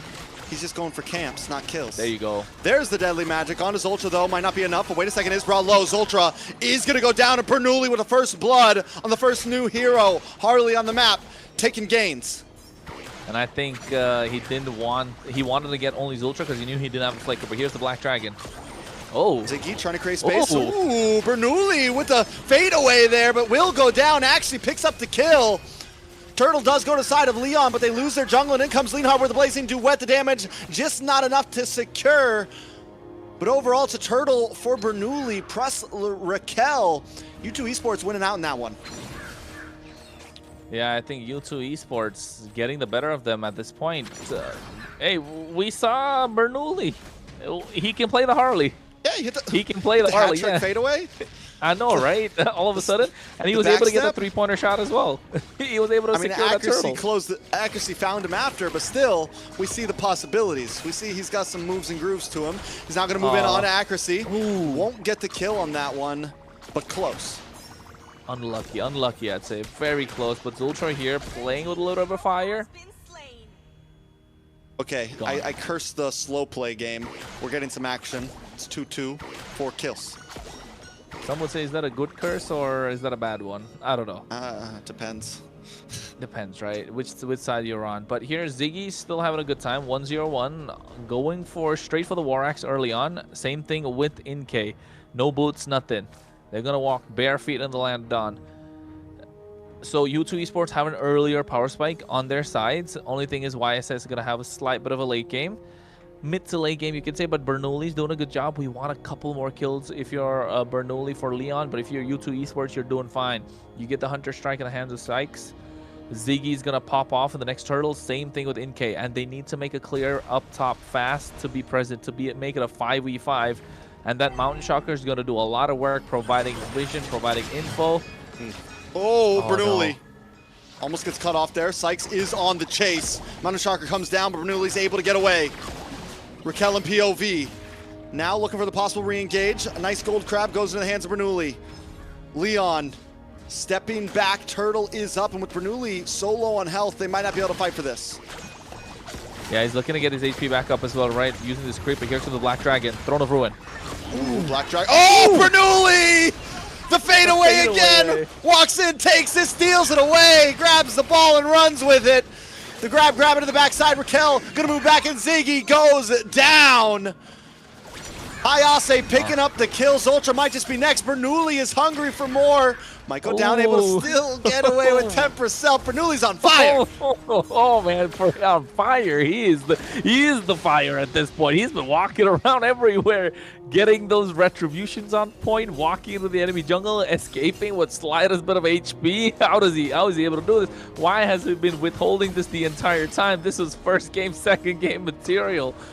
Throwing U2 Esports right. a Save doozy. it for the last. Save it for match point. Save it for match point. That's what she said, and I'm glad they did, because, you know, it's getting late. Hey, man, the 9th inning, it threw a curveball, and all of a sudden, you're getting a strike coming out on the other side. Leon have found their groove. Their sides are going to start getting activated. 1-0-0 on Lionheart. Hayase is on a 1-0-1. They're looking to pick off Inkay at any point. They just need to bait out these kills, these vengeances, these flickers, and then they're softened up for the blow. Bernoulli is cooking. We're getting to see some barbacoa, maybe some carnitas. Oh, I like carnitas. Little avocado on top, maybe. Ooh, cilantro lime cream? Coriander? Hell yeah. Hell yeah. Banana bread at work, bro? No, Anyways, come on. Leon, 1.6k gold lead. Taking a look at the items. DHS is locked in for Leonhart. We got the magic wand for Bernoulli. He's going to be outputting more and more. U2 Esports playing catch-up at this point. Playing catch-up. With some fries? With some fries. Ketchup mustard. I think so. But, I mean, look at Pov, though. Going a little too deep. But Tech Charge could come out at any point. But they do have Purifies, right? Double Purifies on their side. So Zultra has a lot of work cut out for him. Ziggy needs to be the first one to get into these fights. Inkay's not able to hold a 1v1 against Leonhard. This is not looking good if you U2 Esports. top He's side. definitely been a little slow here. Black Dragon comes out again. Bernoulli messes up on the hat trick, or no, decided not to use it. Back in the backside, though, check. look at Hayase just keeping Sykes at bay. Zoltra goes down. Leonhardt comes in with a blazing duet. Bernoulli locks on a Ziggy.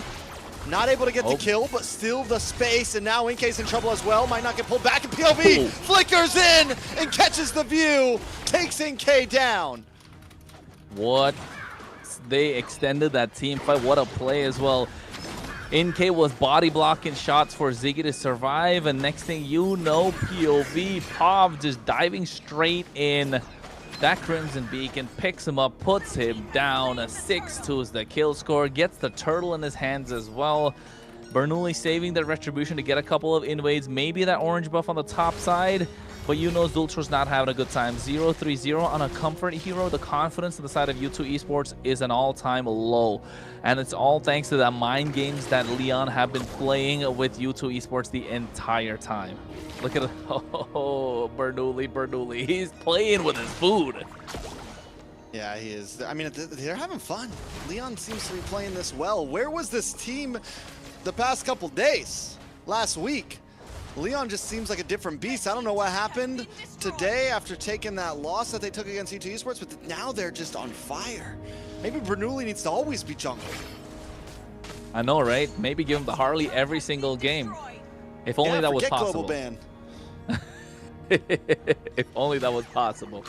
But then again, at this point, the Alice is going to start popping off, right? Those big Throne of Ruin sets are going to come in.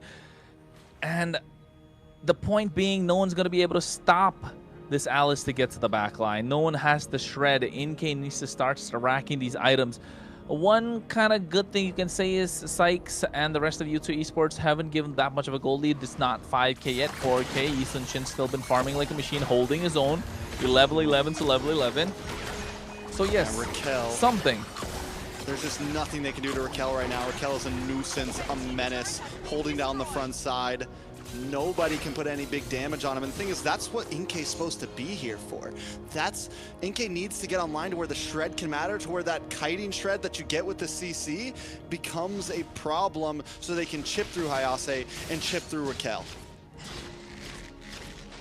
They need to find chips, you're right. And how is it going to come through, though? How is it going to come through? It has to come through from Inkei. Oh, there might be go for a play here. Ooh, nice knock up on Hayase from Zoltra. Black Dragon just to really get away. Hayase still holds down the front side. Leonhardt with a blazing duet into the backside. Onto the carries. Accuracy goes down as Zoltra still just on the run. But Raquel doesn't want to let him.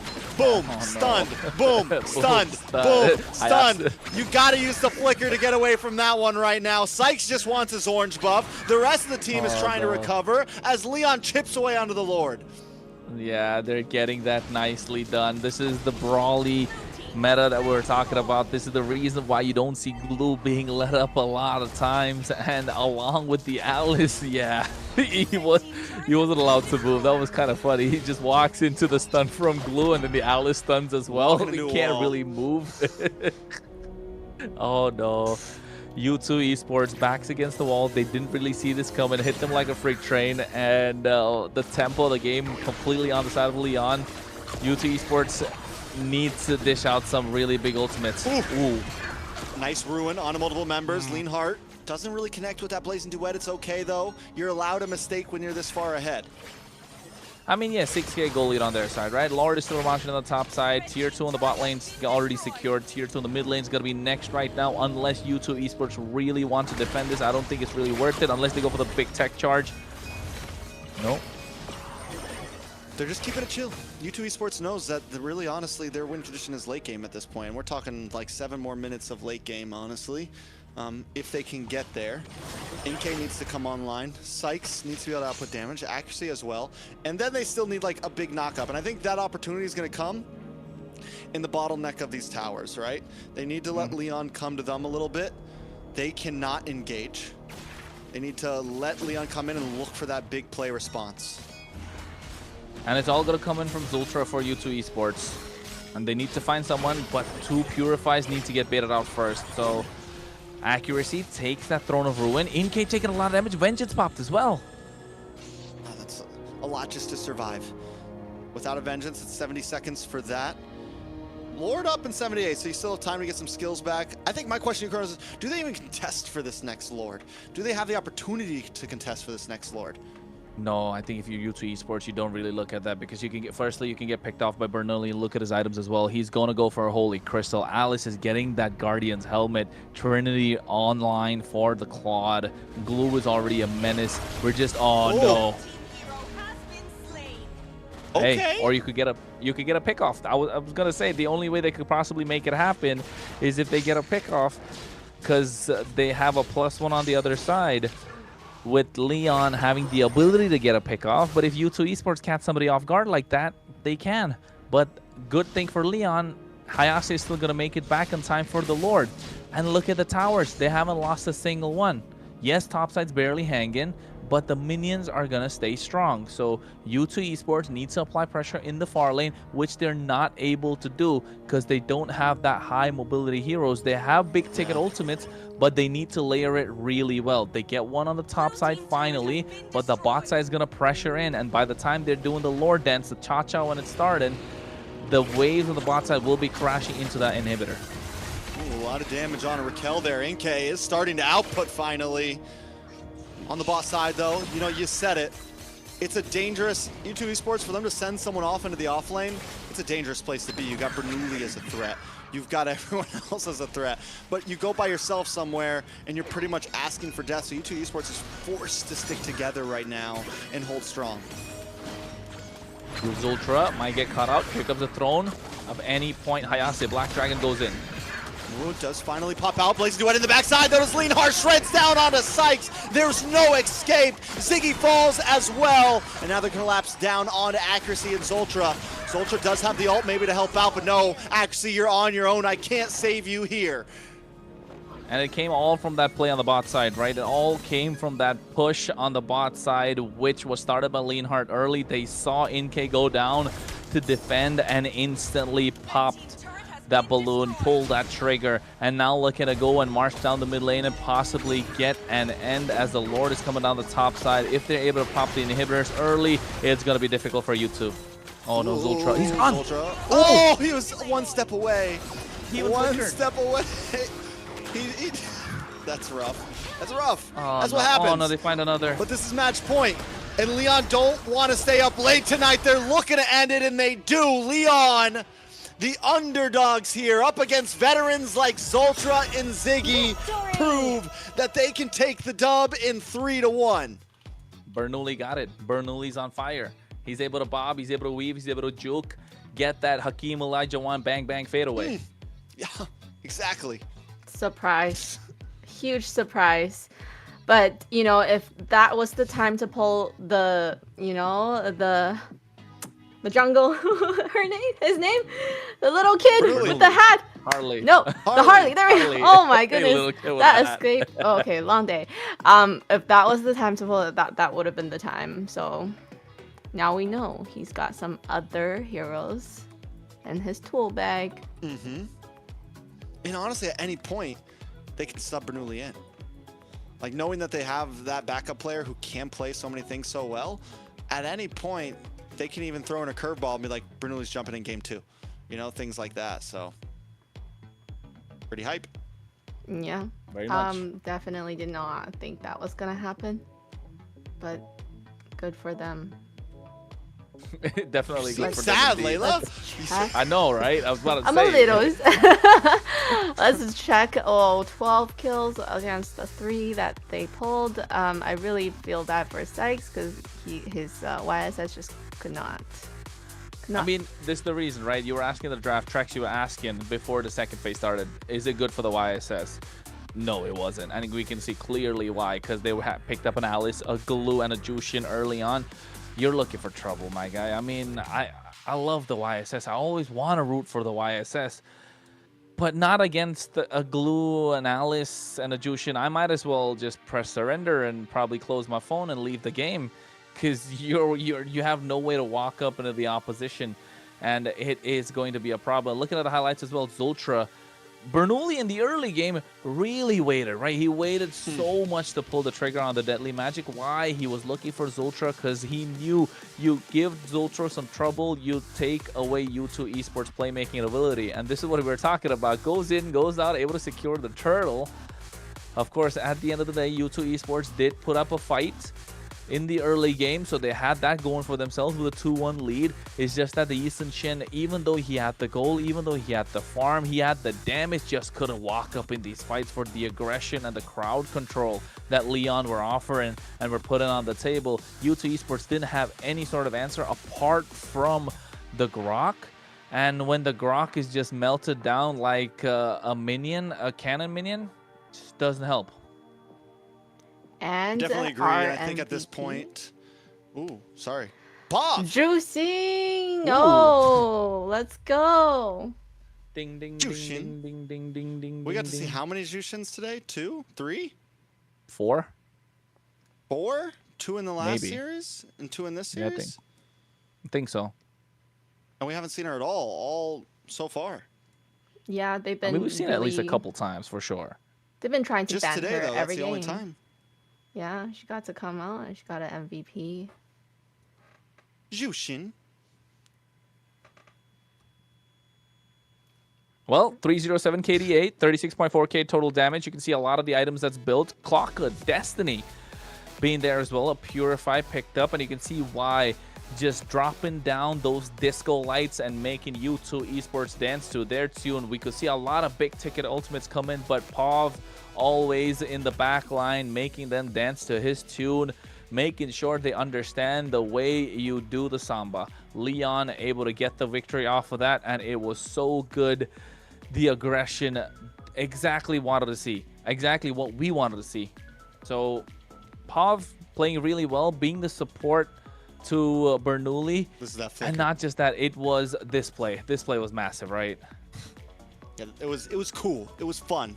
Bob was able to really, I think everyone on Leon was just in their zone today. We saw so many great, like, one-off plays like that, right? We saw some great plays from Hayase all day. We saw Pav with a beautiful flicker play like that. We saw Bernoulli with the fadeaway. We saw Leon. I mean, like, everyone had some highlight reel moments today, and that's something we haven't got to see from Leon yet. Mm-hmm. Well, what an amazing matches today. What we're gonna say about that is, I just want to know, so is U2 gonna be seed 8 now? Mm-hmm. Yes, Oh. you two will be seed 8. Luckily, they will have a break, though. That's a nice thing about being first to seed 8. You can kind of watch the other teams play. You can get yourselves together, take some time to, you know, get the dust off, and figure out what went wrong, right? The pressure of this is at least gone for now. It's not like they're out, you know? They still go to playoffs. They're just in a very tough spot in playoffs. And what do you think they're gonna go home and try to improve on? Are they the one that's also have a coach?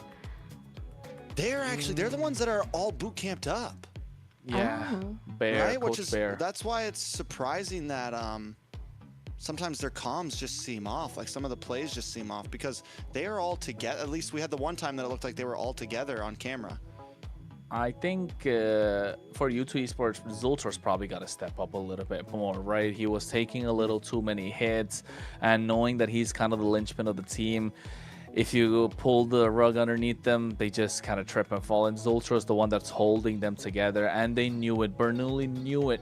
That's why he didn't put the Deadly Magic early onto Sykes as well. On the Eastern Chin, he was an easy target. Yes, he had the traceless, but to be honest, he could have chased him down and still got the kill, but didn't go for it. Opted to wait and wait and wait for Zultra to show himself just before the turtle, because he knew he was going to show up to try and contest it. Knew he was going to come there and at least get some space for a jungler. The moment he popped, the moment he showed, boom, pop the Deadly Magic, get the kill, and all of a sudden, you're looking at a Zultra. If you're a Zultra, you've been looking at the half of the previous game on a gray screen and half of this game on a gray screen. It's not looking good.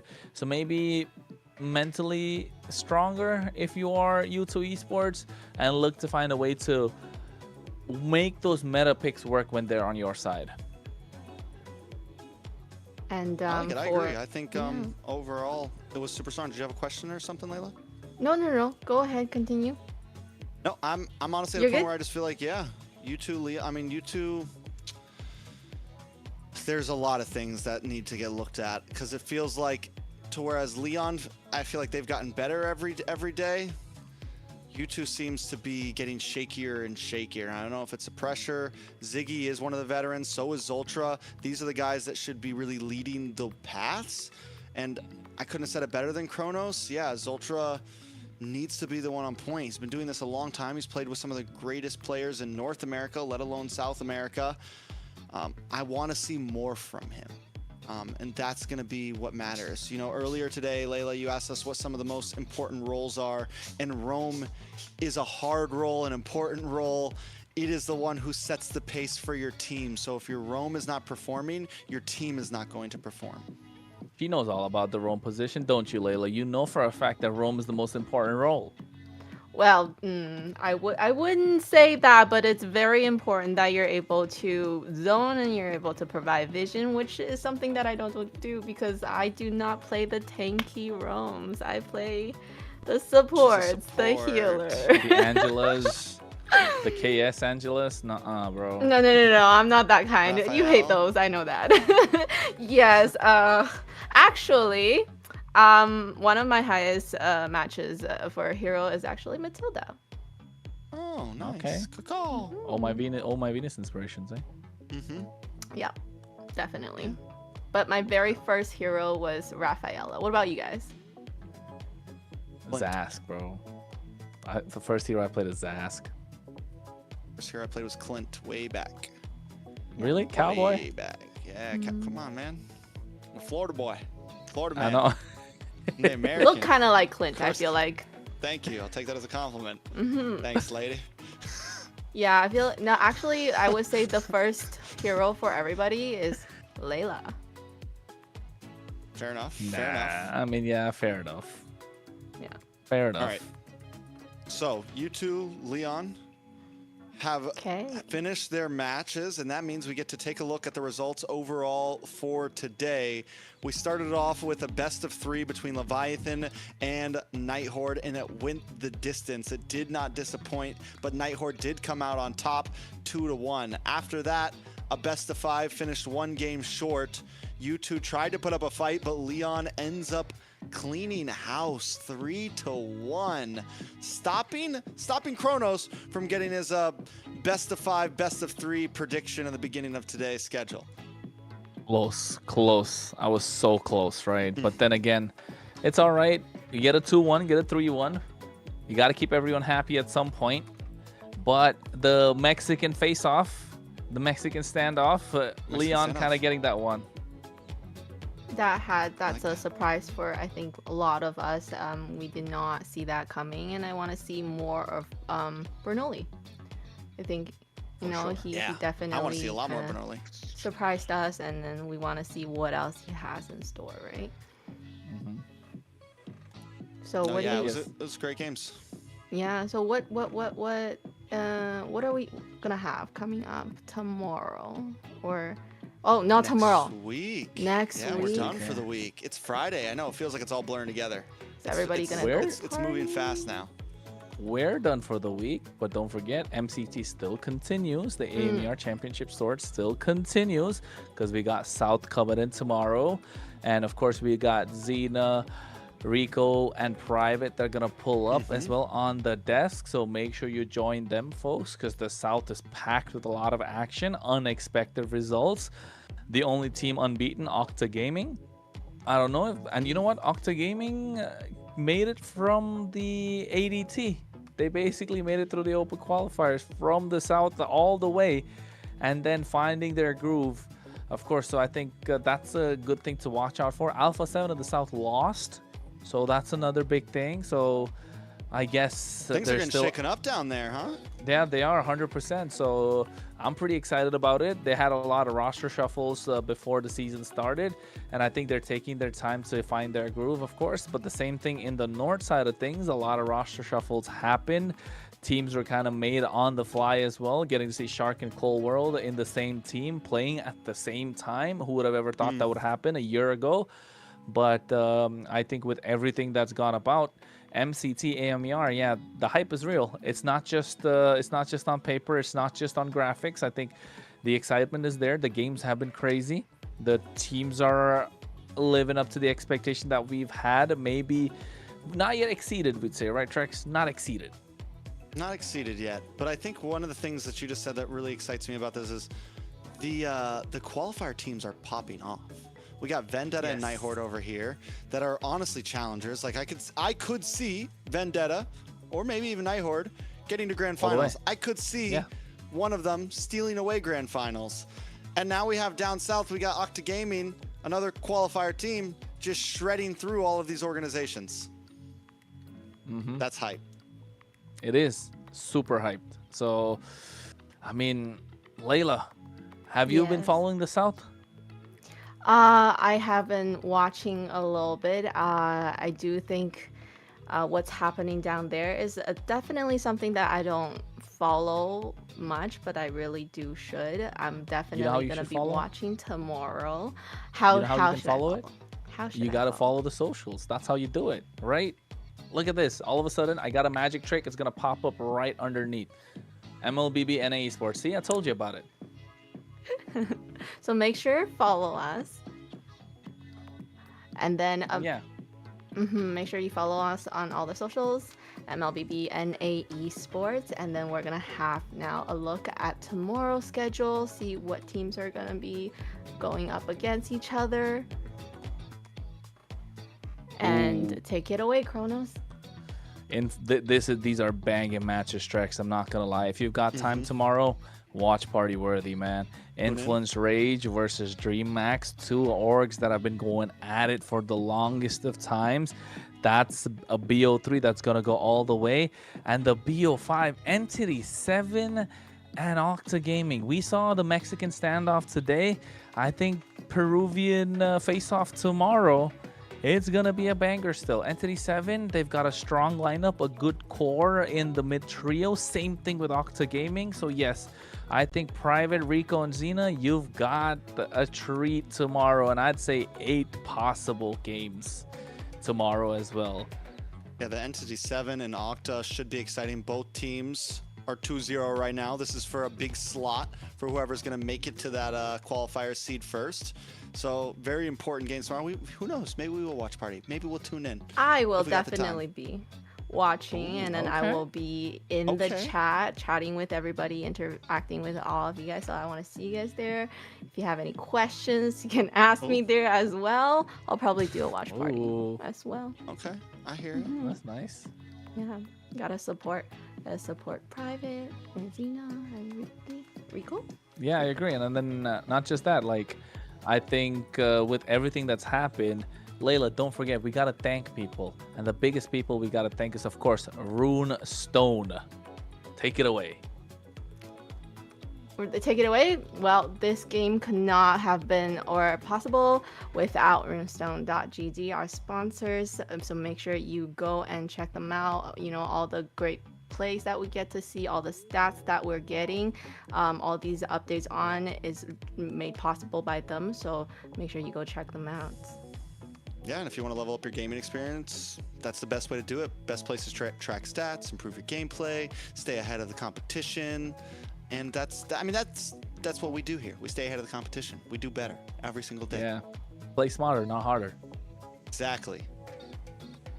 Yes, and I definitely feel like I want to go look at that. I wanna improve my gameplay too. Let me check out my stats. Yeah, stop playing support roams and you'll be able to do that. I know, right? Matilda, in this meta, in this economy? I've been forced to play mages already, okay? And the only mage that I know how to play is Wu Zetian, so that's why I'm so excited seeing her in a lot of these fights. Okay. Makes sense. And that brings us to the end of today's broadcast. It's kind of sad, but that's what it is. A huge thank you to our casters, Trex and Kronos, carrying us through, guiding us through all the amazing coverage of the day. And of course, I want to thank all of you for watching and supporting us. And your energy truly makes a difference. So I'm your host, Layla. Over here we I'm have, Trex. and We're we'll outta here. see you We're out of here. next week. We'll work on that. We're gonna have a good sign out.